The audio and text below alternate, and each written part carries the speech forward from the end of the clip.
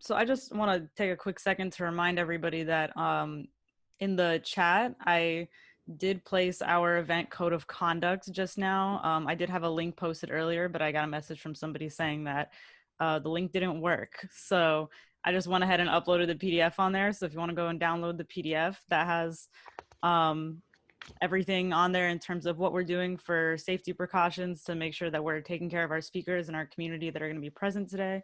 How we will be handling violations of the code of conduct, and who to reach out to if you have any issues during the call. So just wanted to make sure everybody knew that that's going to be in the chat. And we're also going to be putting some information later on there, some more about how you can connect with us on social media, on our website, and how you can support us in future events like this as well. So keep an eye on the chat.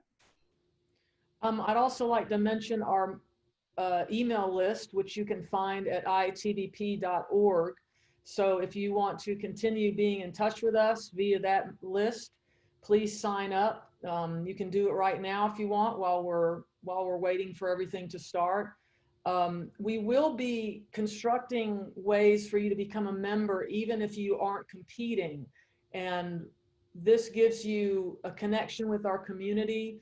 It gives you a t-shirt, and it gives you the pride to know that you're part of something that is worldwide, that truly is international. Just a little bit about myself. I started bodybuilding when I was 45 years old after years and years of thinking I couldn't do the diet. And so I was able to start bodybuilding then. I was at my peak then in terms of being able to train, no injuries and so forth, thank goodness, from the time I began training until I stopped. So, and I began in 2014 as the head judge of the IATBP, which was then under the auspices of F2M International. And I just want to tell Nat that you did a great job, or doing a great job with the slideshow. It just gave me chills to see everybody and just to see the history of all the competitors, and just how beautiful the faces are and the bodies are of all the competitors that have been that have come before. So thank you so much for that slideshow, which we will be doing on our breaks. So the next or the first meeting or workshop today is going to be making space for non-binary lifters, theory and practice. So Janae Marie Kroc and Nat Veiga. Why do I keep saying that? Because I misspelled your name once, that's why, or I kept misspelling your name. Nat Veiga are going to be moderating and to try to educate the general public about lifters that are not binary. So this will be about non-binary and gender non-conforming lifters. Janae and Nat have been in contact a lot over the period of time, weekly, I think, getting ready for this conference. And I'm really interested to see what they will discuss in terms of what we as the IATBP will be doing to include non-binary and gender non-conforming lifters and bodybuilders in terms of our, the word begins with a D, divisions. Thank you. So we will be talking about that. Nat and Janae will be talking about that. And I'm super interested in that because we really do want to go from theory to practice on this. And Nat began their discussion with me about eventually being on the board as a gender non-conforming person. And I'm just really pleased that as the IATBP grows, that we will be bringing in more and more gender non-conforming and non-binary lifters and bodybuilders. So I think it's time. Y'all take it away. No problem. It's all good. You mispronouncing my name. It happens literally all the time. So for everyone who's here, thanks so much for being here. Thank you for being a part of something that means so much to me. For those of you who don't know, I'm a nobody, but I am a nobody who joined the IATBP board about a year ago with the express purpose of making sure that as many people as possible knew that we existed, and that non-binary people were going to be included more in the organization. So this workshop and this discussion with Janae is very important to me. Other than that, you know, my pronouns are they, them, but I really want to focus on the incredible Janae. Janae, are you online? I think I just unmuted you. I am. Can you hear me now? Yes, I can hear you just fine. Thank you so much for being here. All right, thank you. And thanks everyone for joining us. Welcome. I hope you're excited about this as I am. For those of you that aren't familiar with me, I'll just give you a quick little rundown of my background. I'm a longtime powerlifter and bodybuilder. I competed professionally for close to 20 years. I'm a world record holder and former world champion. And this was all in the men's division when I was competing earlier in my life. And was just always passionate about strength since a young age. Started training at 9 years old, still train now, and will probably to the day they put me underground. But I'm also a licensed pharmacist, so I have a background with medications and understand HRT and all that kind of stuff really well. I've also been involved in powerlifting in all aspects of the sport. I've judged meets. I'm a certified judge with the APF. I've promoted my own meets. I've spotted, loaded. I've been a platform manager. Basically, every aspect of the sport I've been involved in at some point, and I've been involved in this for many decades. And I'm excited about being part of this organization and being helping everyone to create divisions that are inclusive of everyone and where everyone feels safe and represented. And I'm really excited to be part of all of this. Yeah, so basically Janae is a badass. She totally undersold herself right there with the introduction. There's a lot more she could have said. But yeah, to kind of balance it out, I am not nearly as experienced as Janae is. I am pretty much strictly a bodybuilder. I don't know very much about powerlifting competitively, just about strength in general. And for me, I never really thought that I could compete. So I've been doing this for 5+ years, and I actively avoided the thought of competing because I didn't believe that there was a place for a non-binary person to compete. And knowing who I was, I just wasn't going to compromise my identity to compete in the sport. I would rather just be like a student of the sport and a coach. Until the IATBP, I discovered it, and I was like, okay, this is where I can make space for people like us. So Janae, would you be willing to kind of kick us off by talking a little bit about how your career with strength sports sort of intersected with your gender journey? Like, at what point did you kind of have that realization, and what kind of propelled you to make the decision to undergo any kind of transition as a strength athlete? Yes, of course, Nat.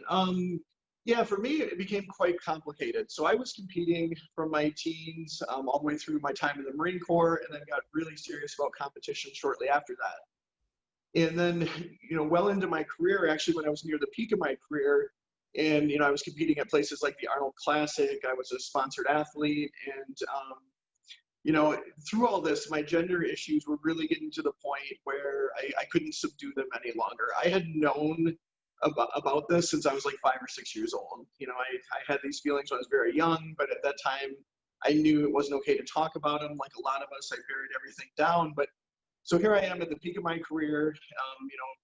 Things are going really well. I'm on the cover of magazines and all that kind of stuff. But at the same time, my gender issues are becoming overwhelming.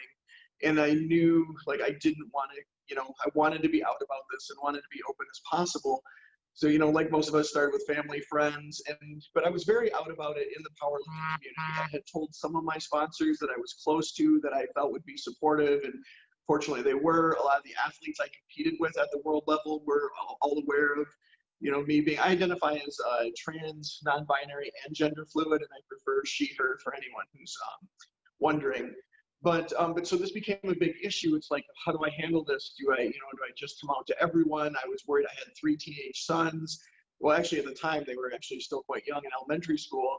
And, it was like, well, if I come out, what's going to happen? How are my children going to be affected? So I discussed all this with the people close to me. And we decided that for my children's sake, that I would wait until they were out of high school and then come out about everything. But unfortunately, in 2015, that option was taken away from me. I was outed publicly by a YouTube vlogger. And, you know, so then like overnight, my world got turned upside down. Many of my sponsors dropped me. There was a lot of backlash from the strength training community. You know, I was surprised by the amount of support that I received, especially from a lot of the other high level lifters and people that were very famous within the strength world reached out to me and were very supportive. But the fan base, I would say, was split about 50-50. And there was just, you know, with like a lot of us that come out if we're in the spotlight, there was just, you know, really nasty things said, you know, threats. People went as far to tell me that they had burned posters that I had signed for them and stuff like that. So really mixed reactions. Surprisingly for me, it kind of went viral. It was a big thing in the news for a while. And then this led to a documentary. For those who haven't seen it, it's on Netflix. It's called Transformer. And that the whole documentary was filmed over a 2-year period after I was outed, and discusses, you know, like how I handled everything and how that went for any of you that might be more interested in it. But essentially what I found was after I came out, there was no place for me to compete. I no longer really felt comfortable competing in the men's division. And because of being non-binary and feeling like I really didn't fit like in a specific gender role, I really didn't feel comfortable competing anywhere.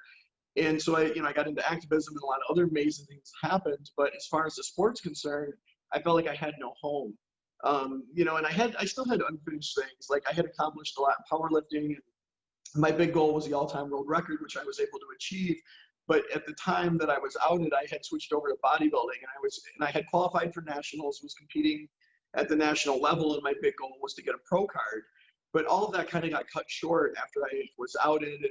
And then a few years ago, I really missed competing and wanted to get back into it, and considered going back and competing in the men's division to go after my pro card. But when it came down to it, I just couldn't do that. Like my identity and who I am was just, you know, at this point, it wasn't something that I felt I could, you know, slight in that way, and I didn't want to misrepresent, you know, our community. And so, yeah, I felt like I had no place, and that's one of the reasons I'm really excited about everything that we're doing as an organization, and so happy to be part of all of this. Yeah, for me as well. And anyone can go and watch the Netflix documentary Transformer to know more about Janae's story. It's really incredible. Really touched my heart when I watched it a couple of weeks ago. So thank you for putting your story out there like that for all of us that, you know, can relate to a degree about, you know, what happened to you. And I'm not going to go into super detail for me. I think mine is a pretty traditional trajectory for a lot of people who are assigned female at birth. You know that you're non-binary or that you're trans, and you discover bodybuilding and you're like, oh, I want to look jacked. And then you just roll into that, and the rest is history. So that's pretty much how it happened for me. I just really fell in love with bodybuilding. And you know, 5 years later, here I am. But I think it's really important that we talk about those experiences that we had, and kind of what led to us being where we are today. Because we're going to be having a discussion today about being non-binary and lifting.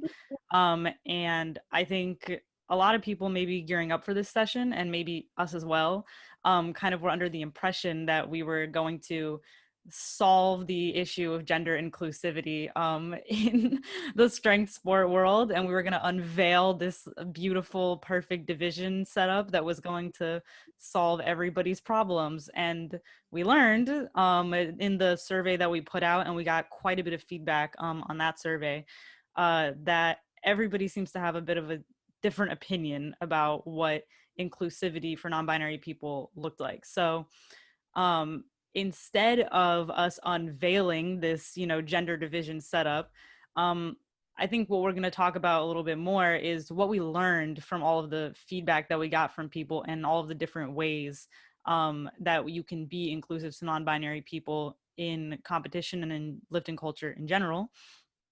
You know, aside from just the gender division, because there really is so much that needs to be done. And I think, Janae, your story is evident of the fact that there's still a lot of work that needs to be done within strength sports. So my personal background when it comes to this conversation is a little bit opposite of Janae's. I'm not a licensed pharmacist. I am not a researcher in the sciences. I've never done anything like that. My background is in women and gender studies. So basically my background is how to take a gendered lens and be critical of the things that we understand to be the norm about the world. In this case, our ideas about the gender binary, gender essentialism, and some of the misogynist ideas that I think a lot of people in the strength sports world still have about the capacity of people who are assigned female at birth to compete and to be strong and to be jacked. So I kind of want to move into that conversation a little bit, Janae. Could you kind of define for us, before we get a little deeper, what non-binary means to you, so that the people who are here who don't know what that means are like, what have they been saying? Non-binary? Like, what is that? Yeah.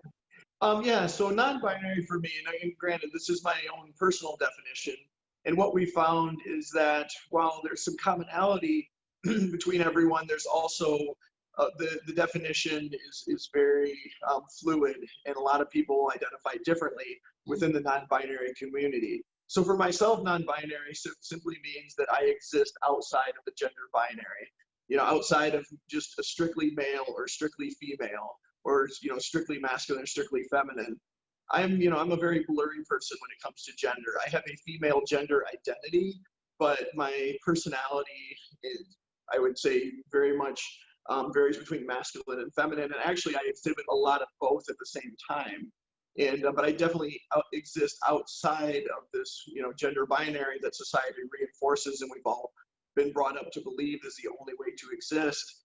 And so yeah, existing anywhere outside of that, and people vary so much, and as humans we're incredibly complex, and to think that we're all going to fit neatly into two boxes, I think is completely absurd, and that's obviously why so many of us are here. But yeah, as far as the definition goes, that's my definition, but I feel like every person has the right to define it in any way they see fit, and that regardless of that, it's going to be valid. It's your identity, it's who you are, and that's important to respect. Yeah, definitely. And I echo what Janae said as well. Even if we were to kind of talk about the responses to that survey, a lot of people used a lot of different words to describe themselves, but even if they were all under the umbrella of non-binary. So that definitely speaks to the way that we use words to describe ourselves as opposed to describing one another. And even umbrella terms like trans or non-binary take a different meaning on for different people. And so that kind of informed a lot of the conversations that we had about how do we set up the divisions. If everybody identifies differently, we want to affirm everyone's uniqueness, right? When they step on stage or when they step on the platform. So yeah, for me, my definition is a little bit different. Janae, is that mine is really simply just I'm non-binary because I'm not a man or a woman. That's really it, and I know that contradicts some people's self-definition of non-binary, because there are some people that identify as a non-binary woman or a non-binary man, and that's totally fine. But for me personally, I just don't feel that I'm a man or a woman, so therefore I must be non-binary. So that's what it is for me. And I think it's really important that as an organization, we have a responsibility to understand where every one of our members and potential future competitors are coming from, and what their ideas are about how they would feel included and respected and affirmed by gathering as much feedback as possible, which is why this division setup thing is still an ongoing process. So let's get a little bit into the discussion of what making space for non-binary lifters generally looks like. So we have a pretty long list based on the feedback that we got from people. And it was pretty cool to see, because for me, I thought it was pretty simple, right? Like for me, it was bathrooms and inclusive divisions, and that was it. I was like, what else could we possibly need? But there were a lot more. So aside from bathrooms and changing spaces that are all gender, so everybody can feel affirmed at a competition, and inclusive divisions and categories that allow people to self-categorize, right? Categories that we've set up for the competitors, not for us to place the competitors in those categories. There was a lot more that I didn't think about, like in tested divisions, for example, in a lot of strength sports, they require of course, testing papers they force people to prove their gender when you come in, basically. So they're medicalizing you from the get-go if you're a trans person, which is something I never really knew about. Janae, feel free to cut me off at any time and give your input. I don't know if you ever experienced anything like that, but no, I haven't. I mean, I think that would come into play more if there was ever a question. And I think that, you know, was more likely to happen, of course, in the women's division. If they thought someone was trans or, you know, was not assigned female at birth and was competing in the women's division, then they may request documentation. I've heard of that happening. I mean, I've been around these sports for a long time, going back to, you know, the 1980s. And, you know, we would hear rumors of, you know, trans people competing in like women's figure and stuff like that within the NPC and the IFBB. And I've actually met a girl who competed for a long time and was, you know, stealth, and then, you know, told me later, and I'm pretty sure she's one of the people that I had heard rumors about. But so that, you know, our community has existed a lot, and back then it just wasn't even an option for them to be out about who they were because of things like that, because of being outed and being rejected and not being allowed to compete. But what Nat was speaking about, like within creating divisions, and we thought, you know, oh, you know, both of us are non-binary, like we're gonna be able to have some good ideas here. We've talked to a lot of people. We know everything. Yeah. This can't be that tough. And then little did we know, we put out the survey and got it back, and we really appreciate everyone that took time to take the survey and share their opinions with us. It was really valuable, and it helped open our eyes. And we just didn't realize like how many things we didn't consider, and just other people's perspectives that were maybe quite different from our own.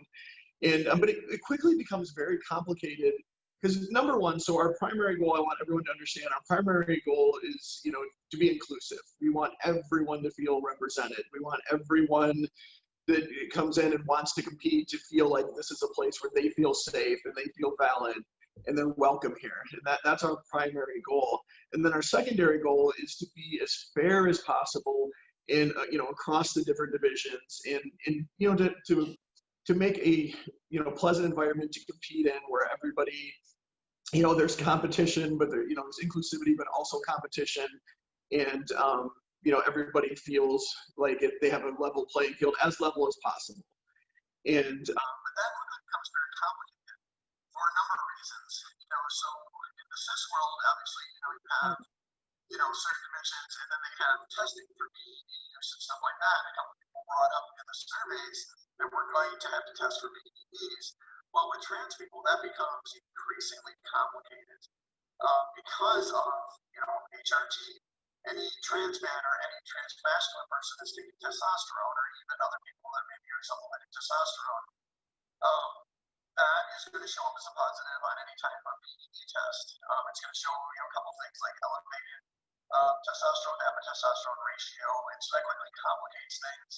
It becomes difficult to differentiate between therapeutic use and, you know, performance enhancing use.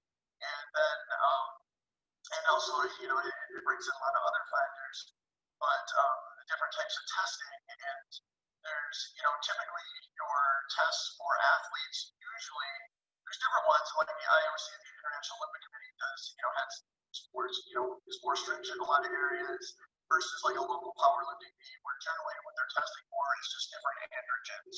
And what these tests usually show, they're just going to show, they're not going to show amounts, they're just going to show, what they do is they look for the metabolites of the drugs as they break down, and that represents, you know, what drugs that person may be using. So it won't tell you how much, it'll just tell you if they're using anything that is on the prohibited list. So for us, that quickly becomes complicated, because testosterone is on the free list as a banned substance, and taking, you know, super physiological doses of testosterone actually has quite an effect on performance. So these are all things we had to consider, and then not only them, and then, you know, trying to come up with this multitude of divisions where everyone is represented, but then is also fair. Like, how do we group, you know, say someone who's assigned, you know, AMAB that was assigned male at birth, but is on, you know, HRT and is taking male hormones, or maybe they're just suppressing testosterone, because there's a lot of trans feminine people who may not be taking estrogen initially, are just suppressing, you know, their own levels, their testosterone levels. So that's something to factor in. And then we have trans men or trans masculine people taking testosterone. We have some people that haven't, they have no desire to alter their hormones at all. And it just quickly becomes very, very complicated. So Yeah. we're going to continue to put out surveys and ask for more people's opinions. We're working on this to come up with divisions that are as fair as possible, represent everyone. But it's not an easy conversation. It's much more difficult than initially thought it was going to be. Yeah, I don't want to cut you off, Janae. I think there might be a slight issue with your mic. You're kind of sound like you're underwater. Yeah, just wanted to let you know. Okay. Well, while you take a second to kind of fix that, I do want to continue kind of riffing off of what you were saying. Basically, trans people in general, I think, are kind of a beautiful example of just how complex, human beings really are. And how boiling it down to a male-female category and then just like testing people for hormones and testosterone and things like that, it's just not, it doesn't work. And we don't believe that it works either. And I think it's important that we emphasize that during this process, that this ongoing process that we still haven't finished yet of getting people's feedback and setting up these inclusive divisions, that we emphasize our role as an organization we've decided is not to medicalize or unnecessarily anybody's bodies. So if that's something that is already experienced when you go to a tested organization, that if somebody thinks that you might be trans, or if they see a discrepancy in your paperwork or something, you're already going to experience a lot of medicalization. You're going to experience issues with having to prove your gender to people. And we're not trying to be that kind of organization. Moreover, what Janae spoke a little bit about is that testing isn't reliable too much anyway, right? Like you kind of spoke to that a little bit, and it's expensive and it's not necessarily reliable. So why would we, as an organization that doesn't have that kind of funding anyway, and could put our funding to better use on behalf of our members, to put on better competitions, use money to spend on testing unnecessarily, basically. So I think in regards to not only setting up those inclusive divisions, but every single thing that we do, because there were a lot of other things as well that we are going to touch on in a minute. We kind of have our four sort of, there's 4 words or principles that we kind of came up with while we were having these discussions, which you touched on a little bit, which were inclusive, affirming, fair, and competitive. So the first one, inclusive, just like nobody should have to question or wonder before they even sign up for a competition, will I be allowed to compete? Will I be forced into X division and compete with people that I don't feel comfortable with? Will I be forced to prove my gender, or is there even a place for me? Those should not be running through your mind, right? You should just be focused on getting ready for the competition and being excited about all the people that you're going to meet. Affirming is kind of bouncing off of that, right? There shouldn't be any policing of anyone's gender or body when they show up at a competition. The way that we see and understand ourselves should be seen and validated from the moment that we arrive at a competition by all of the people that are there. So that's our responsibility as an organization, to create a space that is affirming to everybody who wants to compete and show up. Fair is what Janae talked about, which is just taking what we know into account and trying to create divisions that people feel like they can go and compete in comfortably. They can select for themselves, oh, these are the people that I'm going to be competing against. I'll feel comfortable competing against those people, and I won't feel like I'm in a division of people who have this massively unfair advantage against me. And then competitive also riffs off of that, right? We're competitors. I mean, Bucky, our executive director, was a competitor. I'm a competitor in all the sports that I've taken in the past. Janae is a competitor. Like, when we get there, we want to have fun, build community, and compete. So that's also a huge priority to us as well. And those are the principles that are going to be guiding us as we continue to send out surveys and get feedback about the divisions, which we will post about on our Instagram. So if you haven't followed us on Instagram, go on there, go follow Janae, and we'll be continuing to post those surveys so that you guys can give your feedback to us. Yeah. Am I coming through okay now, Nat? Does yes, that sound you're better? Excellent. Okay, awesome. I plugged in a different mic. So yeah, one thing I just wanted to emphasize that Nat has touched on too is that not only will we not be requiring anyone to ever prove their gender, that we will not be forcing anyone into any divisions. We won't be assigning divisions to anyone. Whoever, all the competitors that want to compete, you will pick what division you feel comfortable in and how you feel represented. That will be completely your choice. We will not be, no one's going to come in and say, oh no, you need to be in this division or that division. It's going to be completely up to the competitors.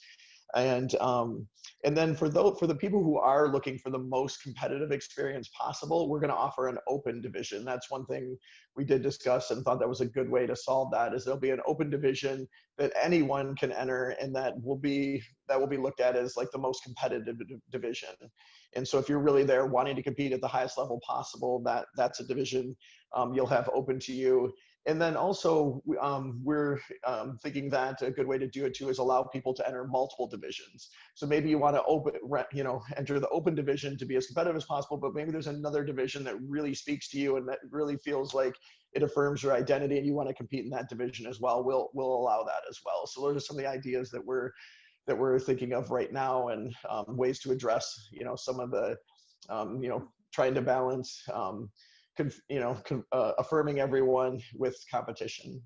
Yes, definitely. And I think it's also important to note that a lot of what we're doing is going to be trial and error. So inevitably, I personally don't know of any other strength sports organization that is trying to do kind of a setup the way that we have been trying to do it.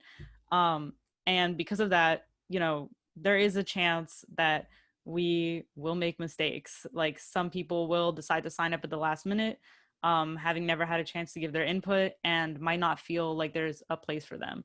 The first thing that we want to say is that we're going to do everything we can to make sure that there's a place for you. So, you should always reach out and discuss with us, because we're going to do our best to make sure that you feel, safe, affirmed, and included. And moreover, I feel like we kind of consider this like a changing setup, like we know that because we might not get it right the first time is kind of an experiment. So even if after we've finalized, like, this is what we want our divisions to look like for the 2021 competitions, and everybody feels okay with it, and then we go to competition and then everybody competes and they're like, oh, actually there was some things that I, thought of while I was there that maybe changed the way that I would like the setups to be. Then we get the feedback and then we make changes. We are willing to do that. So I want our members to understand that we are an organization for our members. So we are here to make sure that your input is heard and that everybody has an opportunity to give input on feeling affirmed and respected. We're going to change as we need to change and grow over time. So I just want to make sure that nobody thinks that just because it's in the rule book that doesn't mean it's set in stone necessarily, because our members are our priority, not necessarily sticking to this PDF rule book that we've written up. Yeah, absolutely. Like, we are, just like Nat said, we're open to feedback from everyone. We want to hear that feedback. And this will be an organization that continues to grow and evolve. So everything we learn from each competition, we're going to include and try to evolve and constantly do better. Yes, for sure. Sorry, I accidentally just muted myself and then started talking. But yeah, I think also, like, for us to kind of go beyond even a little bit, just the divisions, we can come back to it if you have other things that you want to say, but I want to make sure that people know some of the other ways as well. Like, we have to go beyond just creating a space for people in order to create an environment where people actually do feel included and affirmed. So one of the big things for me in looking over the handbook and seeing the way that it was written, I really want to make sure that anybody who is volunteering, any staff that we have on hand, all of our judges for powerlifting and bodybuilding, everybody is trained on how to respectfully interact with non-binary people during the competition. Because I know that just because we have an inclusive division doesn't necessarily mean that everybody who is working the event understands what being non-binary means, or understands like how to respectfully judge a non-binary bodybuilder on stage or anything of that nature. So I know there's been issues with that before in other competitions. in like other federations and things like that. So we really have to go a step beyond just creating the inclusive space. We have to ensure that when you get there, that you're not going to be dealing with people who are working for us that are going to make you feel disrespected or make you feel like you aren't who you know that you are, basically, if that makes sense. Is there anything you want to add to that, Janae, or? I think you pretty much covered everything, but yeah, just that we're going to be training the judges and everything. So I don't ever want any competitor to worry that their gender presentation, that they're never going to be pushed or forced to change anything in any way. And they're, maybe sometimes, maybe they enter a division, but they feel maybe their outward appearance doesn't reflect their true identity. There's never going to be pressure to, oh, well, you don't look like what this division is designed for, or you're not, maybe you should be in this other division or anything like that. And there will definitely not be any type of, backlash from the judges or any kind of pressure whatsoever from any of the staff or anyone to, push anybody in any direction.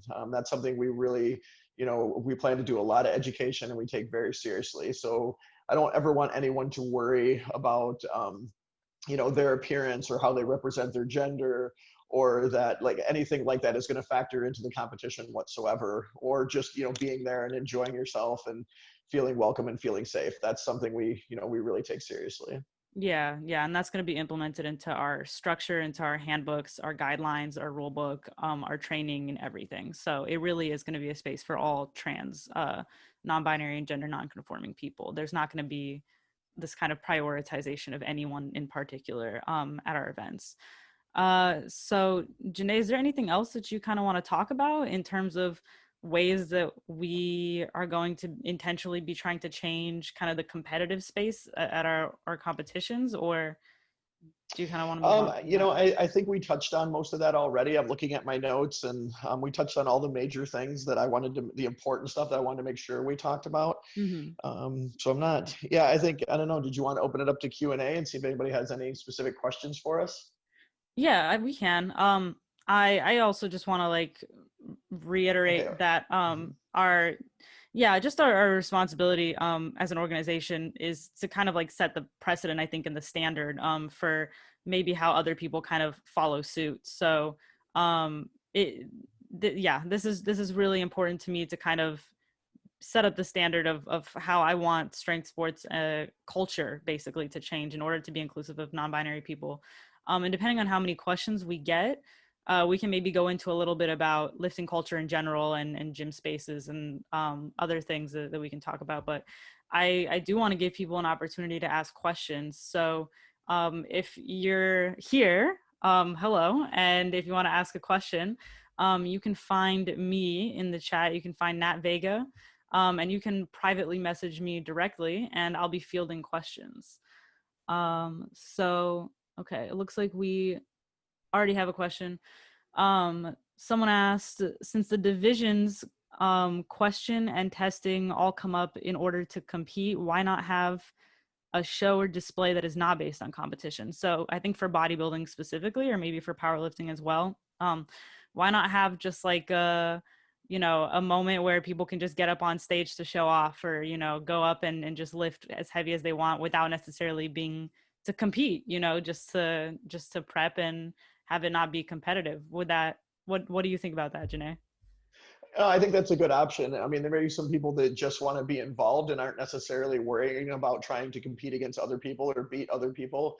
And no, I think that's we could easily create a division that we could call like the, exhibition division, or, whatever kind of name we want to give it that everybody would, feel is accurate. But just have a division for people who want to participate but aren't necessarily interested in the pressure of competition and having to beat, or maybe somebody who's in their first competition. For beginners, that might be a really good option where they feel this pressure. So I know that's one of the roadblocks for a lot of people getting into competition is the worry, am I going to be competitive? I don't want to get up there and then look like I don't belong, or be so weak. How much, people are always asking, like with powerlifting, well, how much is so-and-so lifting? How much how much is everyone else lifting? What do people in my weight class typically lift?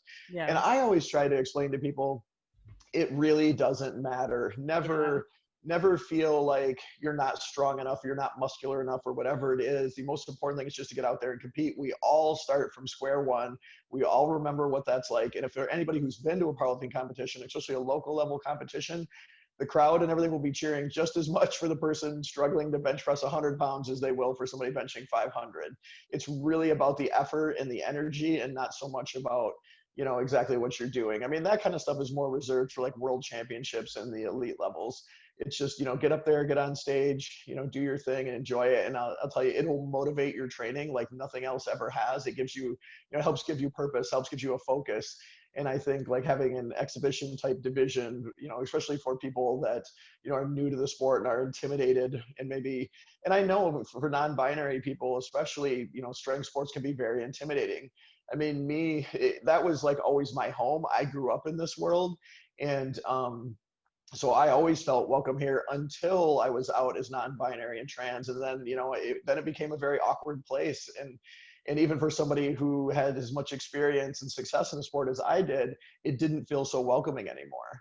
And so I never want anyone to feel that way. And having a division where there isn't that pressure to compete, you know, if people want that, I think that's a great idea. Yeah, definitely. And it would just be kind of like a coming together to pose or to lift or whatever, and just have a pose off, or, you know, lift as much as you can or something like that. And you wouldn't have to have the pressure of, you know, peaking or prepping or anything like that. I think that would be very cool, and I think it'd be really fun for sure. Absolutely. So we have a lot more questions. People are just tossing them in. So okay, great.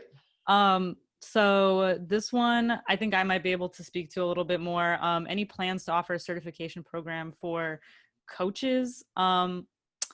I don't know necessarily that we're going to do something like that. We do have a certification program for our judges for bodybuilding shows that we are kind of revamping and reworking. So if you're interested in being a judge at a bodybuilding show, we will have a certification program available for you. For coaches, I'm not entirely sure if we would be even allowed to do that, because that would be a bit of a conflict of interest, right, Janae? Like to have coaches that we certify that would then train our competitors?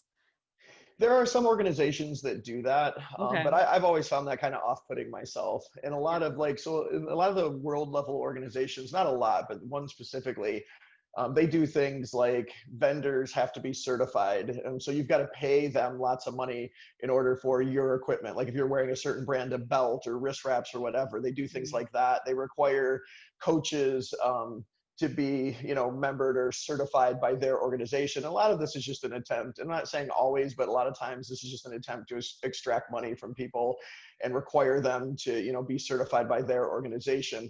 Now it's different with judges. Now judges will definitely have to be trained and, you know, certified, and pretty much all organizations do that because we want to ensure, you know, consistent and fair judging. Yeah. But beyond that, I don't really see a need. And for coaches to be certified. I mean, you know, there are some very, very knowledgeable people out there that aren't certified at anything. Yeah. And then I think that's going to be more up to the individual lifter to recruit coaches or, you know, come up with people they feel comfortable with. And then, you know, and then it could be one of those things like maybe we come up with a, you know, down the road, a list of coaches that we recommend for people that are looking for coaches and things like that. I think that would be a great idea, but I think requiring them to be certified by us, or especially in paying some kind of fee, I think that's the wrong way to go. Yeah, I wouldn't feel comfortable with that either. But yeah, I have actually gotten several messages from people asking for specifically trans and non-binary bodybuilding or powerlifting coaches. So I think it would be good if we could kind of collect that as a resource to people, not necessarily as a recommendation, just so that people have a network of trans and non-binary coaches specifically for these sports. I think that would be really cool. Next question, can Janae show off her monster deadlift? I wish. Oh, not right now.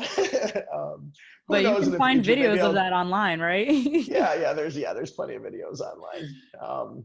You know, I might consider like doing some exhibition lifts at one of the competitions or something like that for fun. I certainly miss competing, and you know, it would be fun to get back up there and, you know, maybe pull a deadlift or do some benching or, you know, something like that again. Yeah, I better see you up on the mat at the next 2021 IATBP comp.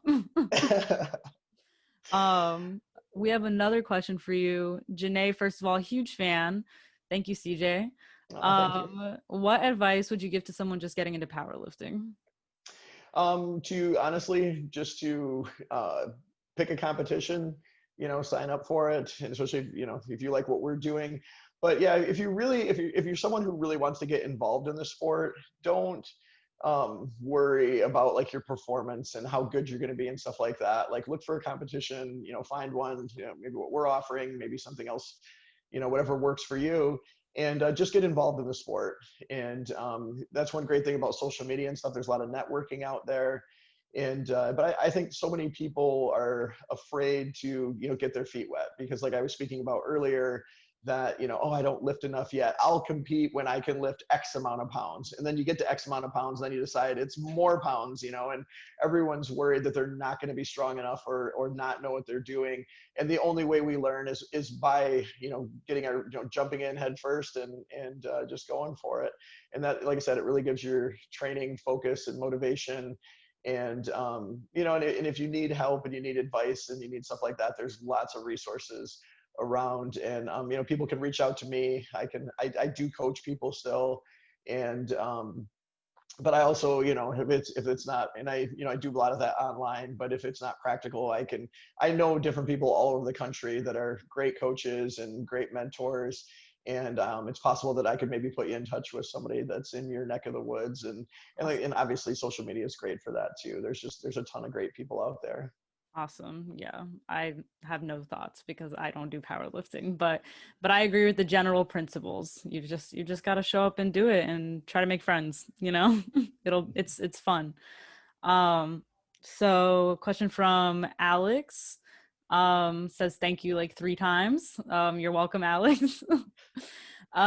2 questions. So first, could you speak more on judging non-binary folks on stage for bodybuilding, how you're thinking of training judges? So I think for me on that specific question, it's just a matter of not like policing people's gender on stage. So there are a lot of organizations, even trans run organizations, where they require you, for example, to have had top surgery in order to get on stage. And we're not that kind of organization. We're not going to do that. There's not going to be a requirement for, any kind of surgery.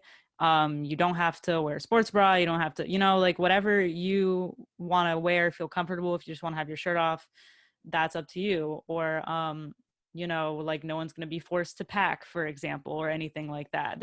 That's what I mean when I say judging non-binary folks on stage for bodybuilding. Like there's going to be no gender policing. It's going to be about the symmetry, the muscularity, the conditioning, the things that are traditionally important for bodybuilding specifically. Janae, do you have any thoughts on that? I think for bodybuilding, you covered it perfectly. It's going to be about the quality of the physique, as far as muscularity, symmetry, leanness, all that. But yeah, it's not going to be no policing of the bodies as far as what's society sees as masculine or feminine, regardless of what division you're in. Yeah, and I think the same would probably go, I'm assuming, for like a bikini division. We're not going to require people to tuck or to do anything like that, right? That Exactly. would be, yeah, none of that. Okay, awesome. And second question from Alex, if you have, can you two please speak more on if you have thoughts on what competition category options there are based on the survey feedback you got? So I think a lot of people are kind of asking this question. Do we kind of want to talk about what we're thinking so far with we could talk about what we proposed, and then if you want to speak specifically to the feedback we got, so other people can share their input as well. Yeah, and I think the caveat with that is that this is still, again, an ongoing process. It's not set in stone. It's just kind of like, this was our very initial first try, so it was. Do we want to go with the first try, or do you want to go with the updated version? I think, yeah. Okay, yeah. Do you want to talk about it, or do you want me to go ahead. Yeah, if you have all that in front of you right there, yeah, go ahead and go through the divisions, and I'll hop in if I feel like there's anything to add. Okay. Yeah, sounds good. So I think what we were sort of thinking of doing, we kind of wanted to focus a little bit less on gender. And the thing is that I'm not a powerlifter, so I'm not 100% sure how this would apply to powerlifting. So maybe Janae could like affirm or, whatever on that.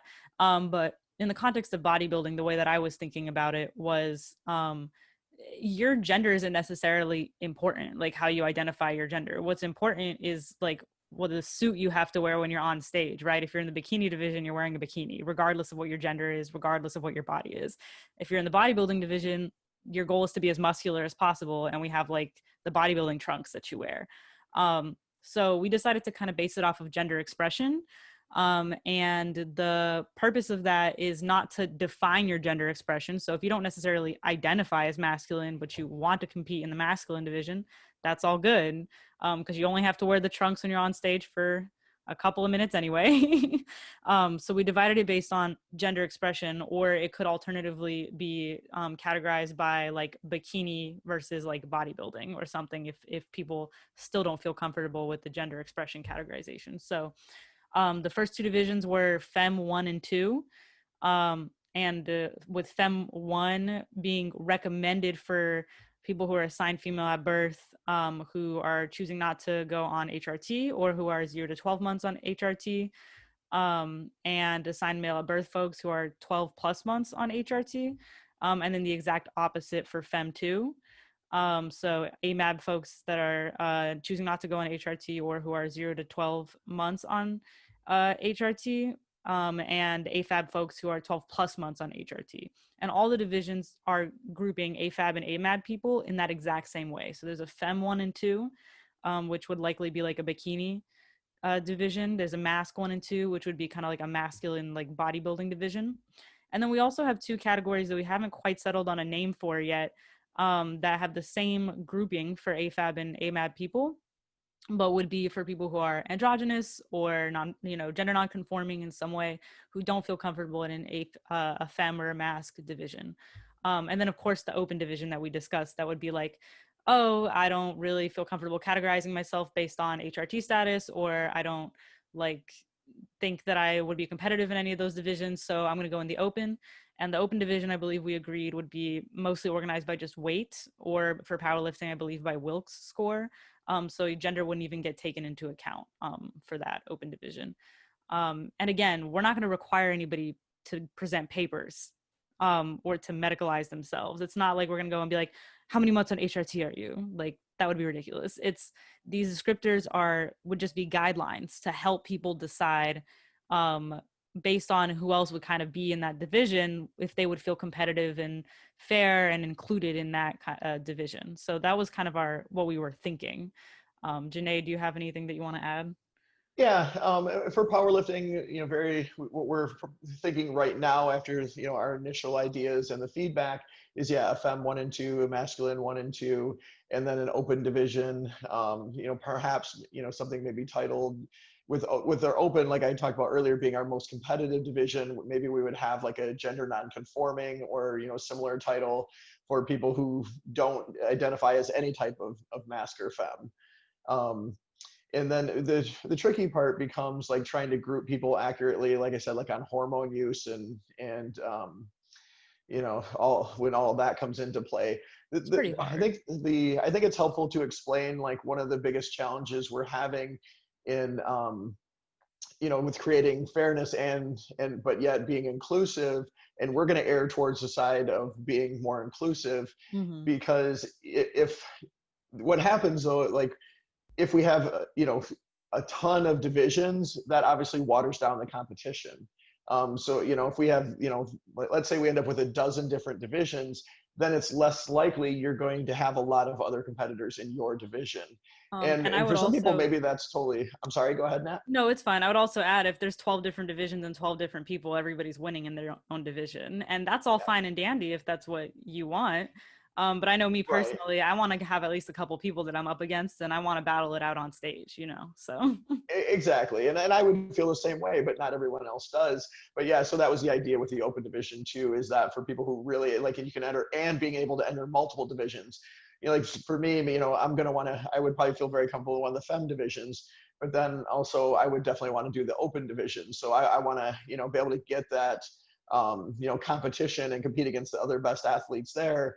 But then also, maybe I'm also going to, really want to compete in that division that I feel, validates my identity and that I feel very strong in. So that's some of the reasons we made those decisions to allow multiple divisions and to have an open division, or possibly something like a gender nonconforming or a similar title that would represent anyone who exists outside of masculine and feminine. Yeah, and I think also based on one of the questions we had earlier, or the input, I think adding that kind of like separate, just like a time slot for people to get on stage or to lift that aren't necessarily interested in competing would be even more inclusive, because it would just be about, coming together for the love of lifting or the love of bodybuilding, not necessarily to compete. So I think that would be an also very positive addition as well. And that division setup that we have, there is a survey. So if you want to go and take another look, we just explained it like really complexly, but we do have it all written down in a survey that is linked in the IATBP Instagram. So that's at IATBP.official on Instagram. If you click the link in our bio, the survey link is there. You can take another look at all the divisions that we just described and give us your input on how you would like to see it improve or change. And I believe it's in Janae's bio as well, if you follow her. Is that correct? Yes. Okay, cool. Awesome. So that's about, I think, as in-depth as we're going to need to go on that one. Yeah, I would post the divisions into the chat, but somebody asked me if I could. Please go onto our Instagram and check that out, because I cannot copy and paste into this chat, unfortunately. So, and I'm not trying to write all that out.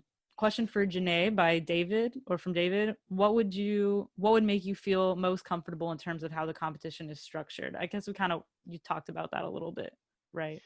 Yeah, I just covered that. For myself, it would definitely be one of the fem divisions, and then the open division as well. That's just what I feel like represents my identity, and then the open, of course, to fulfill my competitive nature. Okay, yeah. Also a message from our executive director, Bucky, just let me know our bodybuilding judges certification is live on our website if you're interested. So we already have that up. Awesome.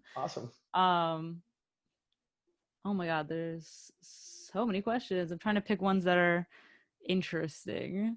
One thing I was worried about in traditional competitions is what I would quote unquote have to wear, like bikinis or certain shorts.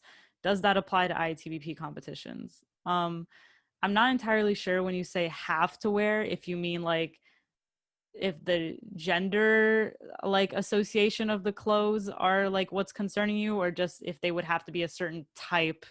Like I know in some organizations, like it has to be a specific type, right, of trunks or a certain brand or something like that. I don't think that we have any requirements of the latter yet.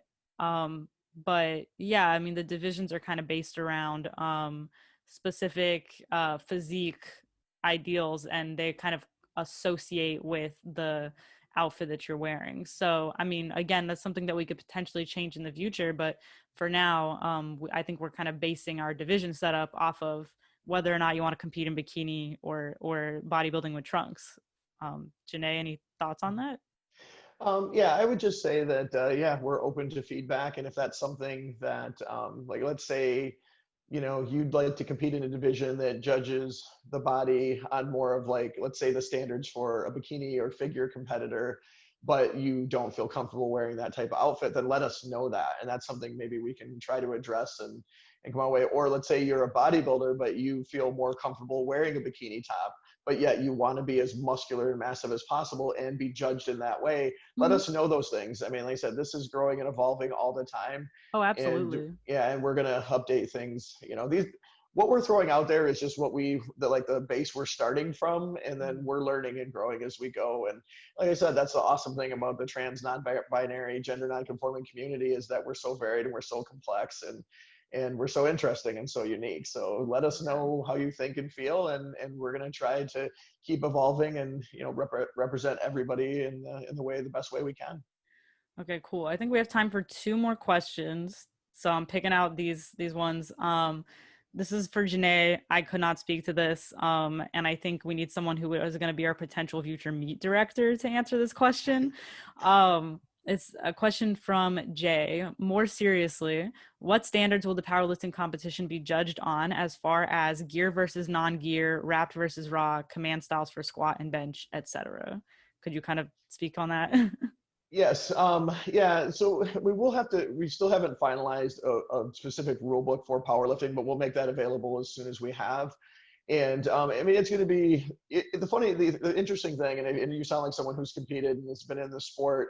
If you look at the rule books for all the different federations, even though the rules are enforced differently, the criteria is almost exactly the same, minus a few things. Like some federations, for example, require a start command for the squat and some do not. Same thing on bench. There's a couple federations that require a start, a press, and a rack, where some federations only require a press and a rack.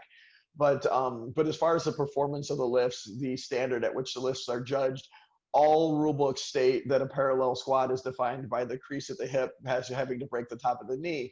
Unfortunately, some federations choose to enforce this differently, but that is how the rules are written, and that is how we plan to enforce them. We're going to judge it exactly as the rule books say, and the rule books will be available before the competitions. I mean, that's the plan, to have all this out there so people know what they're, what they're expected to do. And I could even, when all this gets closer, and I could even do a small like online clinic explaining the rules to everyone and how that's going to go. And then as far as geared, wrapped, raw, we're going to kind of have to see what the demand is. With these being specific competitions for trans, non-binary, gender non-conforming people, I'm not sure like how much interest there's going to be like in a fully geared division with bench shirts, squat suits, and deadlift suits. But what we will attempt to do, and what I will is to represent, if someone comes and they want to lift in full gear, then that's fine. And if they want to lift raw, that's fine. If they want to do the wrapped, that's fine as well. And we'll try to accommodate everyone. Like I said, the only potential downside is that the more accommodations we make, then it's likely that there'll be less people in that same division. But Yeah. so that's kind of the balance that we we'll struggle with. But yeah, I think we're going to try to accommodate all those things, and we'll make space for everyone on the stage. Sure. Yeah. And I think it's important also that our members, and especially our competitors, are willing and ready to be as flexible as we are, because we are going to do our very best to make sure people are feeling affirmed when they compete. But depending on how many people register and how many people show up, we may just have to end up grouping some people by weight or something like that. If there's not that many people, you're going to have to ask them, like, do you want to compete in your own division by yourself, or do you all want to compete together in like the same weight category or something like that? Yeah, exactly. For powerlifting, we may offer, like, hey, the open division is going to be based on Wilks. And then so everyone will be competing against everyone. And for those of you that don't know what a Wilks is, it's a formula that basically makes it more fair based on body weight. And the reason we don't go strictly like pound for pound body weight is that smaller lifters would always win if you did that. So you need formulas in powerlifting to basically balance out pound for pound with small lifters versus much larger lifters. Mm-hmm. So Wilks is one of the most popular formulas used, and the one we will probably go ahead with. So message from our executive director just said, we do at this time require bodybuilding trunks if you're going to compete in the bodybuilding division. I don't think we're going to stop people maybe from wearing a bikini top or anything like that. We'll have that discussion, but there is apparently a specific type of trunk that you have to wear, basically, which doesn't surprise me because, we don't want to have anybody, like some people covering their quads and some people not covering their quads and with the trunks they're wearing. So that makes sense. Last two questions, really quick. Gavin asked, do you guys have a posing class that the bodybuilding competitors can attend? Not at this time, but that is a very good idea. And I am writing down all of y'all's wonderful suggestions right now that I'm getting. So that would be a really great way for us to standardize bodybuilding for sure. So we could do that. And the last question for Janae from Fernando. Thanks for this. Could there be a pro division for those that are at an elite level? They say, if memory serves me right, Viktor Konovalov was the first and only wheelchair bodybuilding pro for several years in the 90s. Someone like Janae could be that IATBP pro from many of which we can model and strive to meet. What are your thoughts, Janae? Well, I'm very flattered. Thank you. I mean, yeah, that's potentially something we could look at. And, if we have some athletes that come in and are competing at a very high level, and, if we and it would serve them to establish like a pro division. that, yeah, I mean, we're open to everything. And as far as like myself competing, I'm going to be more involved with the side of like directing and running the powerlifting meets. And like I said, I may do some exhibition lifting. I don't have any plans to like full on compete at this point. But yeah, if there's other athletes and they, like basically this is a way to look at it, covering everything and all these types of questions about what we're going to offer. We're going to offer whatever you guys want to see, or do our very best to do that. That is the plan, and that's what we hope to achieve. Sure, yeah. And I think if we get enough people competing, and if the organization gets large enough, then we absolutely could establish a quote unquote pro level. That would be something that we would definitely be interested in. But again, it depends on how competitions go, who registers, and what happens. So we are growing and evolving organization, and we're going to try and grow and evolve with y'all. So with that, I think that's pretty much all the questions we have. That's all the time that we have. I do want to reiterate that if you are interested in posing, although we don't have classes for our competitors, and that is a good idea, we do have a session later today called What It Takes to Be a Trans Bodybuilding Champion. And that is all about posing. So they're going to be workshopping some posing for what would be essentially a mask bodybuilding division. And that's going to be with our current IATBP overall champion, Damien Phoenix Montoya, and one of our judges and just good friends, Paulo Batista, and our executive director, Bucky Motter, who is also, I believe, a 2006 Gay Games silver medalist in bodybuilding. So they are going to be talking about all about posing, and that's going to be at 12:45 p.m. Pacific and 3:45 p.m. Eastern. So tune in for that if you're interested in bodybuilding, posing.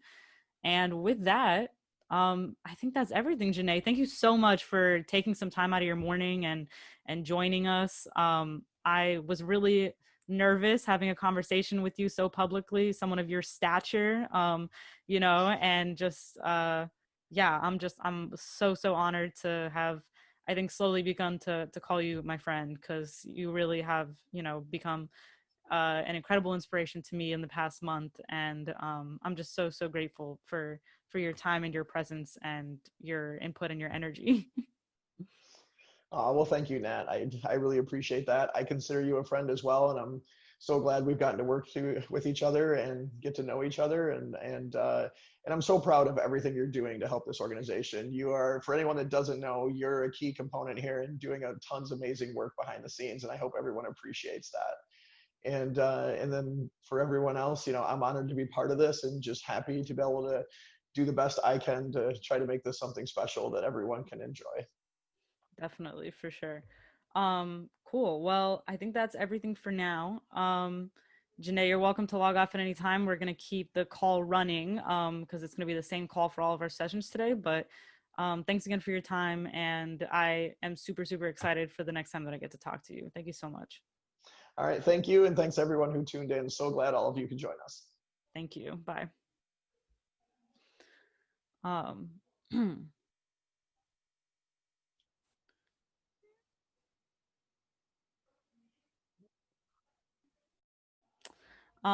right. So we're going to keep the call running. So Janae is welcome to go ahead and she can stay and hang out and watch, the future sessions if she wants.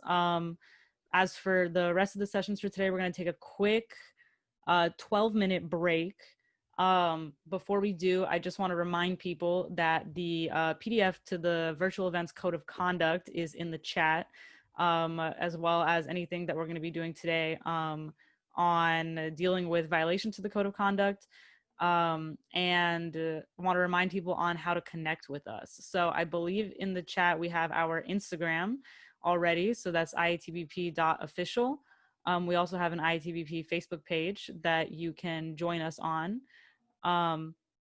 And we have our email list, which Bucky also mentioned at the beginning of the conference. So if you go to IATBP.org, you can go there and sign up for our email list. And those are all ways to stay in contact with us.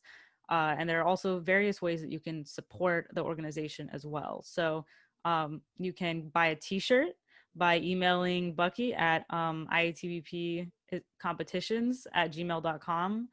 or you can donate directly on our website at IATBP.org as well. And those are ways that you can directly support the organization and the competitions that we are doing. And the last way that you can support us is by becoming a member. So if you go to our website, you'll see a tab for you to become a member. And you do not have to be a competitor to become a member.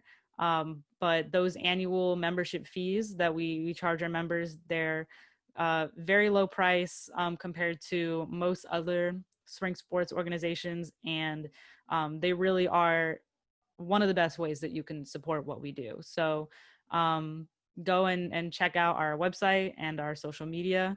And we will see y'all in about 10 minutes for our next session, which will be an interview hosted by Executive Director Bucky Motter with Aydian Dowling. So thank y'all so much, and I'll see you in about 10 minutes.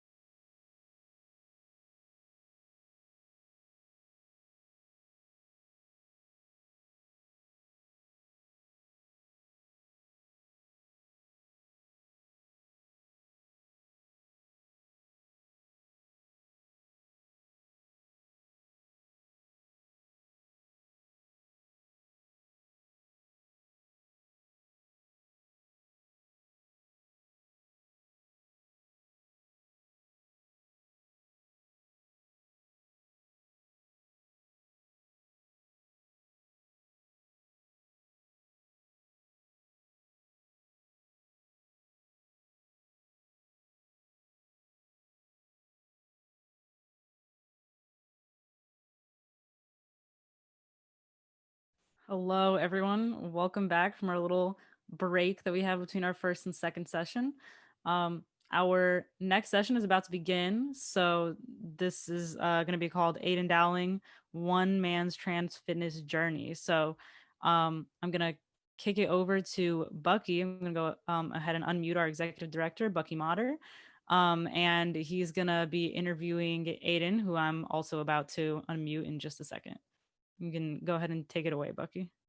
Hey, I'm just really happy to have Aydian with us in the house. Hey, Aydian, it's good to see you. All right. The agenda kind of planned for Aydian to introduce himself, but I am going to say a few things about Aydian before he speaks about what his accomplishments are and what he's doing with his life right now. Aydian is an activist, educator, and mentor with a breakthrough cover feature in Men's Health magazine, multiple appearances on the Ellen DeGeneres show, and a nonprofit helping over 8,000 people. That's his nonprofit Point of Pride. Aydian Dowling is a household name in the transgender community. His loyal followers have found strength and courage through Aydian's kindness, confidence, and vulnerability, traits he also brings to his role of devoted husband and father. His dynamic public speaking, insightful consulting, and compassionate mentoring has transformed thousands of people into passionate allies of the trans community. Welcome, Aydian Dowling.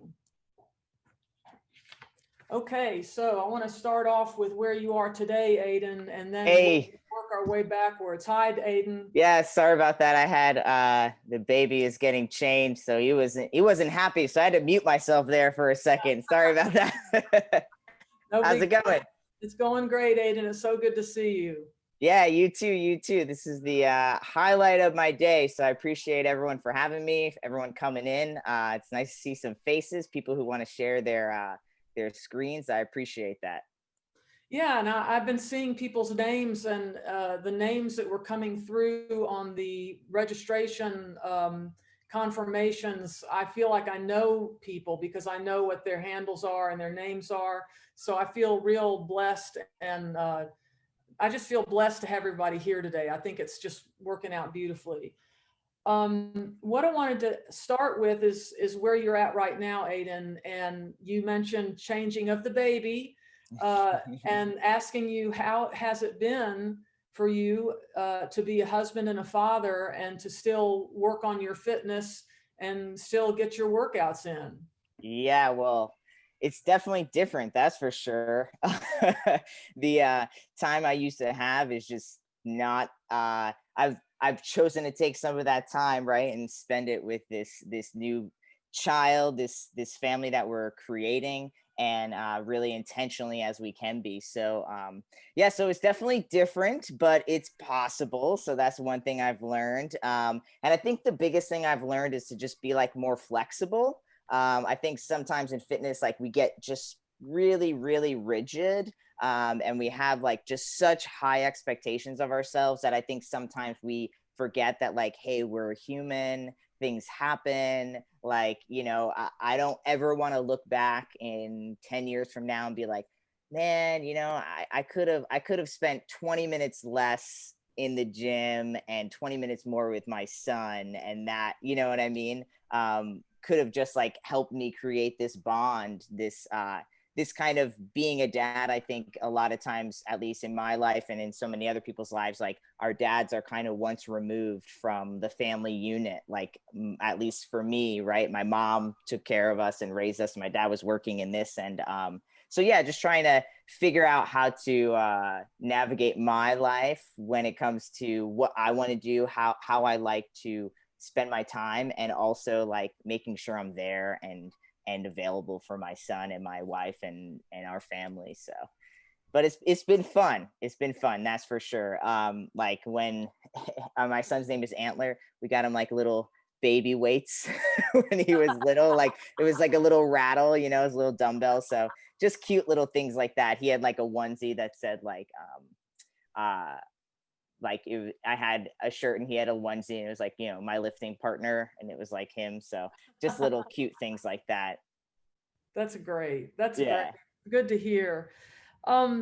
I guess, you know, everybody's probably pretty interested in how your experience with Men's Health magazine was and what it was like to be involved in that and around so many cisgender men.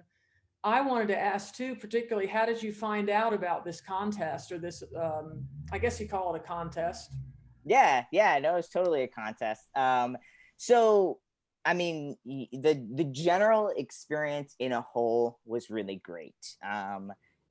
Dealing with Men's Health, with Rodal, and all of that. I think that, of course, there's always moments and awkwardness and things that came up that definitely had some like transphobia in it and some ignorance in it.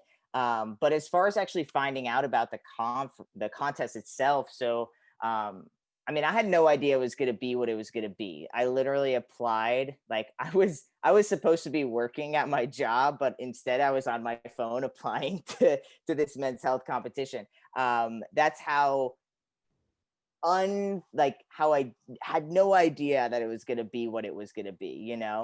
And so the only reason I actually applied was I had gotten a DM, or I don't even think we were calling it DMs 5 or 6 years ago. I had gotten a message on Facebook from another trans guy, and he was just like, "Hey, there's this contest for Men's Health.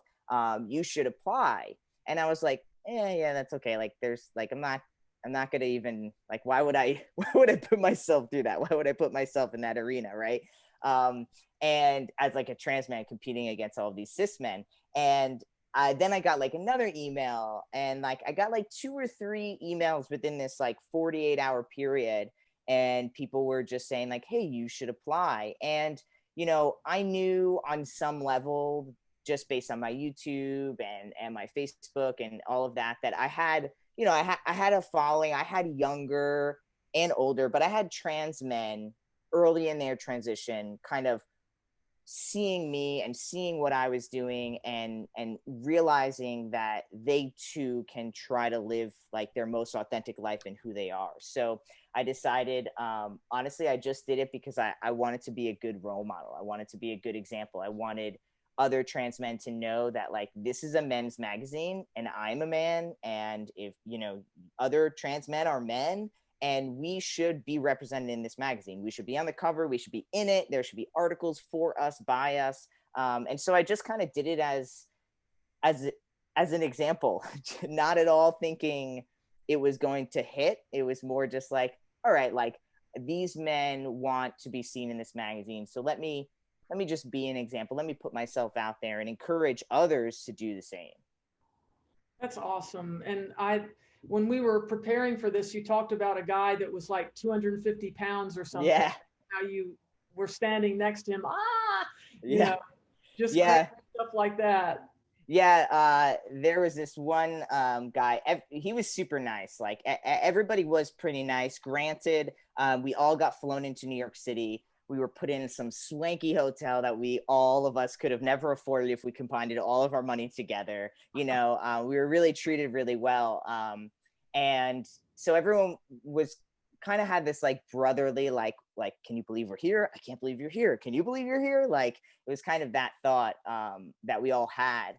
But a lot of the things they did, they wanted us to kind of have like some camaraderie. So we like went out to eat together. Pretty much everything we did was all together, including this one point where we were put through this like really intense, like CrossFit style circuit, plyometric, all this type of stuff, training at this pretty cool gym in New York City. And we had to partner up together. And, you know, maybe it was a little bit of ego, and maybe it was a little bit of confidence, maybe mixed together. But there was this other guy I was like a solid 150, as heavy as I could possibly be. And he was easily like, I'm 5'5". So he was easily like a foot taller than me, 100 pounds of just pure muscle mass, bigger than me. Like I was telling you, like, I was like, I think if you put both of my legs, my thighs together, like it didn't even match his, like, you know, like his bicep, you know what I mean? He was just a big monster guy. And I paired myself up with him because I wanted to prove to myself, and I think to the other people there, that like, despite how big and massive this guy is, and despite how manly we all feel he is, like, I'm a man too, and I can stand next to him, even though I look different, you know what I mean? Even though I'm not some monstrous, freak type looking dude. And the coolest part was, is that because it was a circuit training, I actually did a lot better than him because, carrying around like 200 plus pounds of muscle, like, it's a lot. You can't be running around. And there was one point where I just put my hand on his back and I was like, dude, like, just go sit down. Like, just go sit down, take some breaths, drink some water. It's okay. Like, because, we all, like I said, we all had our ego there. We all wanted to win. So yeah, it was kind of like an interesting moment, because at first I was really scared, honestly, and nervous, but I was like, okay, I'm going to do this, get myself ready. I'm going to get up there. And then it ended up being like really equal. You know what I mean? We actually really ended up being very equal and seeing each other equally. And a lot of the guys, I think, respected that, even though I knew who I was as a trans man, I also knew who I was as just a man. Yeah, that's a beautiful story. Just chill out, get some water. Yeah. It was pretty funny. Yeah, that's great. So I guess we're talking about your journey and going back a little further to your beginnings of your transition. Tell us a little bit about when you transitioned. I know that word can mean a lot of different things to a lot of different people. Tell us a little bit about that part of your story. Yeah. So just for context, I think like when I'm using the word transition, for me, that really means like society, like transitioning within society, transitioning outside of myself, meaning other people are viewing me differently than they did before. So I came out to myself and my friends and family in early 2009. I tried to do like a natural transition, which was just, getting in the gym, taking some supplements, and after doing that for about 6 to 8 months, I just realized that I still wasn't feeling like myself. I still wasn't being able to see who I knew I was in the mirror. And so I started medically transitioning and taking hormone replacement therapy in October of 2009. So this month is actually my 11 years on testosterone, which is, I know, really wild. And so yeah, I started transitioning then. And, as many of you probably know, I didn't have any friends that knew what I was really going through. I didn't have anyone I could really relate to, even though I had LGB friends. Nobody really understood what the T really meant, especially for trans men. So I went online and I started looking for friends and started to build a community on YouTube, and sharing my journey along with the other trans men I saw putting themselves out there, trying to build a community for ourselves. So how can we follow you? So you can just look up my name, which is right here, spelt kind of funky. Or you can look up my, I guess my AKA name would be Alliance Fears. I really love lions. They're just kind of something I identify with. And I got that name Alliance Fears because transitioning is really beautiful and amazing and really scary at the same time. Yeah, I think it's beautiful what the bio says about your vulnerability. And I think everybody has that vulnerability that comes through in a transition. And while I have not medically transitioned, my friends call me he, my students call me he, and that transition is, well, I guess we're all transitioning. I'm transitioning into an older person. All of those kinds of things are happening. And I have to be vulnerable and open myself up to people and let them know, hey, I consider myself transgender. I know this is kind of weird because I'm not doing a quote unquote medical transition. So that vulnerability has created a lot of friends in my life, and it's created other people to open up to me. So when you do your speaking engagements, do you find your vulnerability increases that feedback from people after you speak. Absolutely. I feel like my vulnerability is it's taken me a while to feel this way and to own it, but I think my vulnerability is probably my biggest strength I have. I think especially stereotypically as, you know, men identified people, were taught that being vulnerable is not a good thing. If you're vulnerable, you expose your weaknesses. And I kind of see it as my shield, so to speak. I feel like when I lay it out all on the table and I put everything out there, like you said, like it allows people to look at it and all of a sudden they like start to relate and they're like, oh yeah, like, oh, that that part of you, yeah, I feel that. I totally relate to that, not feeling man enough, or oh my gosh, like not relate, no, cis or trans, like, oh, not feeling confident in my body. Yep, I relate to that. And I think it exposing myself in that way, it allows other people to feel more comfortable to expose themselves in that way.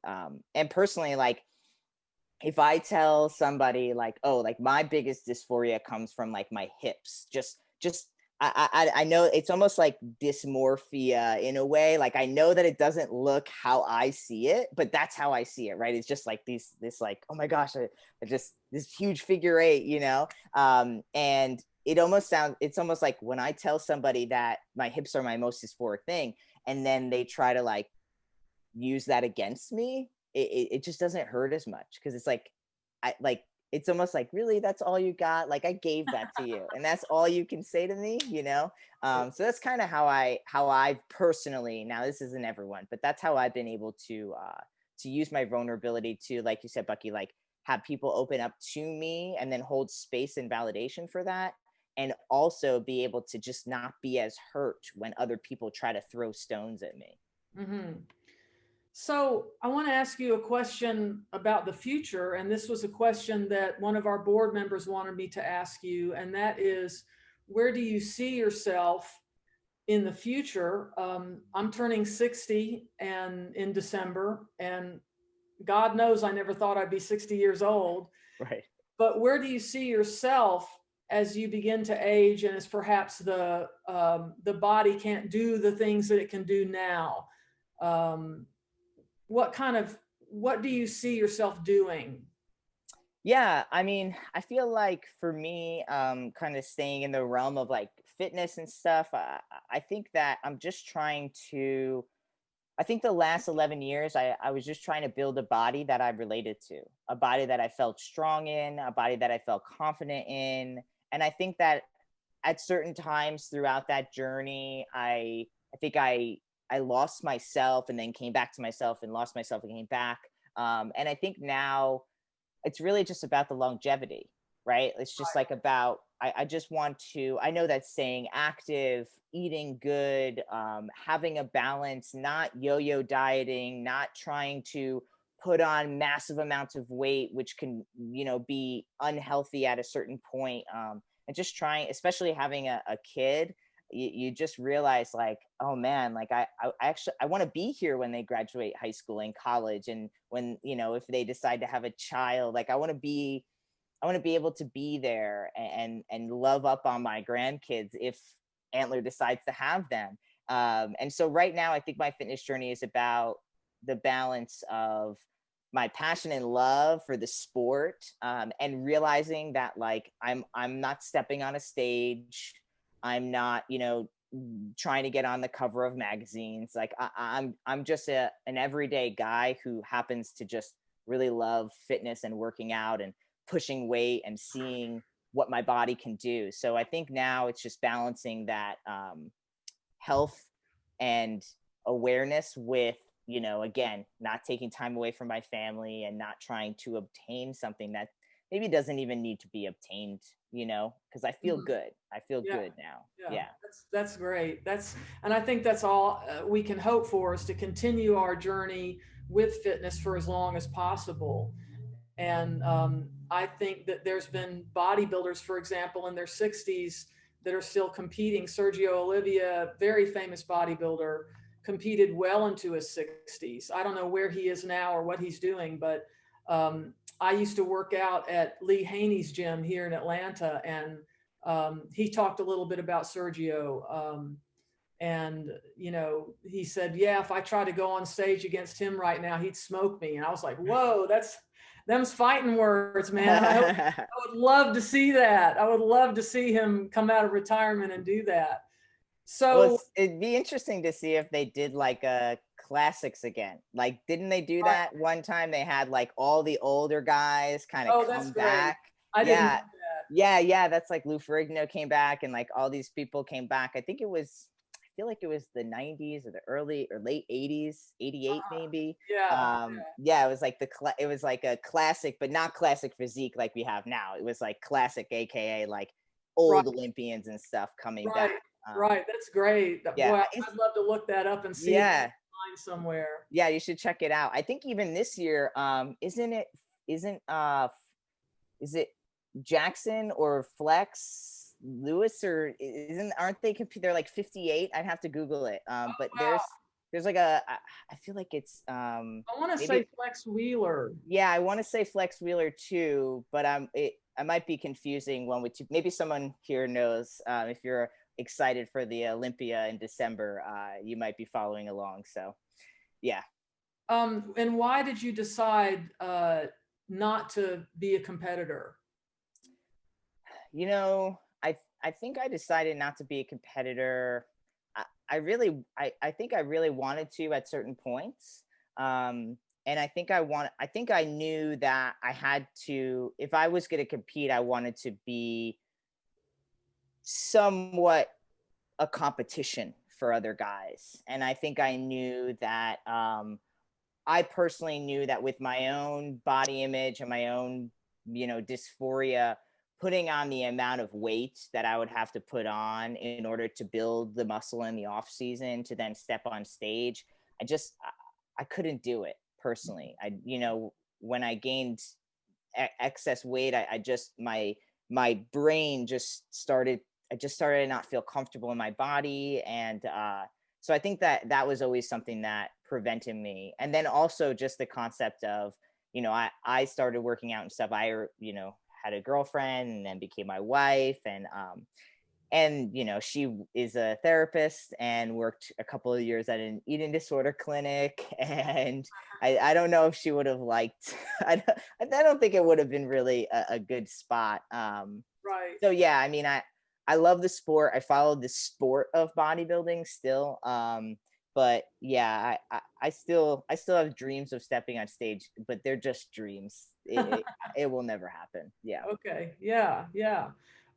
So as you were doing your transition, were you in the same city? Yeah. So I moved around a lot, but throughout my early transition, yes, I was living in Long Island for the first, I would say at least the first 3 or 4 years of my transition. Again, when we are saying transition, we're meaning like societally HRT replacement and stuff like that. Right. So is there anything else that you wanted to say about some of your accomplishments? I know it's kind of hard to toot your own horn, but maybe tell us about some of the experiences you've had as a motivational speaker.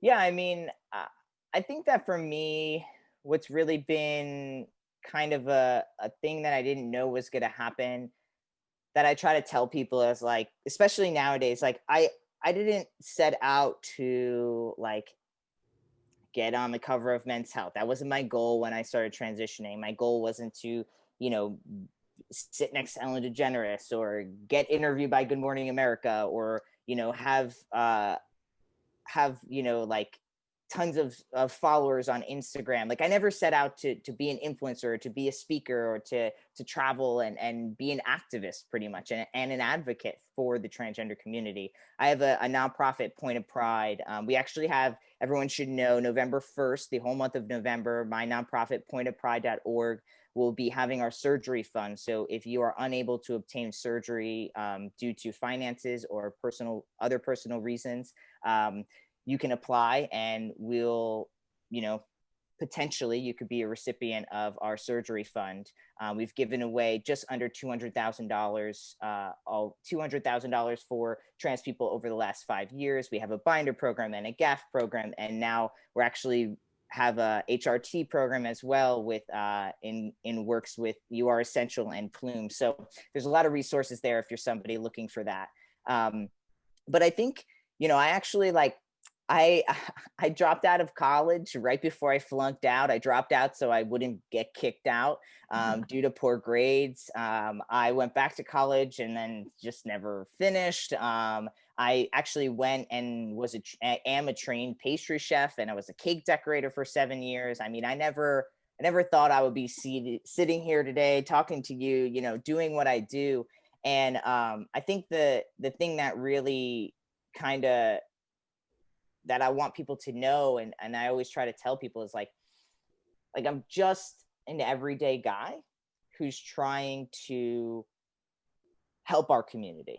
And the best way that I've found that to be is to just be open and honest about all aspects of transitioning. If you go to my YouTube channel, you're going to see the good and the awesome, and you're going to hear me talk about like the not so awesome and the not good stuff. I just want people to really discover who they are, and then if transitioning and when transitioning is right for you, to go and take those steps. So I mean, you know, I just encourage people to be who they are, and the more and more you try to be something, the less and less you really like become yourself.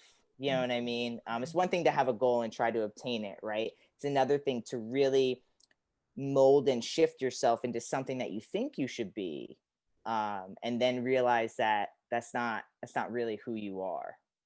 It's really hard to come back and then kind of restart. So I know that wasn't really tooting my own horn, but I guess what I'm saying is like, go watch my YouTube videos, go check out my stuff. You know, I try to just be a positive and realistic voice for one, as we said, like one, that's like the title of this. I was like, this is just my story. Like, this is one trans man's journey. Right. Yeah. Well, it's a journey of service is what it sounds like to me. And that's what I find when I do service, and the service that I do is wide ranging, but in this context, it's the service as an executive director of the IATBP.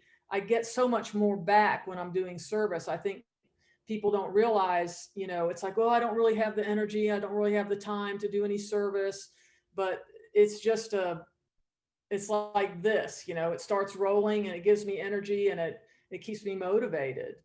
Right. Yeah. I mean, I think that I always, people are always like, oh, like you do so much, da, da, da. And I'm just like, I feel like you're forgetting there's also like, I don't really like the word selfish, but there's like a selfish part to service. Mm-hmm. You feel really freaking good after.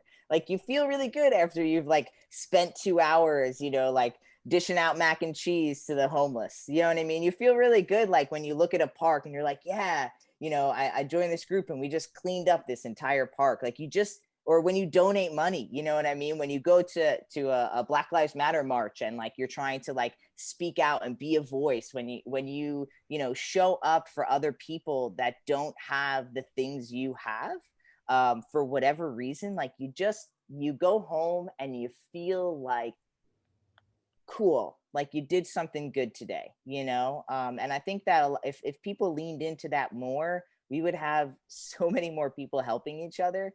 And then just feeling good about that service. I totally agree with you, Bucky. Like, completely 100% agree.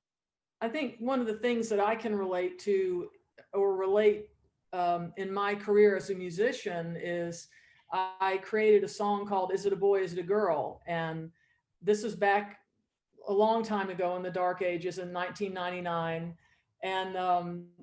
And I got an email from a person, I don't know what their gender was, who said that they were listening to this song. They were in their car, literally on their way to commit suicide. And they heard the song and decided, oh, wow, there's other people like me in this world. And I thought, Grammy schmammy, you know, I can stop right now, and that's the end of my story.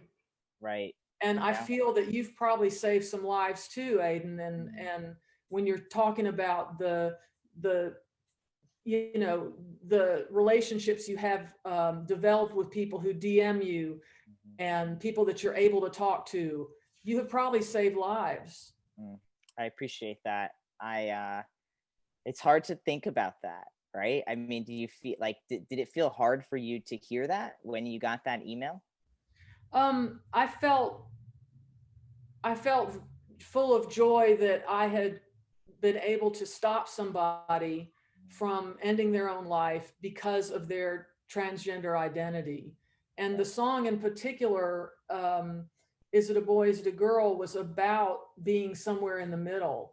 And it was also about which bathroom do you go into, and stuff like that, because it's a real problem. I mean, it's, especially when you're transitioning, because the way that I understand gender in primates is you're either male or not male. And so, not having a beard and trying to go into the men's room and being afraid, these are all things that we've all experienced. Right. So yeah, it was joyful, very joyful. And the person just was so, just for them to be that honest and again that vulnerable was quite the day for me. And I'll never forget the feeling when I opened that email and read it. Yeah. I think for me, it's, I have been really blessed to have some emails similar in language to you, and it motivates me to keep doing what I do, and I think the other reality too is like I've also had moments of knowing guys and seeing guys and them not having that, you know what I mean, them committing suicide and not being able to find that empowerment. And I think that also just keeps me going in a lot of ways too. I think that it's important that we mention and talk about the suicide rate of specifically trans men, non-binary people. 50% of all trans male identified people have attempted suicide at least once. And then we think we drop down to the 40s when we talk about non-binary people. And so I think it's an important conversation to have. And I feel like, I just want people to know that there is opportunity for you to live a life that you love. And if anything that I say or do can help you see that light at any point in your transition, then that's like such a major win for me, Yeah. Yes. And so I thank you, Aydian, for your service work. I think it's very, very important what you're doing. As a person who never got on the David Letterman show as a musician, I want to ask you what it was like being on the Ellen DeGeneres show. I believe 3 times, right? Twice. Okay. But maybe you're predicting the future. Yes. Yeah, and and Ellen got all that crap lately, and I honestly don't know if that's true or whatnot. All I can say is my personal experience. And my personal experience both times were both really amazing and magical. And Ellen was shorter than I imagined. Older than I had realized in person. She definitely looks older. And her eyes are gorgeous. She's got these like ocean blue eyes. And I feel like, it was, she turned to me and, told me in one way or another, she turned to me during a commercial break and she had me on for longer than she ever normally does. And she turned to me and just said like something along the lines of like, I remember she put her hand on my knee and she looked at me and she was like, my audience knows that I'm a lesbian, right? Like, and she laughed, right? She's like, but that doesn't really mean that they know what being transgender is. And I want them to know. And so that to me was like, she was telling me like, I might not be a part of the trans community, but I respect it and I see you and I want my people to see you too. And that was really important to me. I mean, especially as a young trans guy, I was, 5 years on testosterone, you know what I mean? And I was trying to be a voice for a community that not that we didn't have a voice, but we didn't have a platform in which our voice was being heard. And so I wanted to use that opportunity to open the doors for other trans men to do the same. And that was the whole point, right? From the beginning, from applying to that competition to all the things that I've done, was just to try to open the door. Like I always say, I'm like, listen, I use this like pretty white boy face to like get in the front door, right? And then I go to the back door and I like open it and I let everyone else in. You know what I mean? And I'm just like, oh, psych. Like you thought I was you thought I was like chummy with you. Actually, like I'm just here to bring everyone else in, So that's always my goal, is to to take up space that I feel everyone should have, and to allow other people to have the space that they should have too, Yes. I would like to open it up now. I have been given permission to be a co-host. So if anybody has questions in particular for Aydian, you can message me, and I've been given that permission. So I feel very strong and empowered. Let's see, can you and Aydian say a little bit more about the service component of IATBP? Well, Aydian has been a judge, I believe, twice for us. And that was in 2014 and 2015.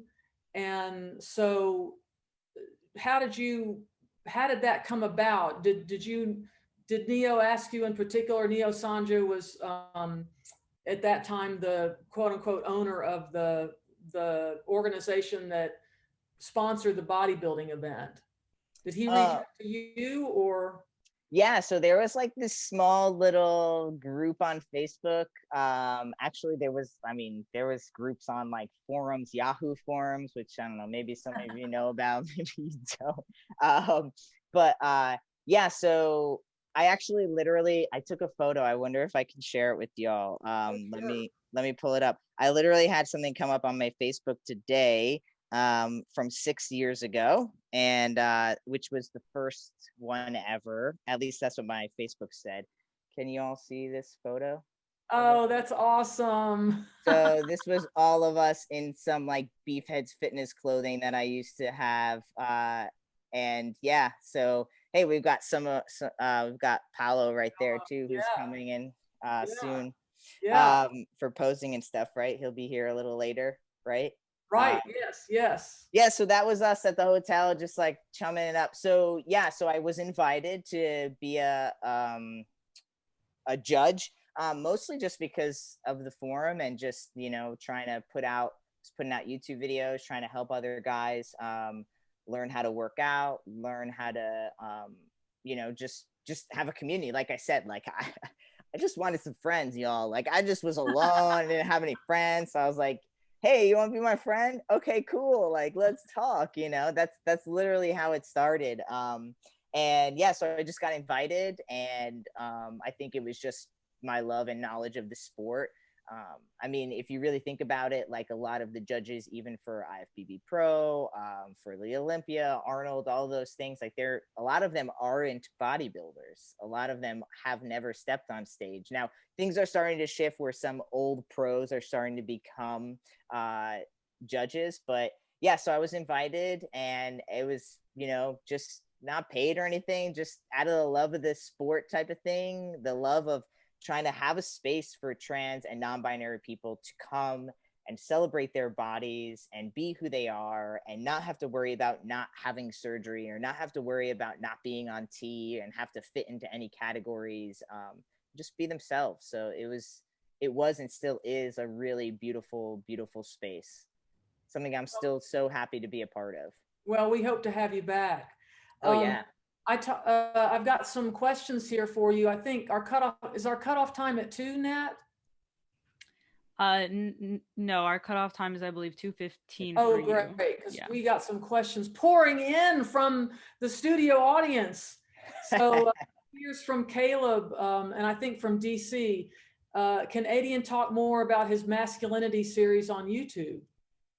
As far as like the fitness journey I'm doing right now, or Yes, I do you think think that's what they're talking perhaps, about? yeah. The Okay. 12-week series. Yeah.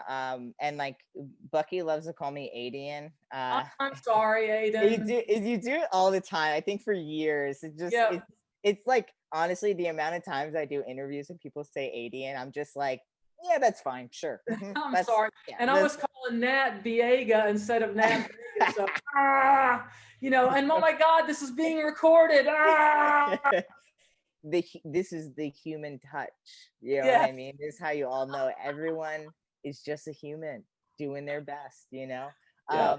So I have a fitness series going on right now called My Trans Fitness Journey. And it really just talks about how, my love of fitness became an obsession for fitness, and my love for changing my body became an obsession over changing my body. And what happens when, I think a lot of us, as I was kind of saying a little earlier in this chat we're having, is I think sometimes, in the fitness world, we're just like, if you're not obtaining your goals, it's because you're not working hard enough. Mm-hmm. And I think that sometimes that rhetoric is really a negative thing to be saying, because at some point, if you're not stepping on stage, and like you asked me, like, oh, like, why didn't you ever step on stage? I definitely looked and acted as though I was stepping on stage, but I never actually did. And so if you're not actually competing and you're not actually a trainer, what do you actually need to or want to look like?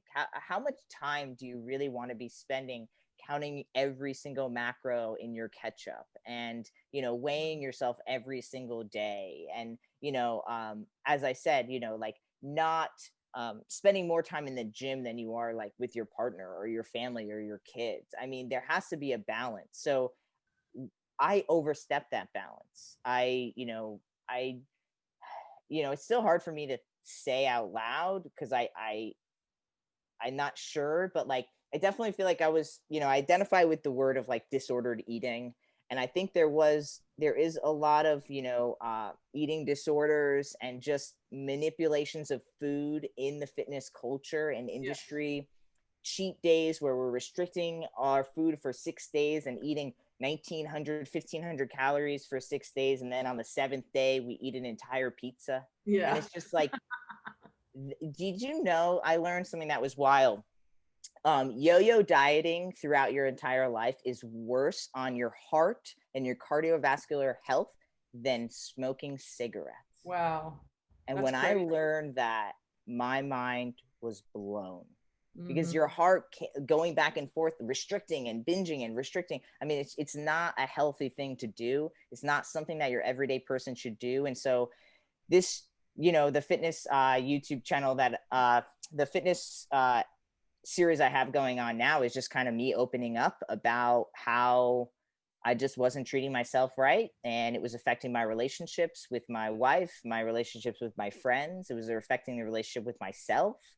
And the main message that I want everyone here to really take home is that I thought that if I looked like a man, like the picture you see on your Instagram, the picture you see in the magazines, if I had a 6-pack, if you could see my, the shreddedness of each muscle fiber in my shoulder, right? I thought that if I looked in the mirror and I saw that looking back at me, I would be so complete. I thought that would be it. I would feel like, yeah, that's right. I am a man and that's who I am. And the reality is like, that doesn't happen. What happens is you look in the mirror and you lift your shirt up and you go, yeah, I got a 6-pack. And then you take your shirt down and you open the door out of your bathroom, and then nothing else has changed in your life. Nothing else has changed in your life. Like, it's not going to make you the happiest you've ever felt. It's not going, like, all of your dreams are not going to come true when you finally have a 6-pack. You're not going to finally feel like the man you've always known you are. It doesn't happen. That's not what actually happens. And so I think I don't think I know that is what so many for my community, the trans male community, that's what we're trying to obtain. And that is actually not the answer. And so I just, what is the answer? I don't know, because I'm still trying to figure it out. And that's what this series is about. But the reality is like, I just see a lot of guys trying to do that, and it hurts me because I was them, and I don't want them to do that. You shouldn't be missing out on your own birthday cake because you want to get that six pack, because nothing else is going to change except you get to lift your shirt up and have a six pack. Like this, like you'll get some more likes on social media. Sure, that's what will happen. But outside that, you're not going to get better at your job. You're not going to have better relationships with your partner. You're not going to have girls or guys or non-binary people, falling at your feet because you're so hot. Like, that's not what's going to happen. I know a lot of guys like in the fitness industry joke like, oh, like you think you're going to get a six pack and all these girls are going to like fall for you. And like, actually, like it's all the guys who are like complimenting you, giving you all the compliments. Of course, that's my perspective. I identify as queer, and I'm attracted to like feminine energy. So anybody who really has like a feminine energy. So yeah, I want more guys and more people to know that like it's just not all cracked up. You know what I mean?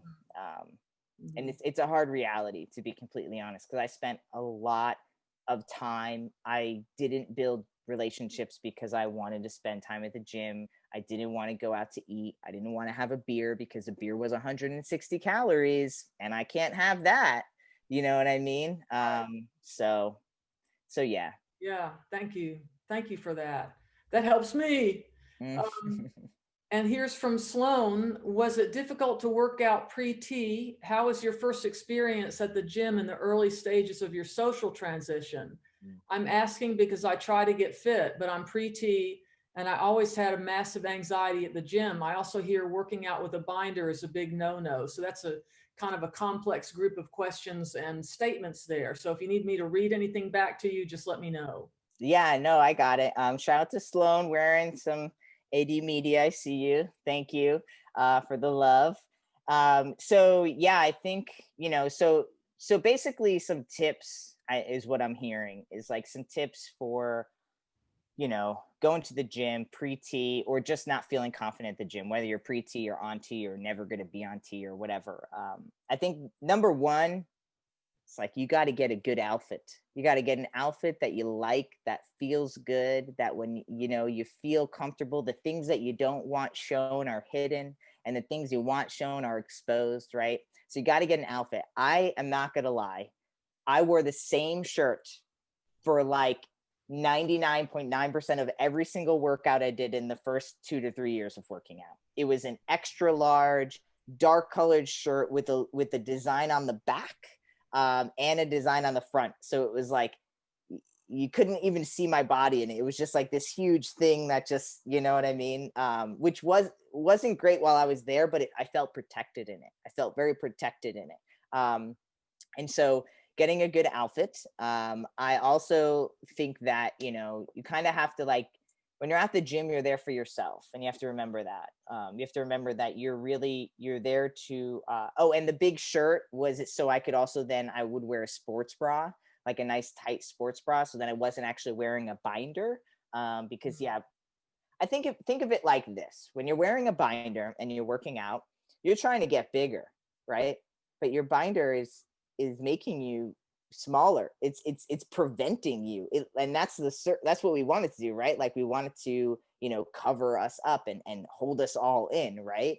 So our chests are nice and flat. And when you're trying to get bigger and grow muscles, but you're wearing something that's holding you tight, it doesn't, like when we think about it, it's like, oh yeah, that doesn't really make any sense. How is that going to work, right? So that's kind of what I try to explain to people. So getting a nice tight-fitting, comfortable sports bra is something that will be helpful. I know that language can be hard for people, so there's other words we can use there. And even like just compression shirts, they sell compression shirts that are made for working out. That's another option, especially if you live in a cold weather state.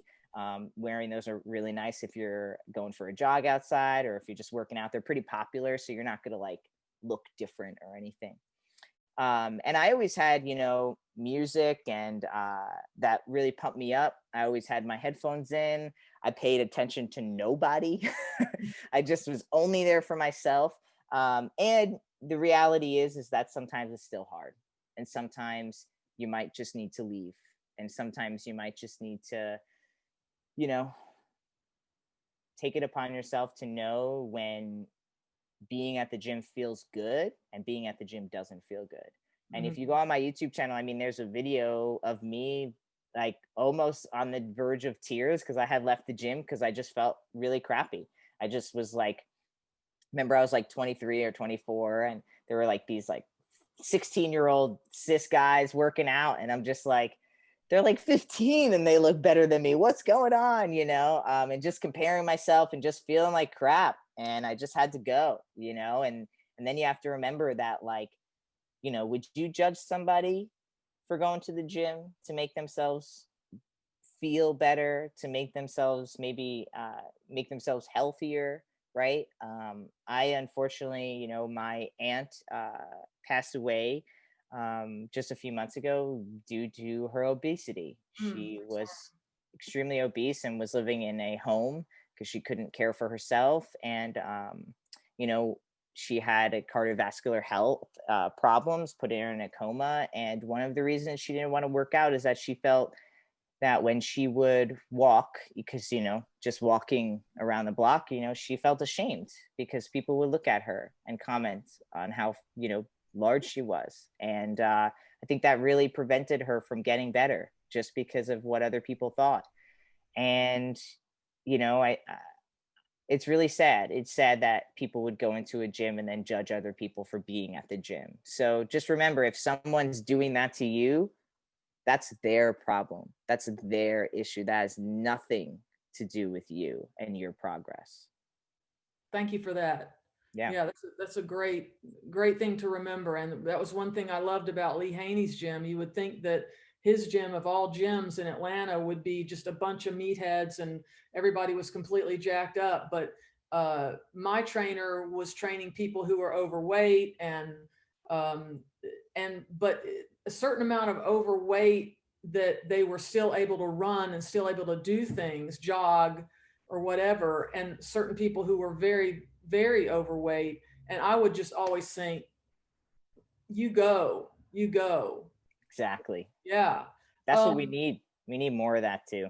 Yes. Yes. And to support people and to smile and to interact with people and not to look at them as objects, but to look at them as human beings. Right.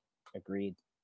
So Caleb asks and says here, I think he just answered my second question, but I think there are some nuances to this question.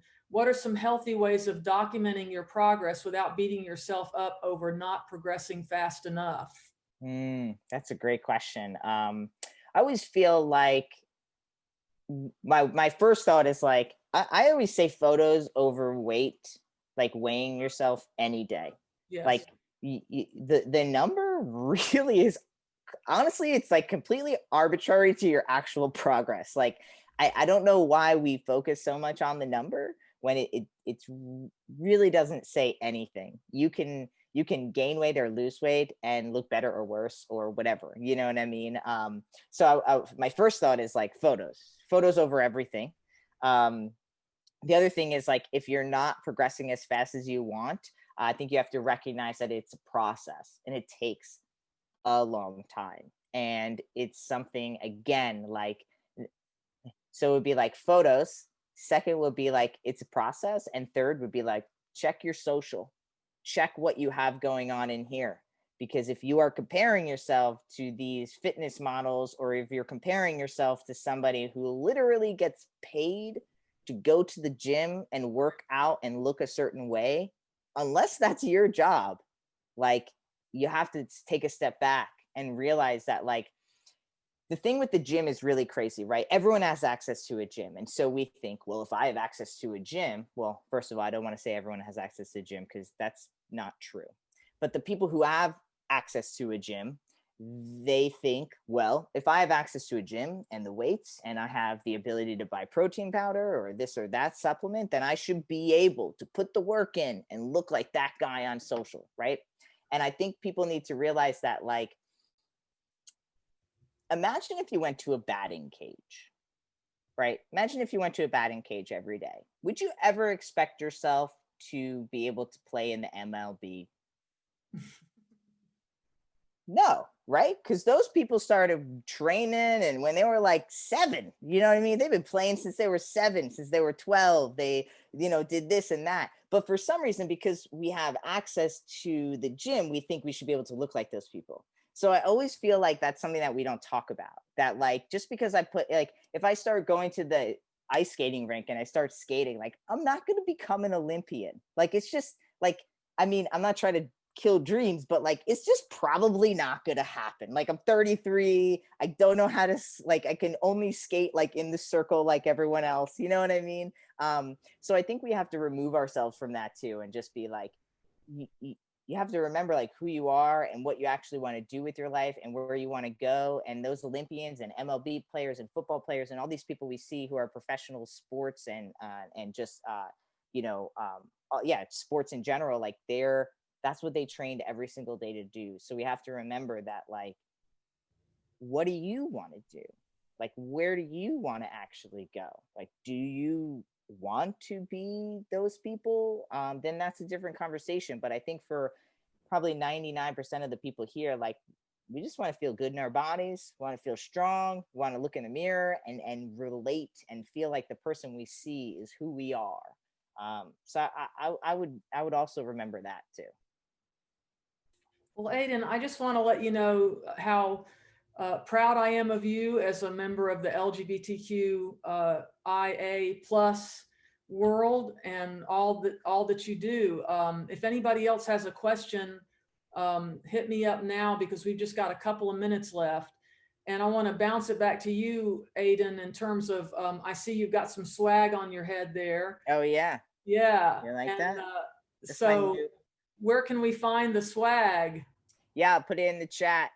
It's just merch.aydendowling.com. And right now, I'm pretty sure through the month of October, I'll be finding a new nonprofit to donate for November and December. But right now, a portion of all of the proceeds will be going to Trans Lifeline, which is a suicide hotline for trans and non-binary folks. They do amazing work. So if you want to go ahead and be like Sloan and myself and look really cool in some good merch, go ahead and do that. And of course, that also supports me. All of my content you'll see when you go to my Instagram or my YouTube, it's completely free. My goal in life is to absolutely never charge you for content. I think content should be free. Why? Like, that's my own personal thing, is I feel like all content should be free. I'll never have a Patreon. If you want to support me, you can go ahead. You can also take on fitness clients too. So if you're interested in that, you can shoot me a DM on Instagram, or you can make a purchase, or you can donate to my nonprofit Point of Pride. All of those things. I don't get paid from the nonprofit, but it helps just the world, right? The trans world. So those are all ways that you can support me. Well, thank you, Aydian, for being here. I just want you thank to you know for having me. We love you. Appreciate it. Aydian, you're the Bucky. best. I'll be here for as long as I can, always and forever. I love this, just this group and everything it's done for me. Like I said, I didn't have a place to go, and this was a place for me to go when I was younger, and it still is a place for me to go. And I just really appreciate you having me this year. Thanks so much, Bucky. Thank you so much. And Nate too, for all the work. Yes. Oh man, Nat, he did a great job. They did a great job. I'm just making mistakes all over the place. It's fine. Nobody knows my name or pronouns. I'm a nobody. Yeah, they, them. You're not a nobody anymore, man. So thank you so much, Aydian. Of course, of course. Enjoy the rest of the day too. Got some cool stuff coming up. Yes. Thank you. Bye-bye. Okay, well, y'all stick around. We've got plenty of things coming up. I don't have the schedule in front of me, but I know it's JayCee Cooper and Mary Gregory. Yeah, we have our next session, the state of trans powerlifting. Where do we go from here, with Mary Gregory and JayCee Cooper? That's going to be at 11:30 Pacific and 2:30 Eastern. So, Nat, would you give the information that you asked me to give, because we're IATB official. What's our Sure, no worries. So just a reminder for everybody that you can find us on Instagram at IATBP.official. We also have a Facebook page that is going to be IATBP, or International Association of Trans Bodybuilders and Powerlifters. So that's our social media. And you can also go to our website. On the homepage, there's a link for you to sign up for our email newsletter. So that's iatbp.org. Make sure that you mark us as not spam so that we don't go to your spam, please. And you can also go on the same site, iatbp.org, to support us. So you can make a direct donation. You can buy a t-shirt. What's your email, Bucky, so that people can know who to buy order t-shirts from? All right, so Bucky's putting that in the chat. That's IATB, no P, just IATB competitions at gmail.com. You can email him directly to order a t-shirt, one of these cool t-shirts that we're over here rocking. And that also, the money goes to support our future events and competitions. And another way you can support us is by becoming a member. So you don't have to be a competitor to become a member. You do have to be a member in order to compete. But the very low cost annual membership fees is one of the best ways that you can support us. So you can check all of that out at our website at iatbp.org, or you can email Bucky at iatbcompetitions@gmail.com. Thank you so much. So we're going to see y'all. We're going to take a quick about 15-minute break. And we'll be back at 11:30 a.m. Pacific or 2:30 p.m. Eastern for our moderated interview that I'm going to be having with powerlifters JayCee Cooper and Mary Gregory. Thank you so much, Bucky. I appreciate you. Thank you. I appreciate you too, Nat.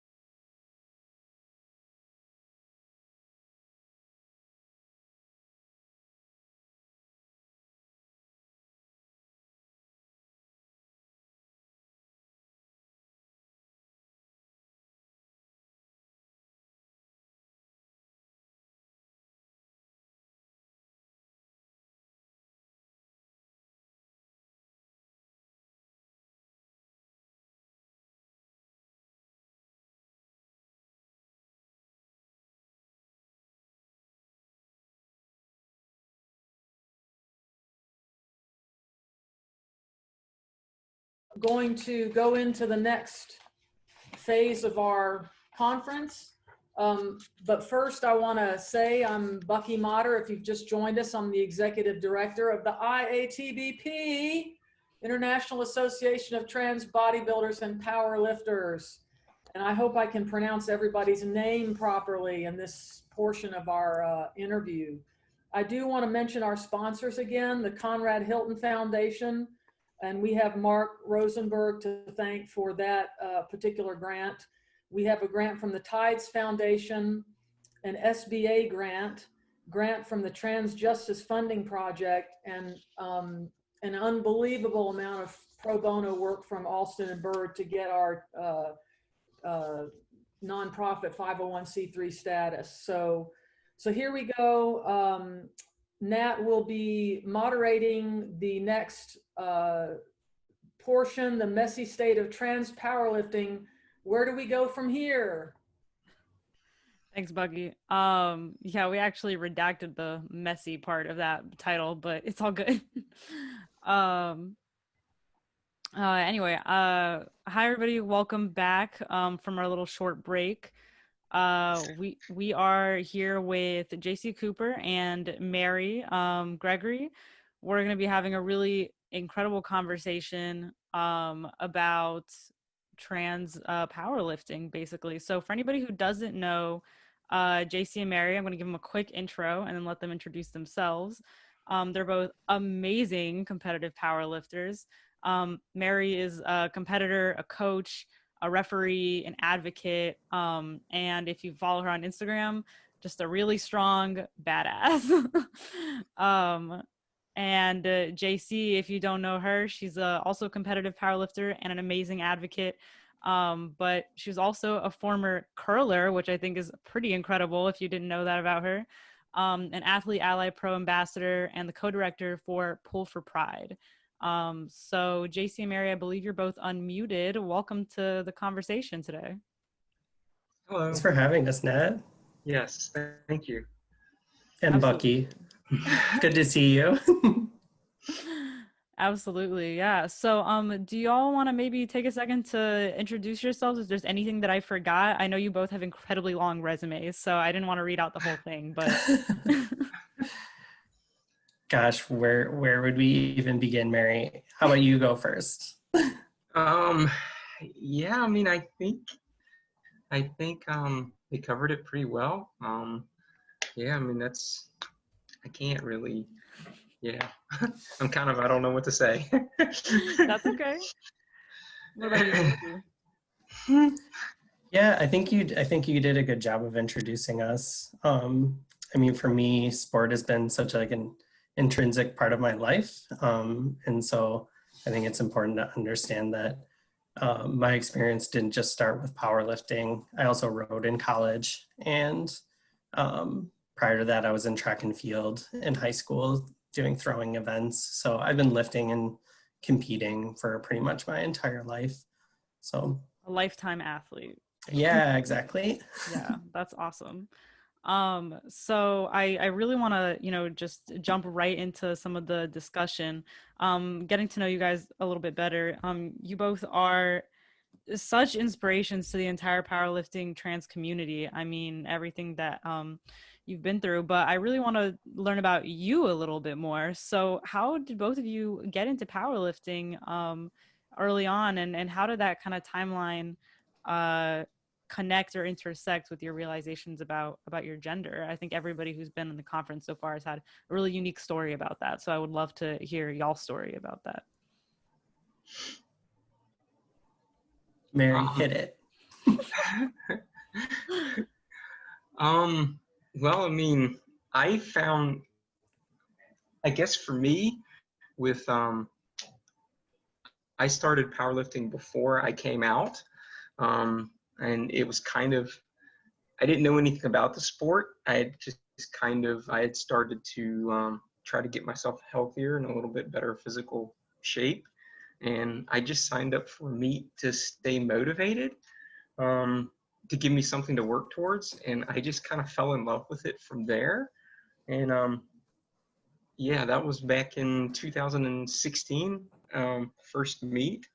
And so I've kind of competed and trained pretty much all through, I guess, my transition and everything. So I never stopped. I just couldn't give it up. I mean, I thought about it, and there were times when things were really hard, and am I doing the right thing? But yeah, I just kind of fell in love with it, and that's why I started reffing, and that's why I started coaching, and it just kind of one thing led to another after I started competing. Eat, breathing, and sleeping powerlifting constantly. That is like Mary's like MO for sure. It seems like that on her Instagram. It's like all powerlifting all the time, and I'm just like, I'm just amazed. Right. It's pretty incredible. For me, it was kind of an interesting like deviation into powerlifting. I was actually competing in roller derby at the time. Yeah, I love that. I did compete in roller derby too. And I had broken my ankle and went into this like really deep depression while I was rehabbing. And it was through like connecting with my brother and actually seeing the Pull for Pride event. During my rehab, I was like, hey, if I'm going to be lifting, as part of my rehab, why not do something that's going to motivate me? So I signed up for a local, just like fun meet, and it became a part of my rehab, and I fell in love with it through that local meet, through doing Pull for Pride. And yeah, that's kind of how I started. I really just landed on it randomly. And it was a way for me to connect with my brother, who is into strength sports as well. He did CrossFit, and with him being so far away, he lives in Colorado and I'm in Minnesota here. Mm-hmm. Yeah, it was just a good connection, an excuse for us to keep in contact. Yeah. It's important to have people in your life like that. So yeah, that's pretty cool. So it sounds like it was kind of like powerlifting kind of came unexpectedly to both of y'all. But clearly it's come to mean so much to both of you. So would y'all be willing to kind of, or interested in expanding a little bit more on what it has come to mean to you? Because I mean, like you said, Mary eats, sleeps, and breathes powerlifting, and JayCee, you are an incredible advocate too, and lifter in the community. So, what kind of has the sport come to mean to both of you? I mean, for me, it was a means to like really be in my body and feel and be present in my body while using it to its full potential in a way that, I don't know, it just like, it's the feeling of like pressing something off my chest or lifting something off the ground, mm-hmm. or squatting, and that pressure of just like, everything's on you and, you're resisting. It kind of felt like a complete ownership of my body in that moment, which is something that as trans people, we don't necessarily get to experience all the time because of how people's social expectations of us play such a big role in so many different areas of our lives, through like medical care, through just like navigating social circumstances in general. So like in that moment, it's like, I have control. This is a thing that is difficult and I have control over my body. So like, once I started like really like capturing that and like understanding it and being present in that way, there was really just no going back. I mean, once you experience the feeling, it's kind of there to stay, and you really want to share it. You want to embody it and share it and like be a part of it. And that's why, I feel so strongly in my advocacy, is because I want others to experience that feeling that I also feel on the platform, that I also feel when I'm, training, when I'm experiencing the highs and the lows, and getting through it. Like that's it's an amazing feeling at the end of it. What about you, Mary? Do you have anything you want to kind of add to that? Yeah, I mean, I think for me it was just it was a way to kind of focus outside of what was going on. Mm-hmm. You know, I could kind of just turn off everything, and you know, it became more about what my body was capable of and less about what my body looked like, or you know, and it was just a way to really focus on something positive. And I found it very empowering to be able to, you know, to be able to lift the weight, to push the weight. I mean, it was an incredible feeling. I mean, you could have a really awful day and dealing with some, you know, terrible things, and you know, you could just go to the gym and forget all about that and just focus on, you know, this is what I need to accomplish, and you know, just get under the bar. And you know, the weights didn't care. I mean, you know, they were either going to move or they weren't. And and so and some days they don't move, but that's why you keep going. I mean, but yeah, and I just found it very empowering and just a way to kind of forget about everything else and focus on something that was just, you know, there. And I could be very, yeah, I could just let it all go. Yeah, I love that. I think you both touched on several of the reasons that I think any person who competes in strength sports really loves it so much. Like I think all connect to kind of those feelings of feeling empowered and feeling in control, and having all that resistance up against you and knowing that your body can like push back. I think that's something that everybody can connect to, but particularly like JayCee said, you said the trans community specifically, it's empowering because it's a sense of control that we often don't feel like we have. Exactly. Yep. Yeah. So I kind of want to like dichotomize, I guess, off of that a little bit more into y'all each have had very specific and unfortunate experiences in the competitive powerlifting space, and to whatever degree that y'all feel comfortable, of course. I was wondering kind of if you'd be willing to talk about what the experience was like in the moments where your status as a legitimate competitor in the eyes of the cis competitive powerlifting world came into question, because you talk a lot about this feeling of empowerment and strength and control. And then I wonder if it must have felt like that was almost, in the moment, felt like it was being taken away from you. Like, can you guys, can you speak a little bit more about that?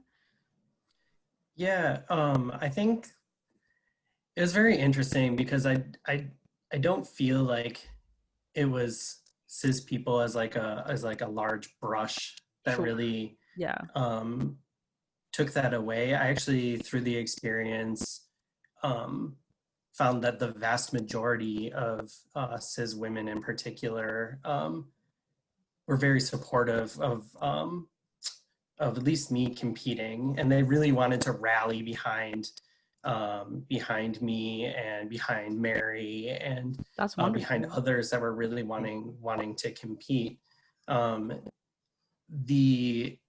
What I experienced is that it was coming from leadership from different generations of people that really just don't fully understand the trans experience, and like aren't really educated about trans people in sports and like our history and our capacity to compete. So that was kind of my experience. I don't know, maybe Mary can talk a little bit more since she had a very like direct and stark thing, and then we can come back and I can talk a little bit about the like TUE process and how that played a part in my denial to compete in USAPL. Well, my experience was kind of different. When I started my powerlifting, I started with a federation, and that's where I had competed. And so I checked their rule book when I wanted to sign up, and they didn't have a policy.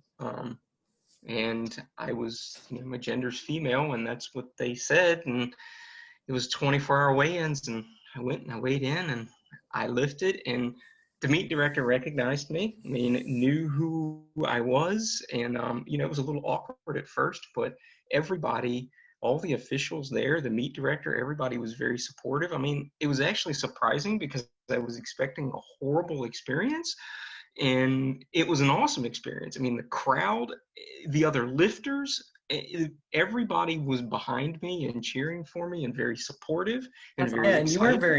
you weren't very quiet about your identity or anything either. Like, no, I didn't try to hide. They tried to say they tried to say I tried to hide who I was. I mean, it's kind of obvious. I mean, and it's just I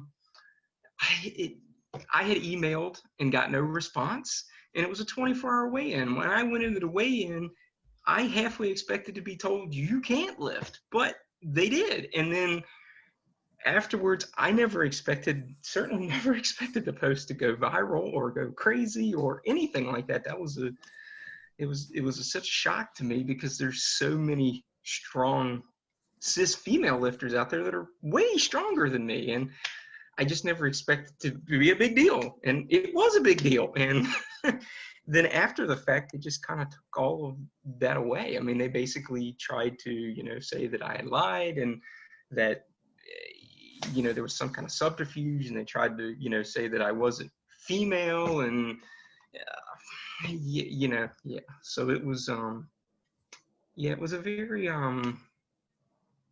it was very hurtful and painful, not so much the day of, but the reaction afterwards and the way it was handled. I just felt like it could have been handled in a much more respectful and dignified way of my identity and me as a person. Mm-hmm. The only phone call I ever got from the organization itself was at like 10:30, 11 o'clock at night. And I didn't recognize the number. So I didn't answer the phone. I mean, I don't know who, if somebody strange calls me at 11 o'clock at night, I'm not answering the phone. Yeah. But I mean, there was no email contact. There was nothing to make their decision or anything. They never consulted with me and never tried to reach out to me or anything other than that one phone call. I think for me, I really did expect to be able to compete. I did, like my coach and I did our due diligence in looking at the rules, and both the International Powerlifting Federation and USA Powerlifting at that time didn't have any explicit rules about trans powerlifters when I first went to compete and when I first applied for my TUE. The only mention of trans powerlifters at that time was in the International Powerlifting Federation's constitution. Mm-hmm. It actually had the IOC's consensus on quote unquote sex reassignment and DSD. Yeah. I'm putting those in quotes because it's not necessarily language that we use, but that policy from the IOC was explicitly in there and approved by the national governing bodies within the IPF. So I fully expected going into it that it would be fine. I met all the requirements and applied. And what ended up happening is they turned me away via email saying explicitly that trans women were not allowed to compete, just straight up through email. And then I asked, at first I was just like, oh, they must have this wrong. I'll walk them through it, really. Yeah, I'll teach them what their rules are. well, exactly. And having been in other competitive sports and played at the world level, I'm very familiar with the therapeutic use exemption process and working with national governing bodies to determine eligibility and things like that. So one of the things that initially that I kind of was a red flag for me was that I was issuing my TUE application directly to the national governing body, to USA Powerlifting, which with USA Curling, USA Rowing, pretty much any other NGB, you submit those forms to the U.S. Anti-Doping Agency. It's a third party that handles doping for governing bodies and federations. So that was like my first like red flag. I was like, oh, why am I sending this to the national office right now? And so that kind of was like suspect. And the reason that I needed to get a TUE was because I was taking spironolactone. So it's an androgen suppressant. Actually lowers your testosterone levels. So it's really, you know, a performance de-enhancer. In some ways. I like that. In some ways. There is a lot of talk about the impact of testosterone on performance, but we won't necessarily get into that right now. Yeah. But according to the rules, like it's a performance de-enhancer. So anyways, yeah, the response was, yeah, you just can't compete. You're a trans woman, you know. And I was like, what? So that started a ton of emails back and forth, just getting clarification, like, where is this rule coming from? And it wasn't very clear. And so at the end of that, I just stopped getting responses. It wasn't 4 days after I decided to compete in a different federation, and that was the U.S. Powerlifting Association, that they introduced their new trans guidelines about competing, basically the overarching trans ban in USA powerlifting. So my trying to compete, all of that occurred before there was any explicit rules other than the IOC consensus. And that started a series of moving goalposts, right? So they're like, well, it's because of you're taking spironolactone that we're not letting you compete. Well, it's like, according to the World Anti-Doping Agency, spironolactone is something that you should be approved for as a therapeutic use exemption. And so like, once we got past that, then it was like, oh, it's because you have an advantage. Oh, it's, you know, it's basically anything to keep you from competing. Exactly. The goalpost is always changing for me. So that was kind of my experience. And it was really disheartening, but at the same time, through the process, I've met so many amazing allies and amazing trans lifters. It's absolutely astounding how many of us there actually are, and how underestimated that is. And I think that that's something that I really want to like speak to in our conversation here, is that like we really want to have connection and build this community within powerlifting so that we can approach these issues together and be a more unified voice. I think that we do have the power to make change within our sports if we come together in that way. So I don't know, does that answer your question?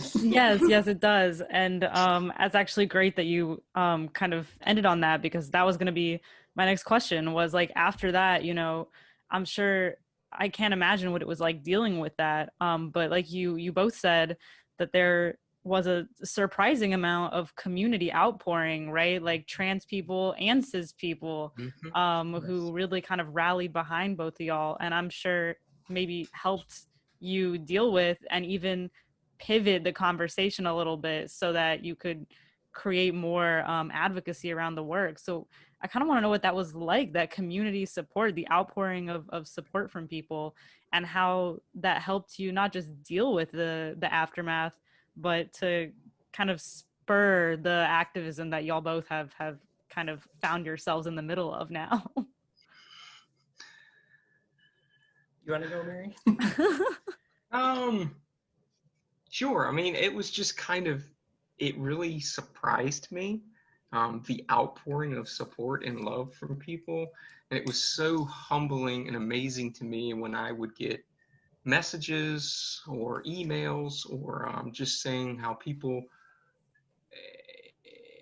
how much I motivated them and how much they thought, you know, how much they were behind me. I even had somebody a gentleman from prison actually hand wrote me a letter, and it was just I've never got it. Just showed up in the mail one day, and there was a letter.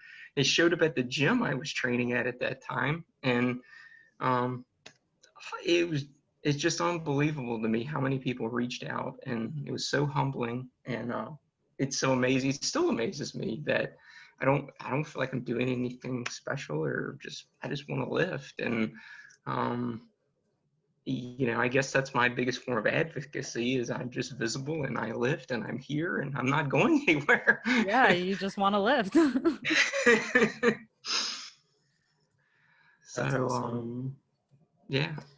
Yeah, I think for me, it was like when USA Powerlifting came out with their trans ban, there was a lot of allies that were reaching out to me almost immediately, because I really put myself out there about my experience. So after I had competed in state, in US Powerlifting Association, so not USA Powerlifting, but US Powerlifting Association. Yeah. I had posted about my experience with USA Powerlifting. Like, I wanted people to know, because I didn't want other trans people and other people who want to compete to have the same experiences that I did. That's like a preventable thing, right? Yeah, definitely. And USA Powerlifting at the time was not publicly talking about this. So it's kind of under wraps. It's like, I can't morally not say something about this, so I'm gonna let people know. So after I posted that, there was like an immediate kind of like wave of like allies that were like, hey, what can I do? What can I do? Like, let's organize, let's do this. So it was kind of my experience. And from there, we were all able to talk about, well, what are our next steps? Like, what do we want to do? And when the rules hit, that's when we decided that we really wanted to bring attention to this issue. And we figured the best way to do that was to show up and be a presence at the meet where I was denied access to.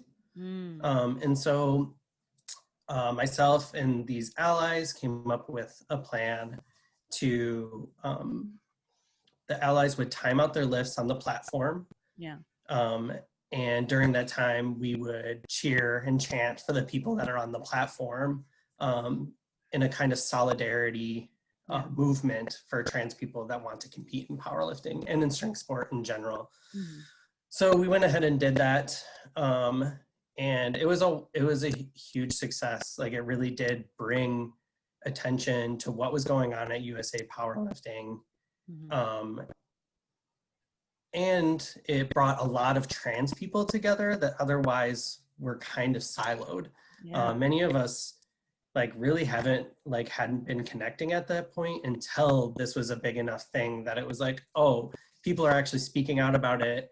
This is evident. Like, we're starting to connect and really form bonds and communities. Yeah, I was actually wondering about that, because I can imagine after that happened, how many times must this have happened to trans people, and just no one said anything about it. Right, exactly. I mean, it had to have happened many times, right? I don't blame anyone for not having spoken out previously. It's it's hard. Yeah, and it's a huge burden to to do that in a public way. But I felt timing wise and situation wise, with having applied and not having any rules saying otherwise, other than the IOC, it just made sense for me to speak out and use that allyship as best as I can to spread the word.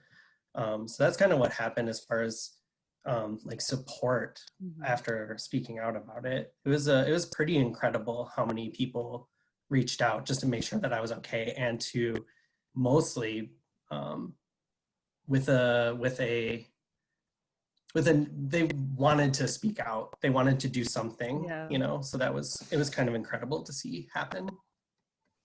Is there anything else you want to add, Mary? I don't want to. No, I mean, no. Well, I mean, other than, you know, JayCee's just done a super job. I mean, she's just so vocal and so outspoken, and she's right. I mean, her situation, I think, in the way she was unfairly treated is just kind of galvanized and united a lot of support, and it's definitely brought the trans community together. And I definitely think that's important, that we're visible and that we're, you know, hey, we're here, we're not going anywhere. For sure. Yeah. I also noticed that you're wearing the Share the Platform shirt. First of all, it looks amazing. It looks so dope with like the print on the sleeves. That's so cool. But would you all be willing to talk a little bit about that? Like, Share the Platform. Like, I've seen a lot of about it on your social media, both of y'all, and I've seen it on the Pool for Pride site. But I'm kind of curious a little bit more about just how did that get started, and like, you know, what kind of spurred the idea for it, and what is it about? Because it really seems to encapsulate a lot of what both of y'all are talking about, this community supporting each other in the love of strength sports. Yeah, Share the Platform really came from the chant that we chanted at the state championships here in Minnesota. Share the Platform was one of the chants that we did. So Brianna Diaz and myself and a bunch of other community members came together to really spread the word about like what had happened. And that was just the name that came out of it because of that chant. It's become such a meaningful thing since then, and has spread I mean, really all over the country, and it's been amazing to like watch that happen. But yeah, it really came from a desire to have more trans people have access to the platform and be able to compete. And it came from that chant, and it's like really, I don't know. Yeah, can you tell us like exactly what it is, maybe a little bit, or for people who don't know? Sure. I mean, Share the Platform. I mean, it started as the chant. It transformed into a hashtag that really embodied this movement of trying to create inclusion in strength sports. And from there, it's really molded into, you know, it's molded into a larger movement, and has taken quite a lot of different forms through, you know, just visibility campaigns. So like showing up on the platform with Share the Platform shirts, just so people know that that you support trans people and their participation. And also it became kind of like a program under Pool for Pride, where we collect money and we provide access to transgender, nonconforming, non-binary, and intersex athletes that want to get into strength training. So it's, yeah, Share the Platform has just become this like really large thing that embodies our fight and right to be on the platform. And what's your involvement with that, Mary? Are you like on the selection committee for the grant, or? Yes, I was on the selection committee for the grant, and I've participated in Pool for Pride. So that was actually my first experience taking the platform after I had started to come out, was at a Pool for Pride event. Oh, that's awesome. Yeah, so and everybody there it was super awesome. It was a great experience, and I volunteered and was planning on volunteering again this year, but we had a little virus come up and a little snag. Yeah, just a little one. Cool. Well, I have like a couple of more questions, but I also kind of want to open it up to both of you if there's anywhere you kind of want to take the conversation specifically or anything that you haven't said yet, or I can go into some more questions that I have that I'm curious about. Yeah, I don't know. I really want this session to be about building community and about, you know, where we go from here in a way, where we go from here in a way that isn't looking at this like medical side of things, right? Definitely. Like we need to be visible, and we need to have access to sport to even participate in sport. And like, what ways are we building community and coming together to make that happen? And that needs to happen at all levels. So those are the kind of conversations that I'm really interested in having. So maybe Mary, do you want to like speak on that a little bit and like what your thoughts on that are? Yeah, because that was going to be my next question, was like, what do y'all see changing, and what do you hope to see change so that there is more access for trans people at all levels, you know? Well, I guess I'm thankful that there are at least a couple of places we can compete. It's untested. I would love to see more access and more inclusion for all trans athletes. I mean, including non-binary. I think that's a big area that there's a definite hole there that doesn't really exist. They've kind of tried to fix it, I think, some other places with an MX category, but I'm not sure that that's the best answer. And I would just like to see that, you know, tested powerlifting be open and available, that in tested federations, that the IOC guidelines are adopted. And, you know, I think that's fair to all parties. It's this Olympic standard. It's there. I mean, and I don't understand why there's so much kickback to, you know, allowing us to share the platform in a tested capacity as well. I mean, that's the biggest area that I'd like to see the sport, I guess, grow and change, is to just be more inclusive and more open. Yeah, I agree. I think that the ways in which we like institutionalize and like medicalize like people's bodies is really, it's really harmful to like what the like spirit of sport is as a whole. And so I think that showing solidarity with more than just our community, I'm talking about communities across the board that don't necessarily have equal and equitable access to sports, and really coming together to say, hey, sports is also a colonized thing, and we need to deconstruct that if we're ever to come together and make this a thing that really serves all people and empowers all people. Yeah. So I think that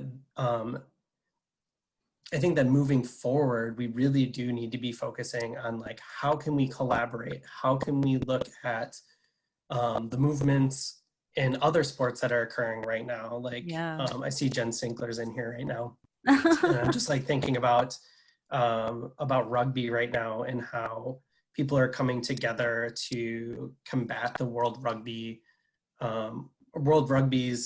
proposal to ban trans people. And it's working. People are coming together en masse and in an allyship and saying, hey, we want our trans family, we want our non-binary family, we want our gender non-conforming and intersex family to be here with us, you know? And so in order to do that, we have to be building community, and we have to be looking outside of just ourselves. Yeah. Yeah, I think people are realizing more and more that sports in general is, like, even competitive sports are about a lot more than competition. And just the importance that it plays in everyone's lives. You do have to do everything you can to ensure that it's accessible to everyone at every level.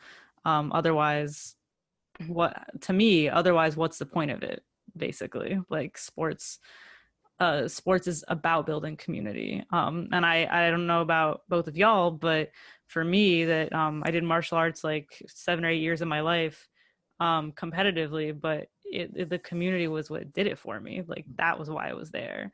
And having the support and the love from all the people in that community is what made it everything that it was. So I think y'all are both really advocating to bring that to every level of sport for everyone. And I think that means a lot to me and to everyone listening to this, and to everyone that's involved with the movement that y'all are both kind of at the forefront at. It's, yeah, it just means so much to me. It just makes my heart very happy. Right. I think we realize like how validating sports can be as far as like belonging within your own body. And so it only makes sense that we take care of each other and move forward in a way that's really encapsulating like all of our experiences. Like we need to be able to do that. Definitely. Yeah, I agree. Mary, is there anything that you want to add before we kind of move on to some questions? By the way, y'all can submit questions to me in the Zoom call private chat, and I'll let them know. I can't think of anything. I think that really covers it. I mean, we just want to build a more inclusive, open community for all of us. And, you know, I think that we have a lot of allies in the CIS community as well that want the same thing. Yeah. And, you know, their support, you know, either in the powerlifting community or outside of it has just been incredible. And as you spoke about, Nat, it kind of makes it, that's what really is, that, you know, that sense of family is it's just another element to it that just makes it really, it's part of why I stay.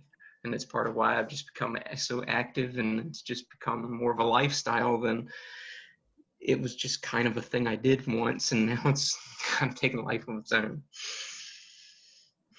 Yeah, no, I definitely, I feel that. I feel everything y'all are saying. I'm just like, my heart is just like so happy right now. So thank you.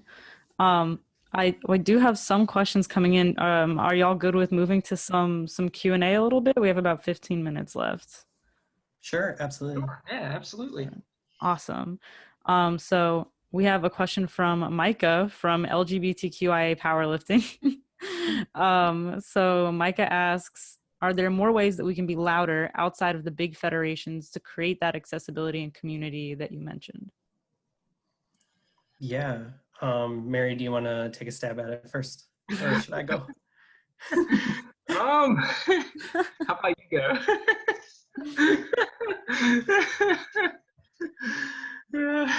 I believe in you, Mary. I mean, for me, I think visibility is the key. I mean, it's just being visible and about who you are. And, you know, I think a lot of people I think part of the issue with our inclusion is just a lot of people don't know who we are and what we're about. And there's so many things that aren't true about us that have been said, and that for most people, you know, just being visible and being outspoken about who you are, I think is important. And you have the chance to shape somebody's opinion by being open and, you know, helping them to learn that maybe a lot of the things they thought they knew about us aren't really what they thought. And I'm not sure if that completely answers that question, but that's my attempt at it anyway. I think another good way is to create landing spaces for people who are interested in competing and developing community and like through creating space. I think that visibility in numbers can be a lot more impactful than just sole visibility. So like one individual's visibility is great and it's definitely impactful.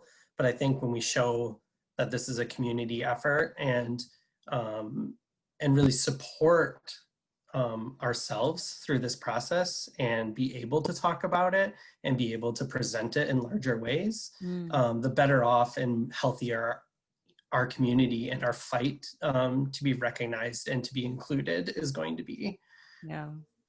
Yeah, definitely. That makes complete sense.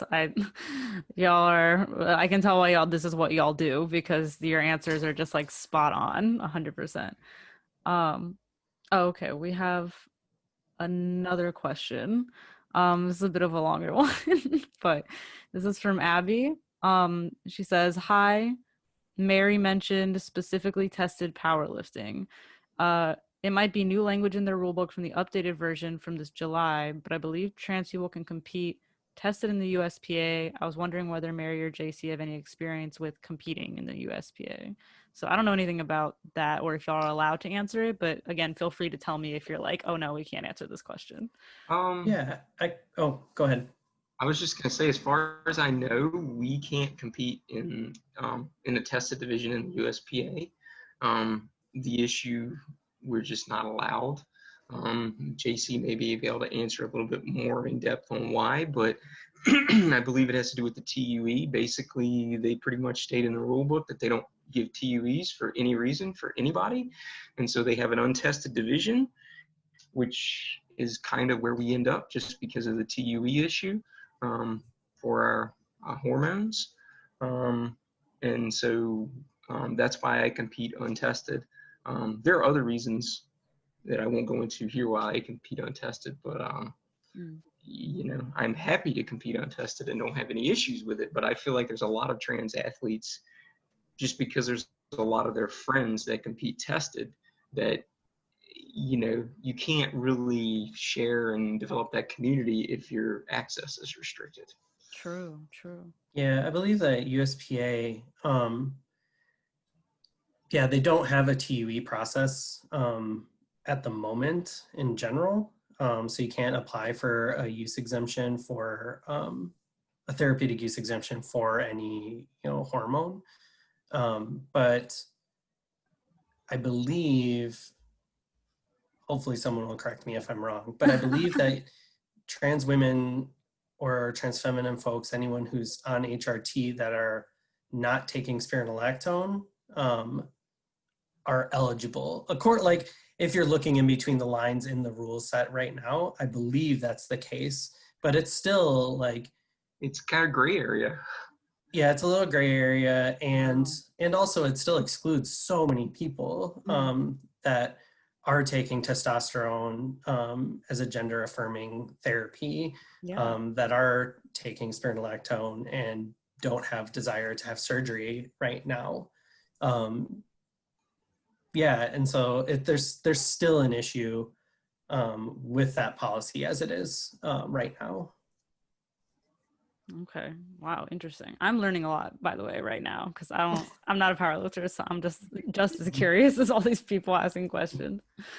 So we have another question asking that someone's saying they would like to learn more about the MX category that was mentioned earlier by Mary, that some powerlifting competitions might utilize. I don't know of which ones, if I think they're any. in Australia. I'm pretty sure it's Australia. Maybe JayCee can answer that a little better. I don't know about Canada, but I'm pretty sure Australia has an MX category. I think there's competitions out in Australia. Burley Strength, they definitely they do MX category competitions. Women's Strength Coalition in Pull for Pride has done several competitions that have had all gender categories, which are MX, if you want to call it that. But as far as like elite competition, I haven't seen it yet. I haven't either. I mean, in any of the major players in the powerlifting world, I mean, there's several federations that are at the top. I haven't seen it. Yeah, the only time I've heard of it is I know that there is an LGBT powerlifting competition in the UK. Oh, the IPC, yeah. I think that's what it is. Yeah. And they have an MX category that I'm aware of, but I didn't even know about all the other ones y'all just mentioned. I've only ever heard of that one, so. Yeah, it's been a while. It's been around for a while, these ideas. Yeah. Okay, let's see. I think there's one or two more questions that we might just have some time for. And again, feel free to tell me you don't feel comfortable answering a question. I'm just gonna ask. But this is from a fellow lifter. Teresa goes by she, her. Thanks for your question, Teresa. How does one strengthen the body you know, through powerlifting while still nurturing and growing into one's feelings of femininity? So I really like that question. Yeah, that's a really great It question. is a really great question. I think for me, oh, is everything good, Nat? Yeah, she just responded and said, I'm actually a professional writer and a sex positive space owner. Thank you. Oh, that's cool. So for me, it's really been about deconstructing like what my ideas of femininity are, and really embodying that. And for me, that's kind of looked like really interrogating and self-reflecting on what society tells me femininity is, what I feel femininity is, and what I feel femininity should be. And that's like formed by, you know, the experiences of others and, you know, and knowing, you know, strong, like amazing trans and cis athletes, and knowing that there's no one valid way to embody femininity or feel feminine. Yeah, I think like really coming to that understanding and like being at peace with it, really sitting with that goes a really long way, especially when you're looking to powerlifting and to lifting and as a way to be in your own body, because society tells us that, you know, women are supposed to be small and dainty and, you know, whatever. And it's like taking the time to really deconstruct that and be like, you know, women can be whatever women want it to be, you know, femininity can be whatever we want it to be. Yeah. Yeah. Do you have anything you want to add, Mary, or? Well, it was something I kind of struggled with, because there's so much pressure on women in general, and I think that's even more so with trans women to kind of embrace that smaller feminine side, to take up less space, to not be, you know, to be quiet, to basically do anything but pick up heavy things, you know, to be weak, to be small. And it's something I kind of had to struggle with, because it kind of seems to be at cross purposes, but really I kind of boiled it down to one thing: muscle doesn't have a gender. It just is. And Yes. the fact that you're strong or weak has no reflection upon whether you're male, female, non-binary, or whatever. And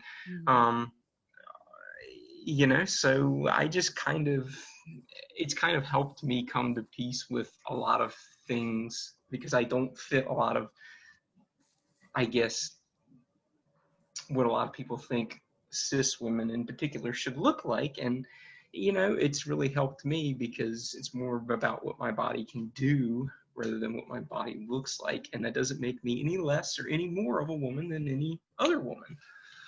Right. So. And really like looking at those feelings and thoughts when you're lifting and being like, why am I gendering this emotion, feeling, or experience in this moment? Like really taking a second to identify, you know, that aggression, like the things that we see that are stereotypically masculine, like they can be anything, you know, that can be a feminine trait, like that, you know, and femininity isn't reserved for just women either. Like femininity is in all of us, you know. This is so really, yeah, I think deconstructing thoughts and feelings around this and understanding, Mary put it perfectly, like muscles don't have gender. You know, our bodies aren't gendered when you look at a larger social context. Nice. Yeah, I just had somebody message saying, share the platform tagline, muscle doesn't have gender, brilliant and powerful. Thank you, Mary. I love that. And I also love what JayCee said about you said like women can be anything, right? And I think that that's something that a lot of like cis people have been able to kind of start deconstructing for themselves, that like women can be anything, look like anything, do anything, and so can men, like, you know, in terms of gender expression and emotions and things like that. And I think the hard thing is that trans people often feel like they are held to a different or higher standard, right? Like you have to really embody what you believe femininity is or what masculinity is to be considered like truly valid as a trans person, whereas cis people have a little bit more room to explore and be different. And I think what JayCee said really hits home. Like all women can be anything or do anything that they want, and that includes trans women. All women. So 100%. Absolutely. And I think it's important to notice those feelings about, you know, how we are under extra scrutiny and like what we do with that, like how we respond. We can't, like, we are valid in doing the things that we do to try to fit into society. We are also valid in deconstructing that and not doing those things to serve the purpose of building community and creating inclusion and creating equity, and most importantly, finding justice in this world. absolutely. So yeah, that's really beautiful. Wow, I kind of want to end on that note. I don't have any more questions. So the timing is perfect. Like that was just really I think the closing thoughts that I wanted everyone to kind of leave the conversation with. Is there anything that either of you kind of want to say that maybe you think we forgot or that you think is really important to mention before we close out? make sure to check out Pull for Pride at pullforpride.com. The link, pullforpride.com/share the platform. You can see some of the stuff that we're doing with that grant.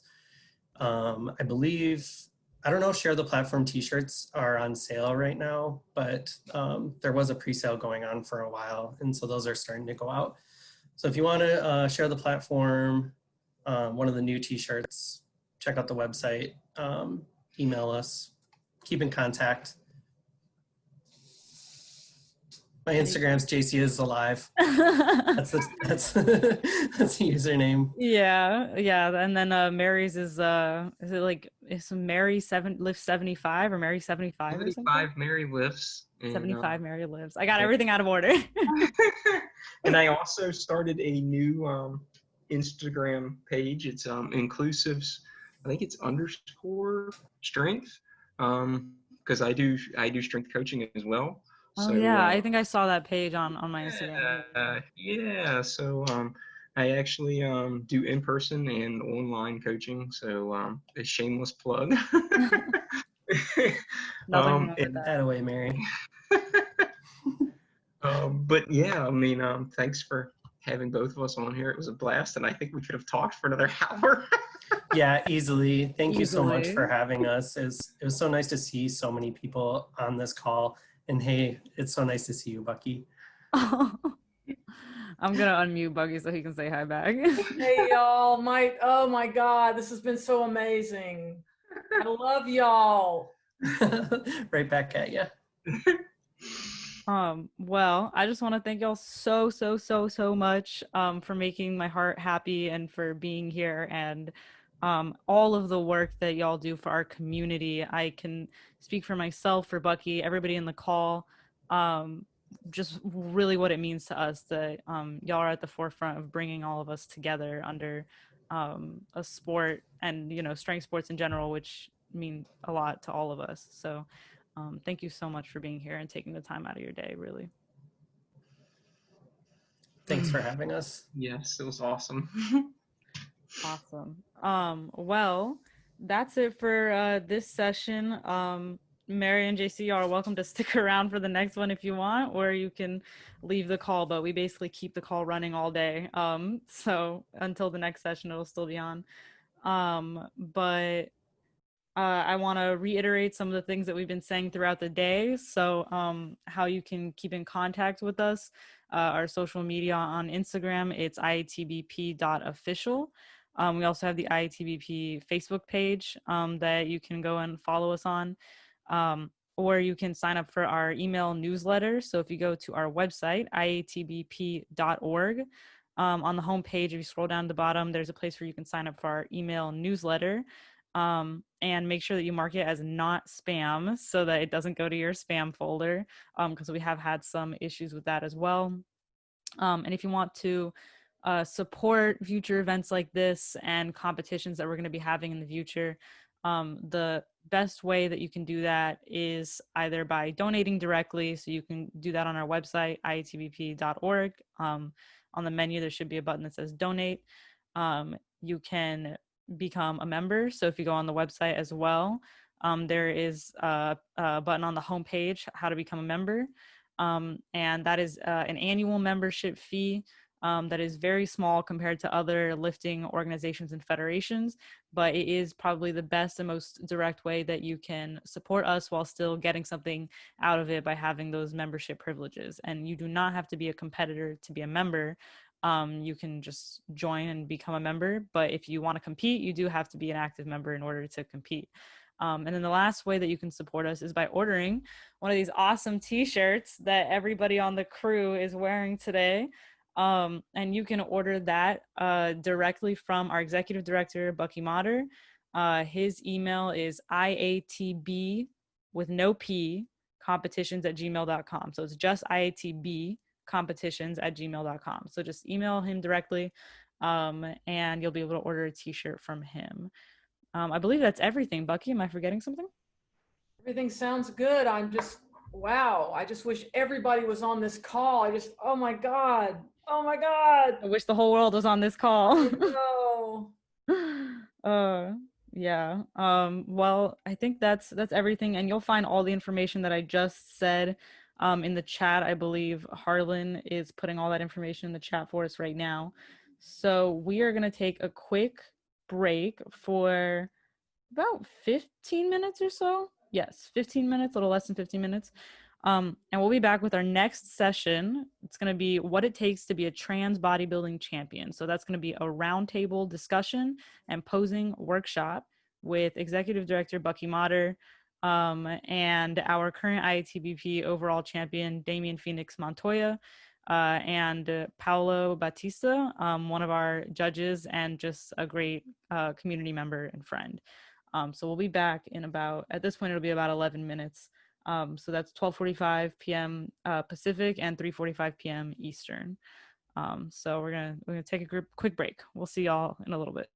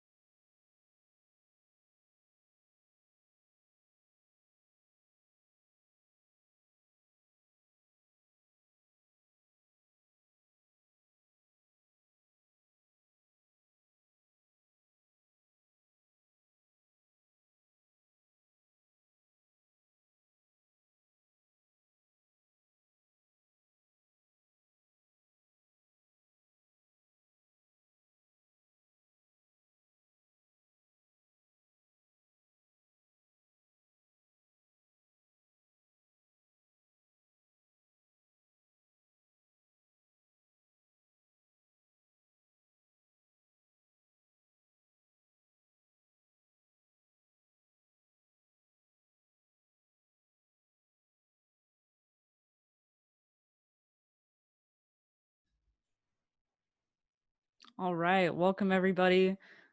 This is our last and final session of today's events. It's called How to Be a Trans Bodybuilding Champion. So I'm gonna turn it over to the IATBP Executive Director, Bucky Motter, who's gonna be introducing our posers for today. Take it away, Bucky. All right, everybody. Hi. Hey, Damien. Hey, Paulo. It's great to see y'all. So this is an exciting moment for me to introduce to you Paulo Batista and Damien Phoenix Montoya. I'm just going to talk a little bit about the two of y'all in a bio here and open it up for our incredible workshop and panel discussion. Paulo Batista is a 12-year fitness athlete. He's a 35-year-old transgender male, 24/7 bodybuilder and model. He works full-time at Target, which is, he's, I think, at a Target location right now, yes, as a property manager, and trains in the gym as a competitive bodybuilder 6 days a week. He has competed in numerous competitions and loves to help others understand fitness, advocating in simplicity. He also serves as a mentor for trans youth and is a fierce transgender activist. And Paulo, I count you as a friend. Phoenix Montoya is a 20-year-old bodybuilder from Worcester, Mass., currently living in San Diego, California. And I believe, Paulo, you're in San Diego too. Obviously, you're in the same room, which is great. Phoenix began his transition when he was 19 years old and started bodybuilding at 23 years old. Phoenix entered his first NPC physique competition in 2016 and has been competing ever since. He is also our current IATBP overall champion. Hooray! So let's get this party started, this final workshop and panel. I want to first mention that we have our subjects here. Paulo is our judge for today, and he's going to be talking a little bit about posing. I'll be talking a little bit about posing and what judges look for, having been a past head judge, me that is. And I just want y'all to know that in the future we will be using other subjects as posers, people who are perhaps going to be competing in bikini competitions, people who will be competing in gender non-conforming and non-binary competitions. So today we're dealing with our masculine competitors. So let's see, the first thing I would like to do is let y'all know that we'll be going through a bit of a mock bodybuilding competition here, just in terms of a stage walk. Damien, you have some music ready, right? Is that correct? For a free post? Yeah. Okay, great. Thank you. First, I just want to talk a little bit about the what the judging criteria are for bodybuilders here at the IATBP. The first one being mass, which is the perception of muscular size. This is a merit, and that's been around since the beginning of the sport, obviously. And muscularity is determined in part by the extent of the development in relation to the size of the skeletal structure, blah, blah, blah. I don't want to go into all that. It's just boring. Definition, we all know about definition and wanting to be ripped out so that you can see the muscles. I was told by a competitor once who I trained with when I was competing that you want to look like an anatomy chart, nothing in between your skin and the and your muscles. So no fat, no water, nothing, just to be able to see all the striations and all those muscles, just like an anatomy chart. Proportion, and that is the proportion the bodybuilder has with all of the muscles of the body, not being overly developed on top as opposed to the bottom. Symmetry, I just always make the joke that I don't know why, but my right bicep could never live up to my left bicep. I don't know why. I tried to isolate it. I did everything I could, and it just never happened. So I wasn't so great on symmetry when I was competing. And then the last one, perhaps one of my favorite ones, is presentation. How you carry yourself on stage. Are you smiling? Are you projecting a sense of confidence? And that effective stage presentation is so essential. It ties the whole package together. I've seen bodybuilders who looked awesome, whose presentation was not so awesome, and it definitely counted against them in whether or not they did well in the competition. So, all right, Damien, would you like to get ready to do quarter turns for us?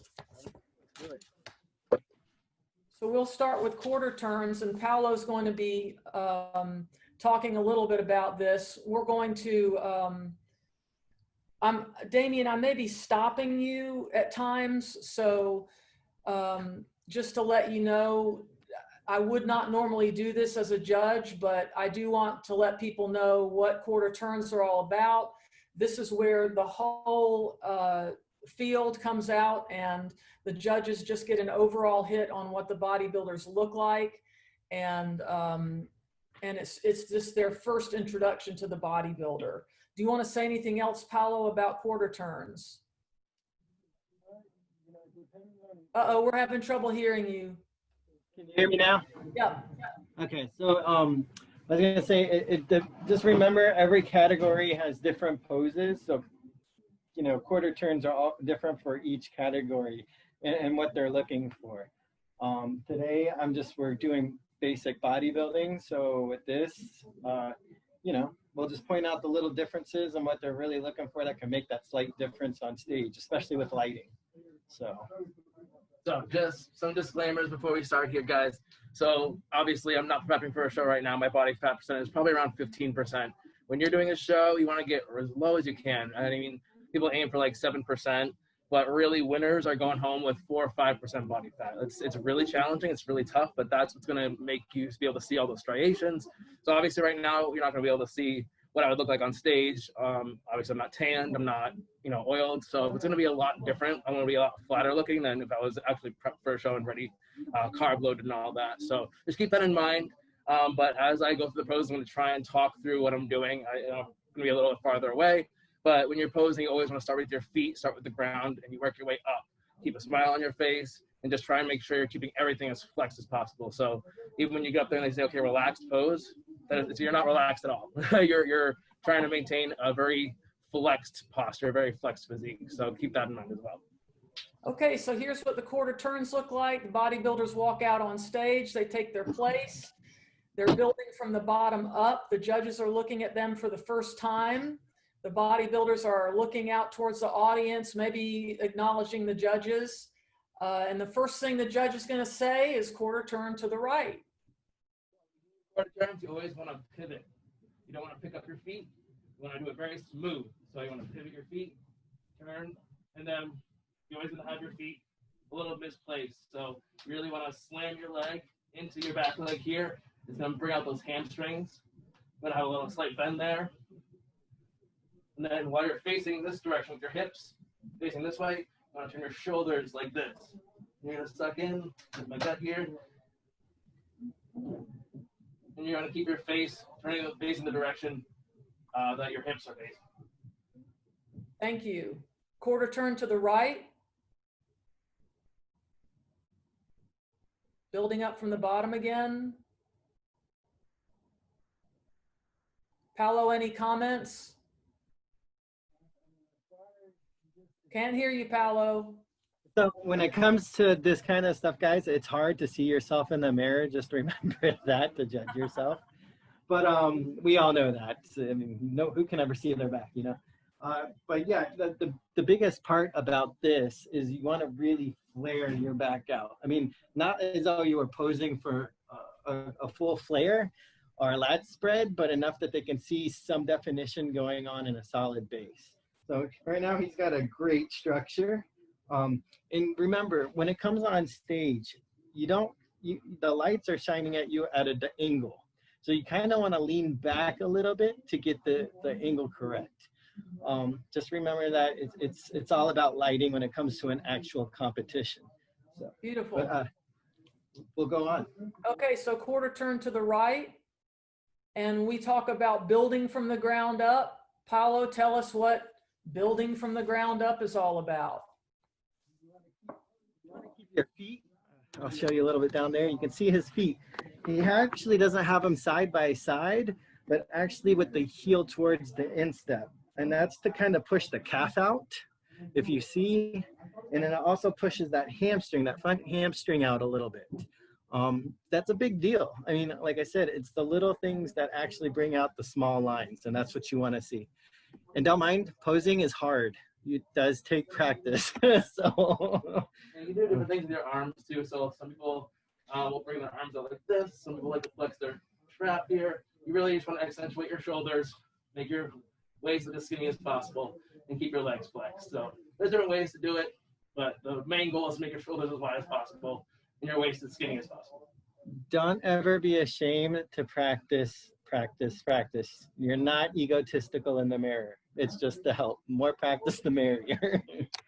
And then lastly, quarter turn to the right. And we're back in front, and you can see how Damien is building up from the ground, flexing those legs. And Damien, you can relax now. It is hard to hold a pose, especially when you're dehydrated and you're on stage. That can be really difficult. So the mandatory poses are poses that you're required to perform in bodybuilding. As Paulo was saying, hopefully we will be having other divisions next year for physique maybe, or what's the one where they wear the board shorts, Paulo or Damien? Men's physique. What's that called? Oh, men's physique. So you have men's physique in board shorts, and all you're doing is quarter turns. You don't do a routine to music or anything like that. Then you have classic physique, which is when you wear these. And you do 5 mandatory bodybuilding poses. At the end of the night show, you do a routine to music. Then you have open bodybuilding. So that's when you wear the skinny little trunks, and you want to get as big as possible. So there are 3 different categories, and they all have different advantages. For physique, you really just want to have a really thin waist, broad shoulders, not too muscly, but really lean out. You don't really have to worry about your legs because they're covered by board shorts. Classic physique, you want a nice stocky legs, you want a nice wide, thick thighs, but you still want to maintain that taper shape. And like I said, for bodybuilding, you just want to get as big as possible. They don't have weight limits. That's right. Paulo's in the background. You're ripped. Yeah, beautiful. So, okay, so we're going to do our first of the mandatory poses. I'm going to call them out, Paulo, and if you have any comments about these, just let me know, or just go ahead and chime in. So we have first front double biceps. Again, guys, notice it's from the ground up. And some people, you got to remember when you pose like this is why it takes practice. Everybody's different on their body structure. So little angles can make a difference. For this, I would say bring the elbows up a little more, because it brings out the lats more. And then there is a trick with the bicep. So if you roll your wrist back, it pops the bicep a little more. You always want to hold your thumbs. Yep, that too. So Yeah, so that's our front double biceps. You can relax, Damien. Okay, it's tough to hold those poses. And now you see what relaxed pose is. Paulo, you want to talk about the relaxed pose in between? Damien touched on it just a little bit. in between, when it comes to the relaxed pose, you're not really relaxed, okay? You still are holding a tight physique, your gut in, and keeping a nice form. It's just a relaxed pose because you're not actually doing a called pose. But yeah, you always want to stay tight and ready. And please, please, please, please smile. Judges want to see you smiling. It's true. It's true. Okay, so our next pose is a front lat spread. For your front poses, you always want your legs pretty much the same. Shoulders apart, toes bent out. Really trying to flex those quads. Want your hips back a little bit because it makes your waist look smaller and your shoulders look wider. And notice how Damien will come back and squeeze in and then out. So you make yourself small and then you make yourself big. So that's a beautiful pose. What do you think, Paulo? I think it's great. Again, it's about making your waist look small. Say again, Paulo. We're still not hearing. Sorry. You want to keep the waist small, so that's why you bring your hands close and out, and then it's just bring the elbows up and flare out. It helps bring out the lats. And remember, again, angles, guys. When it comes to these lat spreads, angles play a big part. So. Yeah, lat spreads, a lot of people. Go ahead, Damien. Lat spreads probably one of the hardest poses to hit, especially from the front. So. But you want to like, I pretend like I'm puffing my chest up. When you do that, it really makes them pop out. So don't try it in your shoulders. All you'll do this. You want to go up and down. I had a very incredible experience. I said earlier in one of the workshops that I worked out at Lee Haney's gym here in Atlanta. And yeah, you can relax, Damien. I was working out there, and my trainer was talking to Lee Haney, and we were talking about that very pose and the rear lat spread, and which is a pose that I had a lot of trouble with. And Lee Haney kept saying, you're pinching, you're doing this, you're doing that. And he said, put your hands on my back. So I put my hands on Lee Haney's back, y'all. What was he, 8-time Olympian? And he started to spread his lats, and it was like, whoa, whoa, whoa. I just felt like he was going to fly away. So it was a great experience for me to be able to put my hands on a IFBB Pro winner or a bodybuilder's back like that, especially Lee Haney. So that was really an incredible thing. So the next pose is going to be your side chest, Phoenix. Side chest. So your side poses again, you want to kind of keep a slight bend in the knee. You want to put your toe like in the arch of your foot right here. Again, press your leg against that. It's going to bring out those hamstrings. So I always go all the way forward and then back. It's going to show the judges your back a little bit. Nice, beautiful. One of your favorite poses, right, Damien? Yeah, beautiful. Okay, thanks. Relax. Now, watch how Damien gets to the rear double bicep pose. Watch how he turns. Hit it. Yeah, with the leg. Brings the biceps down and then brings them back up again. The rear double biceps also shows that back. Paulo, any comments? Like I said, the only thing again is when you do this, to really flex your legs and your rear hamstring, you kind of want to lean back. So you're at an angle when you're actually on stage. And it brings your back out more to the judges. Because remember, these judges are going to be at least 4 to 5 feet down. Yeah, you can relax, Phoenix. Back pose, I always pivot one leg out and turn them in to flex your glutes like that. But also a great show of calves there. Great show of calves. Okay, so now one of my favorites, the rear back lat spread.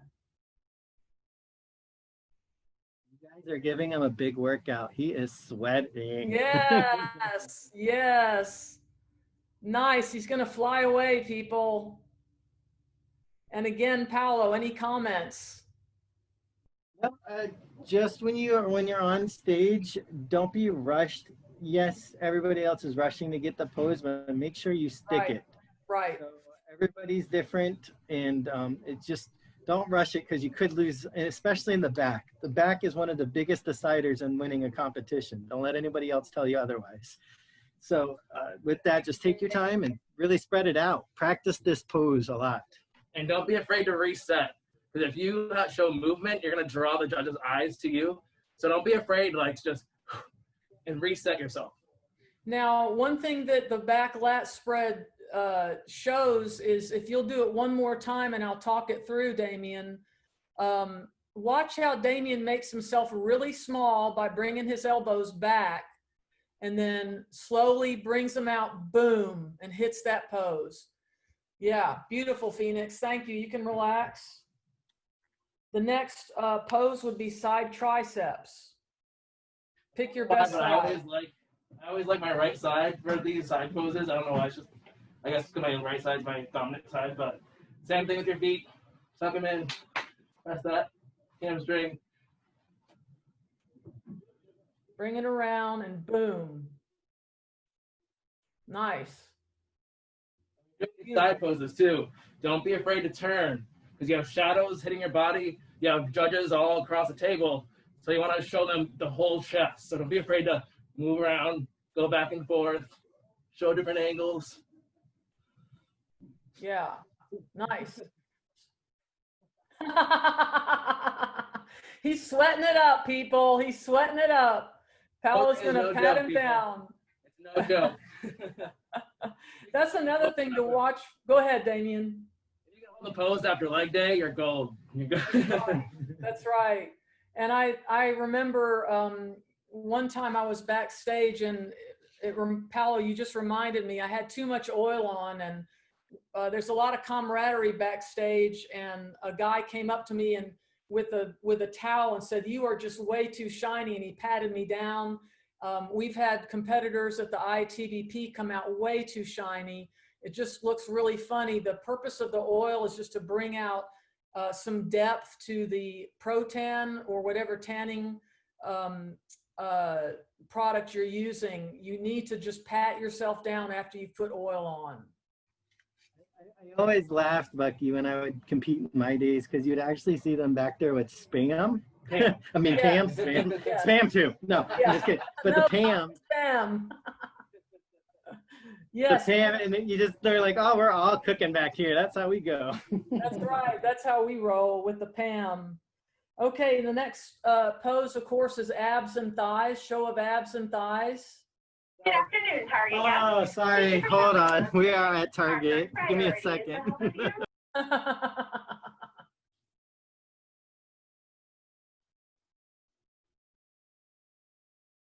Paulo and Phoenix are in a conference room at Target, and Phoenix is now muting. So make sure that you, Nat, can you unmute them? Oh, there we go. Beautiful. Sorry. No sweat. No sweat. Yeah, so with abs and thighs, you can do a couple different things. So you can square off your legs like I've been doing, but really I like to do a little bit different thing with my legs with the abs and thighs. So you want to keep this leg bent, and then I straighten this one out. It kind of brings out that teardrop right there. Just gives a different angle of your legs. So that's what I do with my legs for front abs and thighs.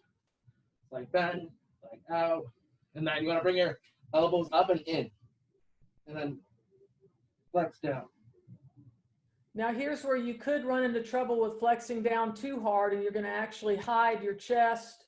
You're going to hide, and you'll see the competitors move around. They might move their hips from side to side a little bit, and showing the judges the abs and the legs. So you can relax, Phoenix. You want to be out like this. You want to be nice and in. Right. Okay, nice. And the last pose is most muscular or pose of your choice. Now some Different options for. sorry, some federations do a show of calves, which we don't do at the IATBP, but the most muscular or pose of your choice. And what was that, Phoenix? So there's a few different ways to do most muscular. They have what's called the full crowd, which is my favorite. Then you can do a half crowd. So I'll demonstrate a couple of different ones, but you just want to make yourself as big in the face of the judges as possible. So again, don't forget about your legs. For most muscular, you can square them, or you can do what I do with the abs and thighs. There's a couple of different options, so I'll show you a couple of different ones.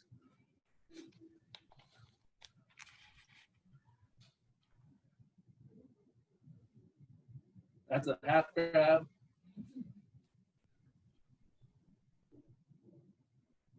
Nice, beautiful. Full crab. So that is the last pose of the mandatory poses. At that time, the bodybuilders will walk off stage, and the judges will bring out the bodybuilders one by one. When you're walking off stage or walking on stage, you want to maintain your comportment. you don't just slouch off stage. So walk off stage for us, Phoenix, and show us how you would walk off stage. Yeah. And there he goes. So now we come to comparisons. Let's do the free pose first. So what we're going to do is Damien is going to pose to music. This is the free pose. And this is where you would see him smiling incredibly. And I just can't wait for this part.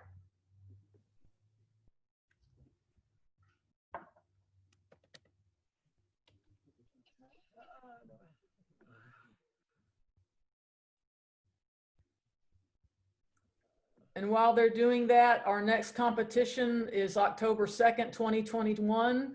We'll be doing bodybuilding and powerlifting, and we hope that y'all will attend or come and compete. You guys hear it?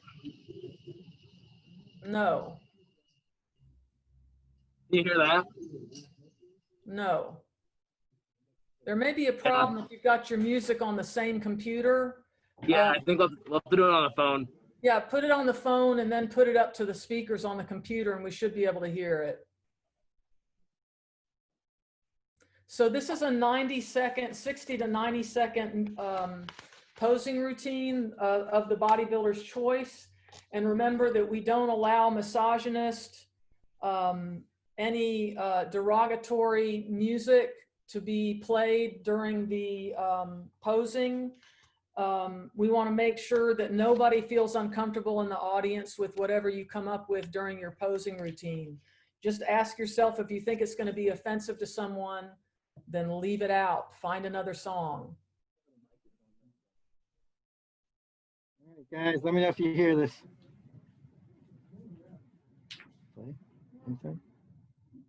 Oh, sorry. Not really. Now hold that pose, Phoenix. Hold that pose. If we have to do it with just Phoenix hearing the music, that's fine. You'll get a chance to hear the flow. There we go. There we go.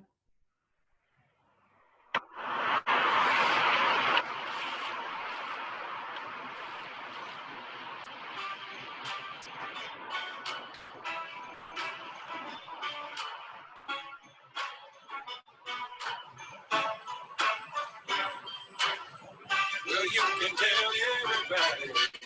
You can tell everybody. Go ahead and tell everybody. I'm the man, I'm the man, I'm the man. Yes, I am, yes, I am, yes, I am. I'm the man, I'm the man, I'm the man. I believe every lie that I ever told. Paid for every heart that I ever stole. I played my cards and I didn't fold. Well, it ain't that hard when you got sold. Somewhere I heard that life is a test. I've been through the worst, but I still get my best. God takes time more than from the rest. Then he broke that more, so I know I'm good. Stand up now and face the sun. Thank you, Phoenix. Typically you get 60 to 90 seconds to do a posing routine. So just look up the rules, pick a clip and shorten it, and you'll be good to go. Okay, so now what we're going to do, y'all gave me chills, by the way. Y'all are giving me chills. Is we're going to do an extra special thing here that's a little bit unscripted, and we're going to show you some comparisons. The only other bodybuilder we have to compare is Paulo Batista. So, Paulo, how do you feel about doing some comparisons? The shorts came off. Look at that. Look at that, people. It's on. It's on. All right. Beautiful. Beautiful. Okay. So what we do in comparisons generally is the judges might want to see a show of legs. And so they would have the competitors do their abs and thighs, for instance.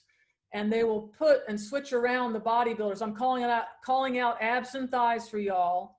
So do abs and thighs, and the judges will compare the abs and thighs of the two competitors. You can Okay, you can relax. Mostly in the relaxed pose is how you're going to get compared.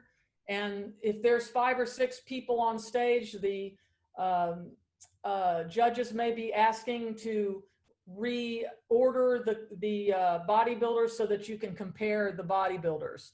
So now, here we go with what we call a pose down. So we would like to start. Generally, there's music with a pose down, but fellas, if you don't mind, go ahead and start hitting it. You're on stage, we're in a competition, and we're posing down with each other. Yay! And the audience is losing their mind at this time. That's right, all of these poses going on like crazy.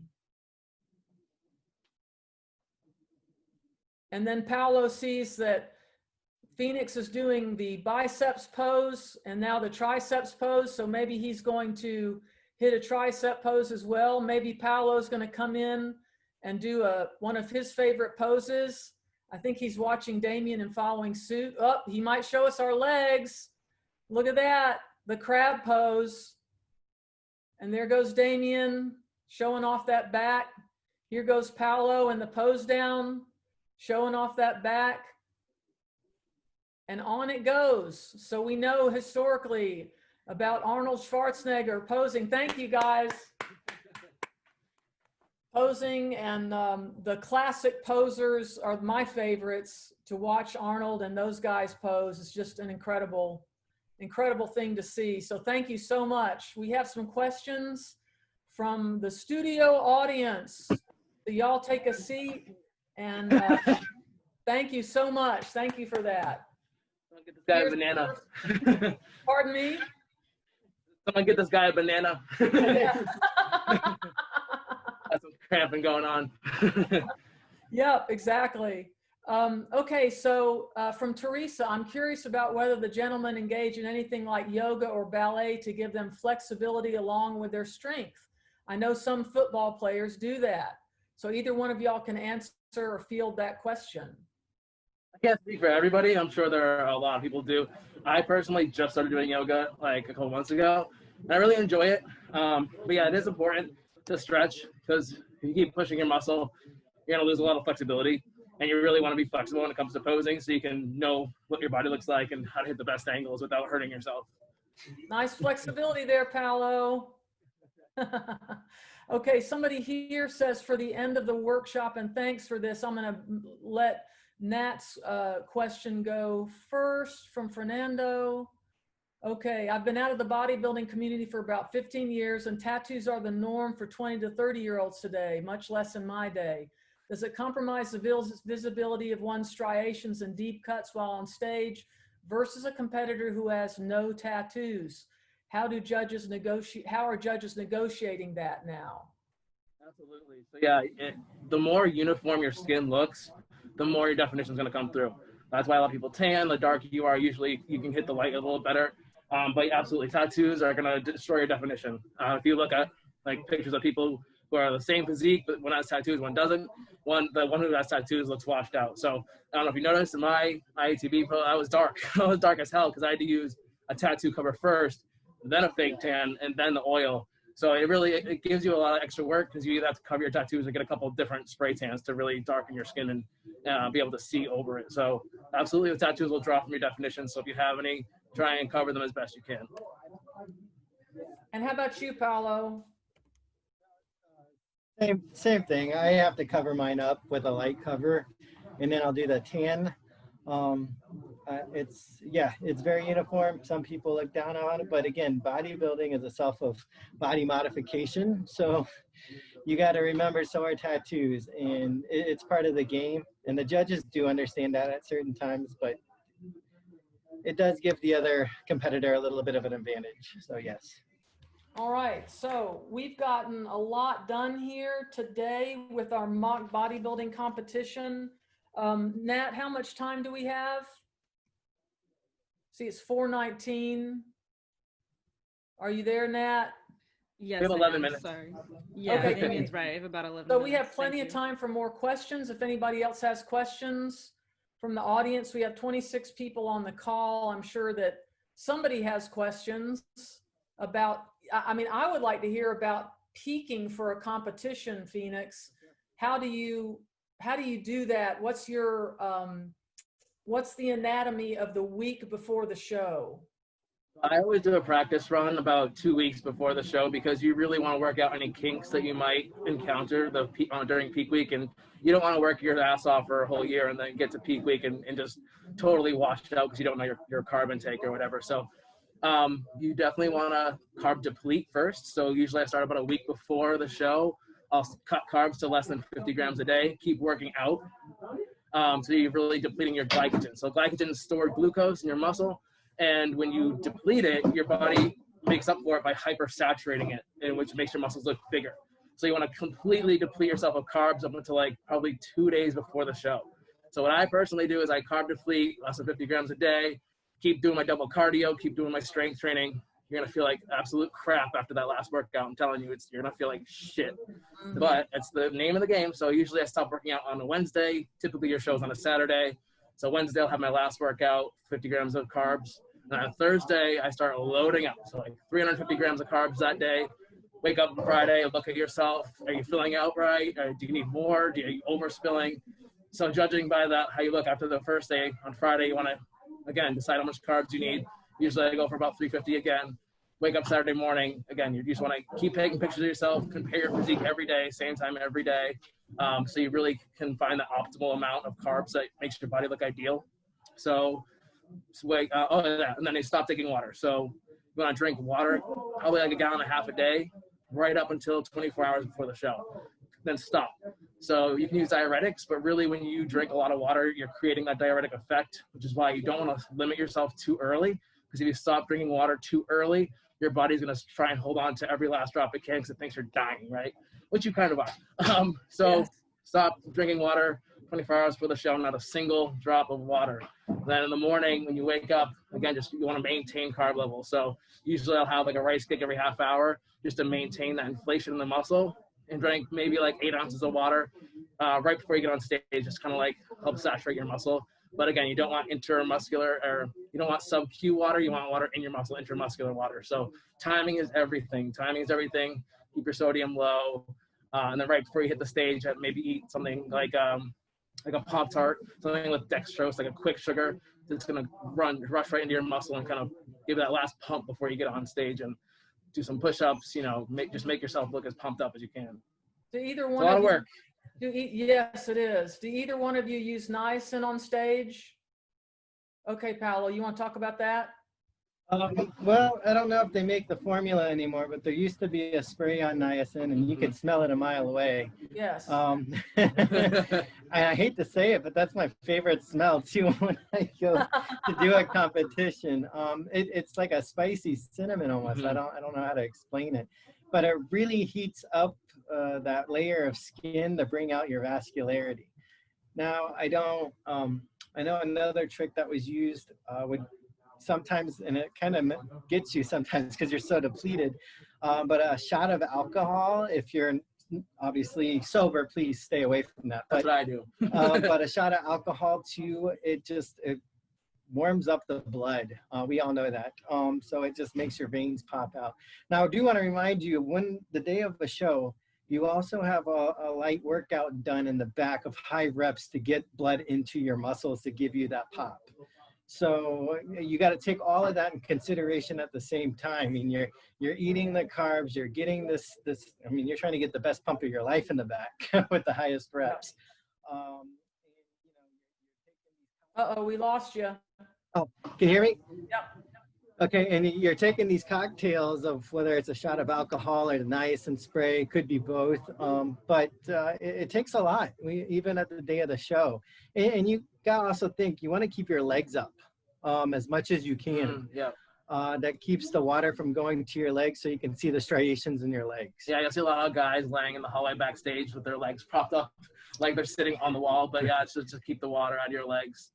So, mind you, these are all tips that'll be openly available to you guys at any time. It's not going to stop here at this little phone call. So yeah, and like you said, everybody's different. Everybody's body's different. Your metabolism's different. So that's why I say get yourself ready 2 weeks before the show. That way you can do a couple practice runs and really see what works for you. Another question from Gavin. What's the ideal body fat? I think Phoenix, you touched on that. Would you repeat what you said about that? Winners are at 4 to 5%. I mean, you'll look good at 7, 8%, but you're not going to take home first place if you're not under 4 or 5%, because the winner is going to be, for sure. I mean, and like I said, it comes down to posing too. You can have the best rocking physique in the whole competition, but if you don't know how to flex, you don't know how to pose and show off that physique, you're not going to win. Right. Okay. Sometimes the winner comes down to definition and its conditioning. So just remember that it's not about size; it's also about conditioning. Yep. Do large birthmarks have to be covered like tattoos? I think question. I mean, like I said, the more uniform your skin is, the better off you're gonna look. So yes. I would say, I mean, maybe not cover it, maybe just try and get to the same darkness, you know, just kind of make it blend as best you can. You know, there are people out there with like little blender brushes and everything. It's really like a science. So yeah, just try and make your skin as uniform as possible. I personally don't have any large birthmarks that I could think of, but I would treat it like a tattoo. Okay. Here's a question from Ian. Do you believe you can get the same effect if you're being trained remotely, i.e. you and your trainer in different locations? Any of you train anybody remotely? No, I mean, I don't feel right training people because I'm not really like certified or anything like that. Like I said, everything I do is kind of how it works for me. But it would be, I think the toughest part would be posing practice. You'd have to do it like this, you know, remotely. Your trainer can't see you up close. They can't adjust you like mechanically. So I think that'd be the toughest part. Other than that, like diet, workout, check-ins, all that stuff's pretty easy to do remotely. But when it comes to posing practice, I highly recommend you do an in-person session a couple times with the professional poser. Will you talk, Phoenix, a little bit about the difference between your first trainer and the posing that they offered you, the training and posing? And you said you got hooked up with a really great person. Can you tell us the differences? What did they do? Did they show you how to show off your best assets, foot placement? What was the difference? My first trainer, I think he was really just trying to encourage me to like not adjust, like, I don't know, discourage me. So he really just didn't like do any constructive criticism. So even though I posed like shit, he wouldn't tell me. So yeah, my first show I ever did was just a physique show. You don't really do posing, you do quarter turns. But I was still horrible at them because he was a bodybuilder and he didn't really know how to show me how to do those. So when I went to class with physique, it got a little better. But again, he didn't he just like showed me how to pose, like what the pose looks like, and was like, okay, you look great. He didn't like ever, oh no, you should do this, you should flex that. So when I finally hooked up with my friend Chris, who competes like every single year, he was actually like, okay, no, like do this, do that, like this is how you do this, and like just made fine-tune adjustments that really made the biggest difference. Paulo, I've heard you speak before when we've done posing workshops at the FitCons. How often should somebody practice their posing? I mean, that's why I say, don't think you're egotistical. To be honest, I myself pose in between sets. Yep. People think it's crazy, but when you have that pump, you also have a myofascial cover on your muscle. So when you have that pump going on and you flex, it breaks and it forms that muscle to the way you want it to look. A lot of it's becoming science today. But if you look at the old bodybuilders, they didn't have the science to back it, but they even did it then, you know, posing in between sets. It doesn't make you look egotistical at all. Some people, now if you've got a camera with you and you're taking 100 shots and that's the only thing you're doing is 1 or 2 body, reps, and then you're posing for the rest of the 10 minutes, that's a different story. But if you do your workout and you get up and you stretch a little bit and then flex and hold it, you're just helping your muscle form to that structure that you're looking for. It's the greatest time to do it. And even after, go to the mirror. I mean, this takes practice. I can't tell people enough, as a competitive athlete, practice, because you want it to become natural. And judges see that on stage. If you're struggling, they're going to see it. But if you practice it to the point that you don't even have to think about the movements, it just looks like you're almost like a ballet, like you're dancing. It's just so smooth. And that comes into play. Yeah. What I would do too is that, so like usually when you're posing practice, you're looking in a mirror, but when you're on stage, guess what? You don't have a mirror. So you're gonna have to just feel the way your body feels when it's supposed to be at that perfect pose. So what I do is when, like, sure, you practice in the mirror for a little bit, but then like get a camera, get something that you can't see yourself, and record yourself doing a posing routine, go back and watch the video. That way you know exactly what you look like without looking in a mirror, and you get a feel for it instead of relying on that reflection. So Paulo, tell us about what your plan is to compete this year, or actually with the COVID thing, I guess it's going to probably be next year, right? So, you know, I'm gonna go. I'm PC. I love judging the transgender contest completely. This is a great place to start by all means. Coming as a competitor from NPC level, I really want to push myself this time. It's been 16 years since I've stepped on stage. So with that being said, you know, I'm actually pushing a few local guys together, and we're gonna help push each other. We want to push each other to that level and come as a group, as a trans bodybuilding group, and compete all together at the same NPC show and kind of make a stance. I feel it would be a great idea, not only to push each other and be on top of each other, to make sure that we're on each other, you know, hey, you better do your cardio today, you better be on that diet, and also have that buddy to call, because there's going to be days when you feel like you just want to eat something, or you're about to break and you need to call somebody. I mean, this is not easy by far, but yeah, we want to break boundaries this year and take a few of us from San Diego and all compete at the same show. And golly, I think it'd be a great idea to be on stage with not just one of us up there, but 3 or 4 of us on the same stage amongst the generation that needs to know we exist. Mm-hmm. There's no better way to do it than this way. And I think it'll push us more, because we'll have that confidence of, you know, my brother's on stage, I'm on stage, we can do this together. So I'll be a part of that as well. So yeah, we're excited. We got a few guys on a team, and we're gonna bulk together. We're gonna diet together. We're gonna prep together. We're gonna get on stage together. It's gonna be great. Well, we would love it. We would love it at the IATBP if any blogs that y'all start writing about that. We would love to post it on our website. You'd be the first to know. I mean, yeah, we want this is a community. I want to inspire people. Uh-oh, can't hear you. Sorry, I said the goal is to inspire the people in the community to, if they're not comfortable with NPC level, at least have the knowledge from what we can pass through these vlogs and, you know, free vlogs and challenges that we want to offer to each other through the group, and then just give it to you so that they're inspired to at least start at your, you know, with your organization.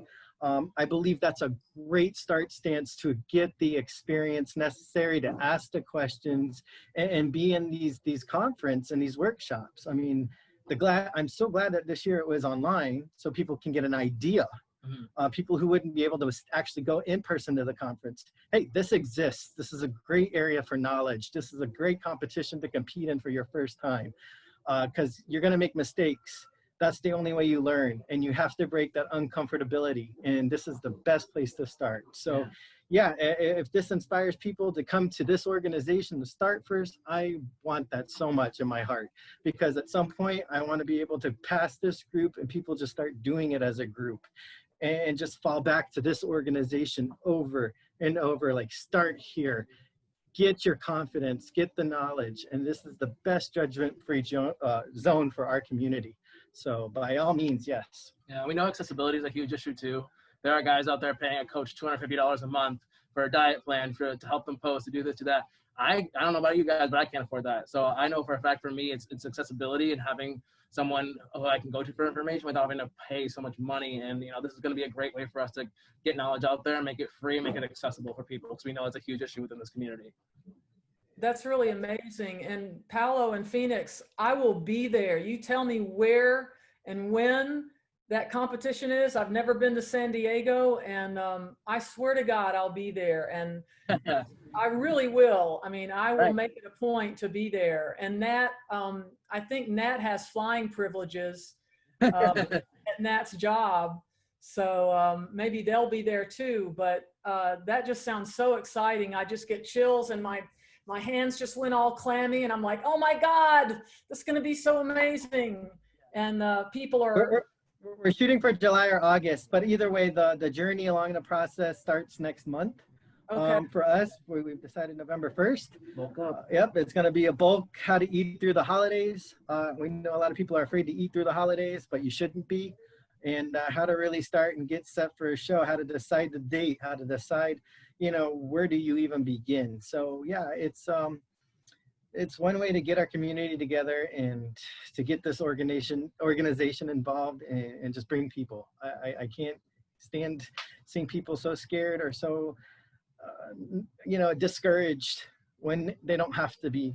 And we're here for a reason. We have our platform, so I want to use it. Do y'all know yet, will you be using your Instagram to be doing this? Can you tell us what that is, the Instagram? Do you have a handle yet for that particular thing, or will it just be on each? Okay. Yeah, we're working on getting the board finalized right now as the top. We will have a group page set where all of the board members will be open, dropping separate ideas or separate diets and stuff too. But for right now, we're just using our main profile on Instagram, our main platforms, just to tag each other to get the name out. But and then we're also agreeing on a logo and stuff right now. But as far as the name, we're gonna stick with Self-Made Physiques, and just keep an eye out for that. Starting November 1st is gonna be the grand start date for us. And we just, like I said, the biggest part of this is to inspire, to spread information, and you know, lead. If you need a coach, there's plenty of coaches that have been in competitive bodybuilding that are included in this, like Tommy Morrell. I believe you guys recognize that name from the organization. Oh, yeah.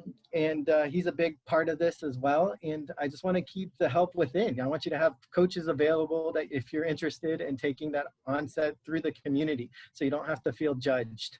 And you don't have to be scared to ask any particular question, even about your gender identity or anything of that structure. And you have somebody who you can coincide with and collate with. So yeah, November 1st, I'll make sure to pass all the information so we can send it out either way. Yeah, and hopefully y'all are on the email list of us so that you're getting email and reminding you. Maybe it'll be just a reminder to let us know, and we'll keep an eye on when you post vlogs, and we will share it if it's okay. We'll share all that on the website. That just sounds super exciting. So we're excited. We just want to all get on stage together and make a difference. I mean, I've never heard of it, and I feel like just to have another brother to look across and laugh at when we're posing together like the pros do, that's what inspired me. You know, I see the fun that they have because they know each other on the same stage. We all know each other through our Instagrams and through our social medias, and to bring that fun to a national stage, and I just feel like it'll inspire a different crowd, a different audience. And who knows, like we inspire more people than inside our community. There's people outside of our community that we inspire. So definitely, it's not just limited. It's going to change a lot. Yes, I think that's awesome. So thank you both, Damien Phoenix Montoya, Paulo Batista. We've had a great conversation. I think everybody's learned a lot. This is the final call for any other questions that you might have, and the final call for y'all to say anything else you might want to the people who are on the call. Anybody else have anything that want to share?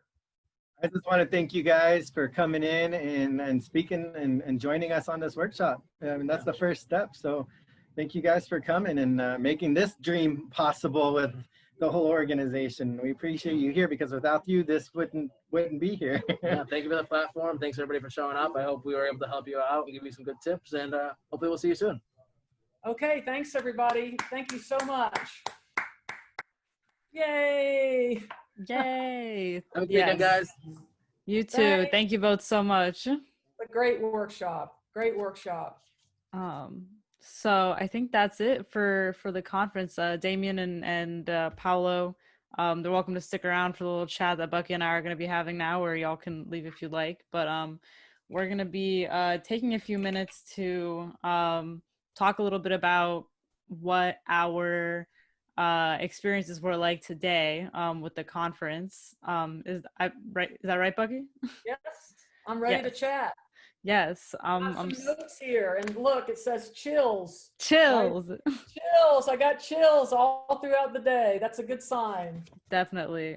So for anyone that hung around and still here, so this is your opportunity to go ahead and message me or Bucky with your thoughts. We want y'all to be a part of this conversation. So if you stuck around, you know, for the whole day, or maybe you only went to one session, send me or Bucky a message and let us know what you really enjoyed, what you thought, what the discussions that we had throughout the day made you feel or think, or what you learned, and anything that you would like to see stay the same or change if we were to do something like this in the future, because we would like to know what y'all loved and what didn't really work.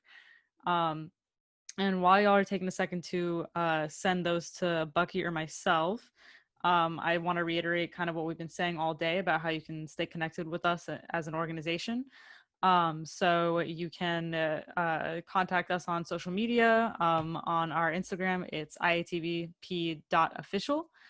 And our Facebook is also the International Association of Trans Bodybuilders and Powerlifters. So on Instagram and Facebook. You can also go to our website, IATBP.org. And if you go on the homepage and scroll down at the bottom, there is a place where you can put your email in and subscribe to our email list. And make sure that you mark us as not spam. We've been having some issues with people getting our email sent to their spam. So make sure you fix that. And some of the ways that you can support us are either by donating directly. So you can go on our website, that's iatbp.org, and you can find the little donate button in the menu and donate directly. Other ways that you can support us are by becoming a member. So on the site as well, if you scroll to the bottom, there's a little button that says become a member. And if you click that button, you can sign up to basically pay a very small annual fee to be an IATBP member, and you get the membership privileges that any member would get regardless of if you're competing or not. So you don't have to compete to be a member. Our fees as an organization are very small compared to other strength sports and lifting organizations. So we try to keep membership as accessible as possible, but it is a small annual fee. And if you want to compete, you are required to be an active member in order to compete. So make sure you do that as well. And the last way that you can support us and also represent, we have these awesome t-shirts that Bucky and I are wearing, IATBP t-shirts, that you can order as well. Hey, Mark. The whole crew is wearing them. If you scroll through the gallery, you'll see us all wearing them. And you can order those t-shirts by emailing Bucky directly. That's at iatbcompetitions@gmail.com. So it's not IATBP. It's just the B. So iatbcompetitions@gmail.com. And if you email him, you can order your t-shirt directly from them. And it's not the kind of t-shirt that you're going to be outed. So it doesn't actually say trans anywhere. So you don't have to worry if you want to represent the organization. We have the logo, but it doesn't actually say Trans Bodybuilders and Powerlifters. So we understand for some people that's a bit of a safety issue. So you don't have to worry about being outed, and you can still represent the organization. And if somebody else, you know, knows the organization, you can have that connection. So super cool. So Bucky, I want to get into the conversation. What were you kind of thinking throughout the day? Like what kind of came up, like feelings and things like that? Well, besides having chills all over my body, as I used to I wanted to ask you to mention the non-binary survey again. Oh, sure. Yes. I can do that real quick. So if you go on our Instagram, iatbp.official, and you click the link in the bio, there's going to be a link there to a survey that we have about how we are hoping to set up our divisions for competitive bodybuilding and powerlifting to be more inclusive of non-binary and trans feminine competitors. So if you haven't filled out that survey, please go there and fill out the survey. Let us know what you think, especially if you're a non-binary or trans feminine competitor or trans woman competitor. And if you filled out our first survey, go back and fill this one out because we've updated it. We have some changes. So yes, please check that out. Okay, now Bucky, tell me what you're thinking. Okay, so I think let me close these blinds here. I think one of the things that was, well, of course, muscle doesn't have a gender, okay? Yes. Like, what else can you say? Muscle doesn't have a gender. And I also want to talk a little bit about the fact that these are universal feelings that people are having. Mark and I spoke about this yesterday before my interview with Lois Reitzes on WABE.org, which you can listen to the interview that Paulo and I did with Lois Reitzes. Just go to WABE.org. I'm going to write that down, or maybe Nat, No worries. We'll post it later on our site okay. as well. Yeah. But anyway, about how these self-esteem issues and all of this affects everyone, and we can all be unified in that, regardless of whether you're trans, intersex, gender non-conforming, non-binary, cisgendered. These are all things that we have in common. And I think that Aydian spoke to that in a beautiful way. I loved the idea of Janae and Nat working on those 4 elements, being inclusive, affirming, fair, and competitive. Mm-hmm. I thought the exhibition division idea was a great idea, and that came from y'all. That came from the as I've been calling it, the studio audience.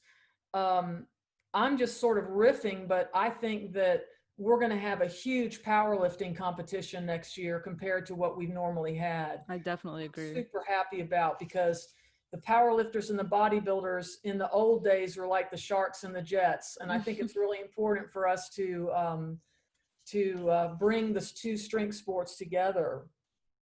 And I just so appreciate the cisgender people who have supported the trans people, especially in JayCee and Mary Gregory's journey. Yeah. I think that's really amazing.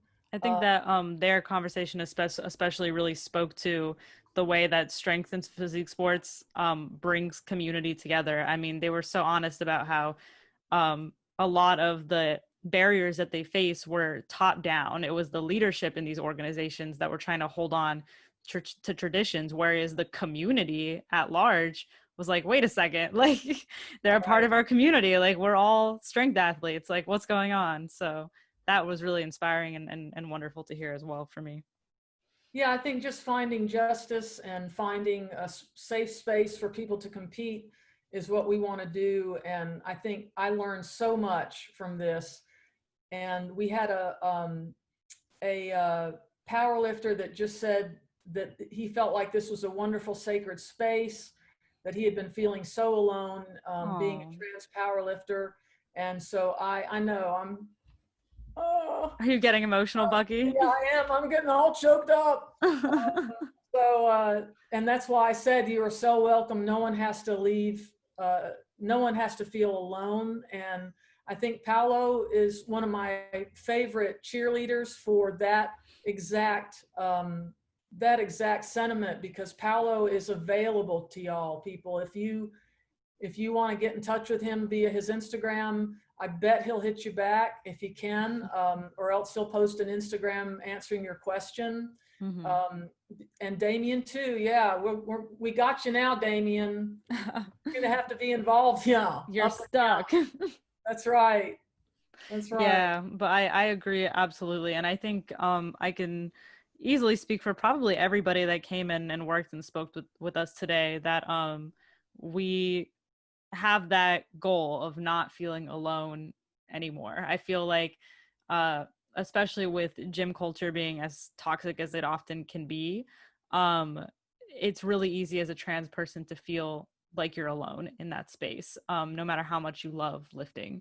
And I think JayCee and Mary spoke to that a lot, about building community to support one another, and how when like what happened with JayCee, and she spoke up about what happened to her, and suddenly all of these trans people came out of the woodwork, and they were like, you know, this happened to me too, and this happened to me too, and you know, all of us feel like we are probably a little bit alone, but things like the IATBP, Pull for Pride, Women's Strength Coalition, the Share the Platform grant, and lifters that are so open like Paulo and Damien and Janae, they are like all of those things together are really the foundation of this beautiful and thriving community that we're all coming together. Like we don't have to be alone anymore, I think. Well, and I know, and I was texting Nat this on a break, that I think the IATBP has its work cut out for it in terms of restructuring our competitors handbook. And I don't know about you, Nat, but I think we might have a new board member whose name is Janae Marie Kroc. I mean, I was almost going to ask her, like, but I thought, no, this is being recorded, and yeah, not the time. But I mean, the way she was talking about it, she was saying us, our organization, we, and I was like, is this a community that we're building? Yes, it is. It is. So I'm really, I know it's going to be a lot of work to restructure, but I'm super excited about it. Definitely. I want to read some of the thoughts that I'm getting in from people over here on my end as well that are kind of contributing to this. T.A. Summers says the posing thing was amazeballs. I really needed that. So yeah, you can see Damien and Paulo are like, thank you. I thought it was amazeballs too. I actually had my partner call me during the posing and I was like showing her in the video, like, look at how big their legs are. So I needed that too. T.A. Summers, I needed that too, believe me. Other things from people, great day. Thank you so much and kudos for a job well done. Only suggestion is maybe having more audience participation in the future. And I agree. I think we were very concerned about being bombed by turfs because that has happened at a lot of trans events over the course of the summer. But I think we had a really good run this time. We didn't have any issues. And I think in the future, it would be really cool to like utilize the hand raise feature to unmute people and actually have them ask their questions directly like you would in an audience. I think that would be really cool. Any comments coming in on your end, Bucky? I have some more, but I want to. No, go ahead and hit it. No?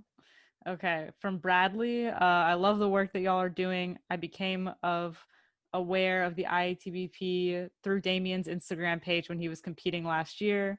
I was so excited to see that there was a virtual conference this year so I could find out more. I especially like the talk from Janae, Kroc, Aydian, Dowling, and the posing information at the end with Damien and Paulo. So that's so beautiful that you were here all day and that you learned as much as I did. I learned so much. Thank you.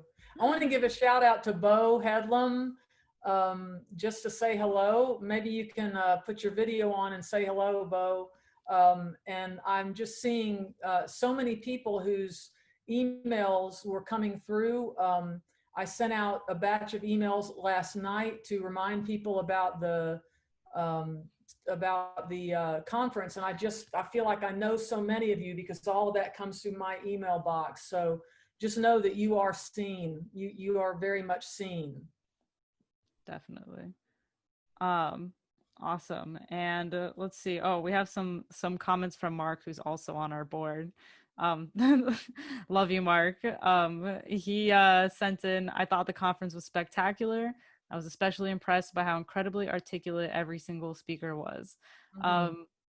Yeah, me too. I mean, I wasn't impressed because I knew that they were all extremely articulate, but that wasn't a surprise at all. But yes, it was said by Aydian that when you are trans, you are always thinking about who you are and not who you are supposed to be. He said, I learned so much, even though I won't be posing anytime soon. Oh God, Mark, come on. Hitting us in the feels. Thank you. Yeah. I'd like to mention our sponsors one last time. Yes, definitely. Let's wrap that up. Foundation, the Tides Foundation, the SBA grant, the Trans Justice Funding Project, and Alston and Bird. All right, we have more comments coming in. Feel free to keep sending them in. We're going to stay here until y'all stop sending comments, basically, and then we're going to wrap it up. Comment from Brandon. Thank you. This has really helped me regain confidence and know that I'm not alone. The posing was awesome, having been following Paulo and Phoenix for a while now. Thank you to both of them. So lots of love going to Damien and Paulo today. That really was an incredible session. Yes, flexing for us over there in the corner. Another comment from Bradley. I learned so much. I was training as a bodybuilding to compete when I was in my late 20s and early 30s, before I transitioned and never really did anything because I didn't feel right competing as a female. As a 47-year-old trans man, that is my 3rd year of transition. I'm so happy to have found y'all and that I can be a part of this community. God, y'all are making me get emotional. I know, I'm getting all I'm like, it's fine. We're fine.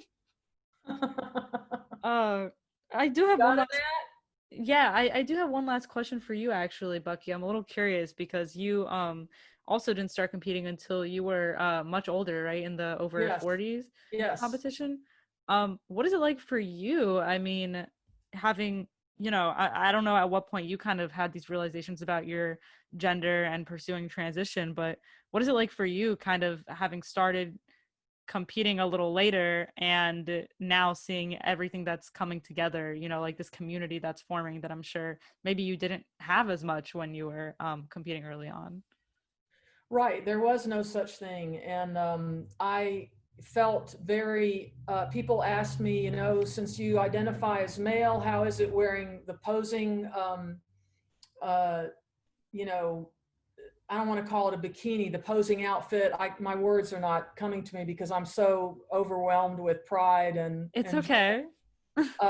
And I just said, you know what? I look so good.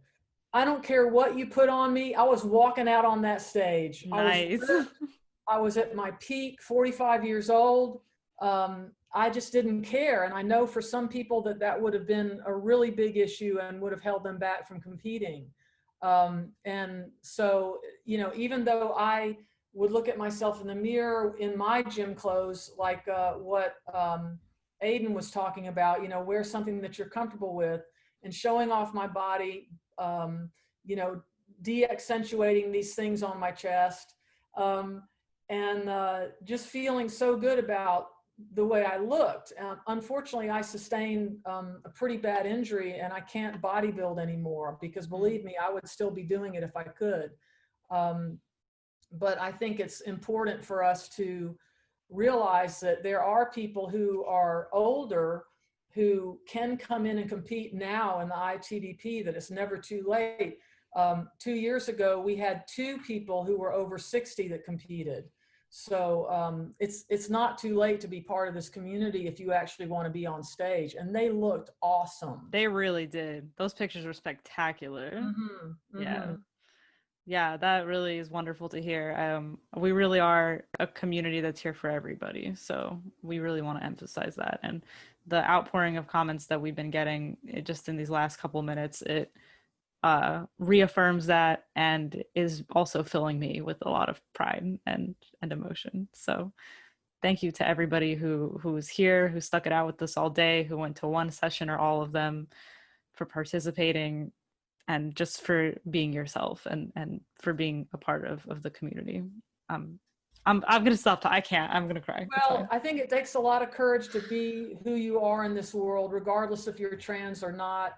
And I think that that's the biggest gift that I can give anybody, and biggest gift I can give to myself, is to be truly who I am. And I found out through my performance career as a musician that the more myself I was, yes, I lost some audience members when I came out as transgender, but the people who were coming to my shows were much more into me and much more able to be themselves. Just like Aydian said, don't be afraid to be vulnerable. It is a strength, it is not a weakness. And it's what binds us together, is to be ourselves, who we truly are in this world, and not to be afraid. Don't be afraid to be amazing, people. Don't be afraid to be amazing. New IATBP tagline. Don't be afraid to be amazing. Awesome. Well, that's everything that I have. So I think it's about time we wrap it up, right, Bucky? Yes. All right. Well, I'll miss all y'all, and everybody stay in touch. Yes. And please connect with us on our social media. I love getting messages from y'all. I love talking to y'all. Please, like, comment and send me DMs, because we will talk. Thank you, everybody. Thank you, everybody, so much. Have a great day or evening or wherever.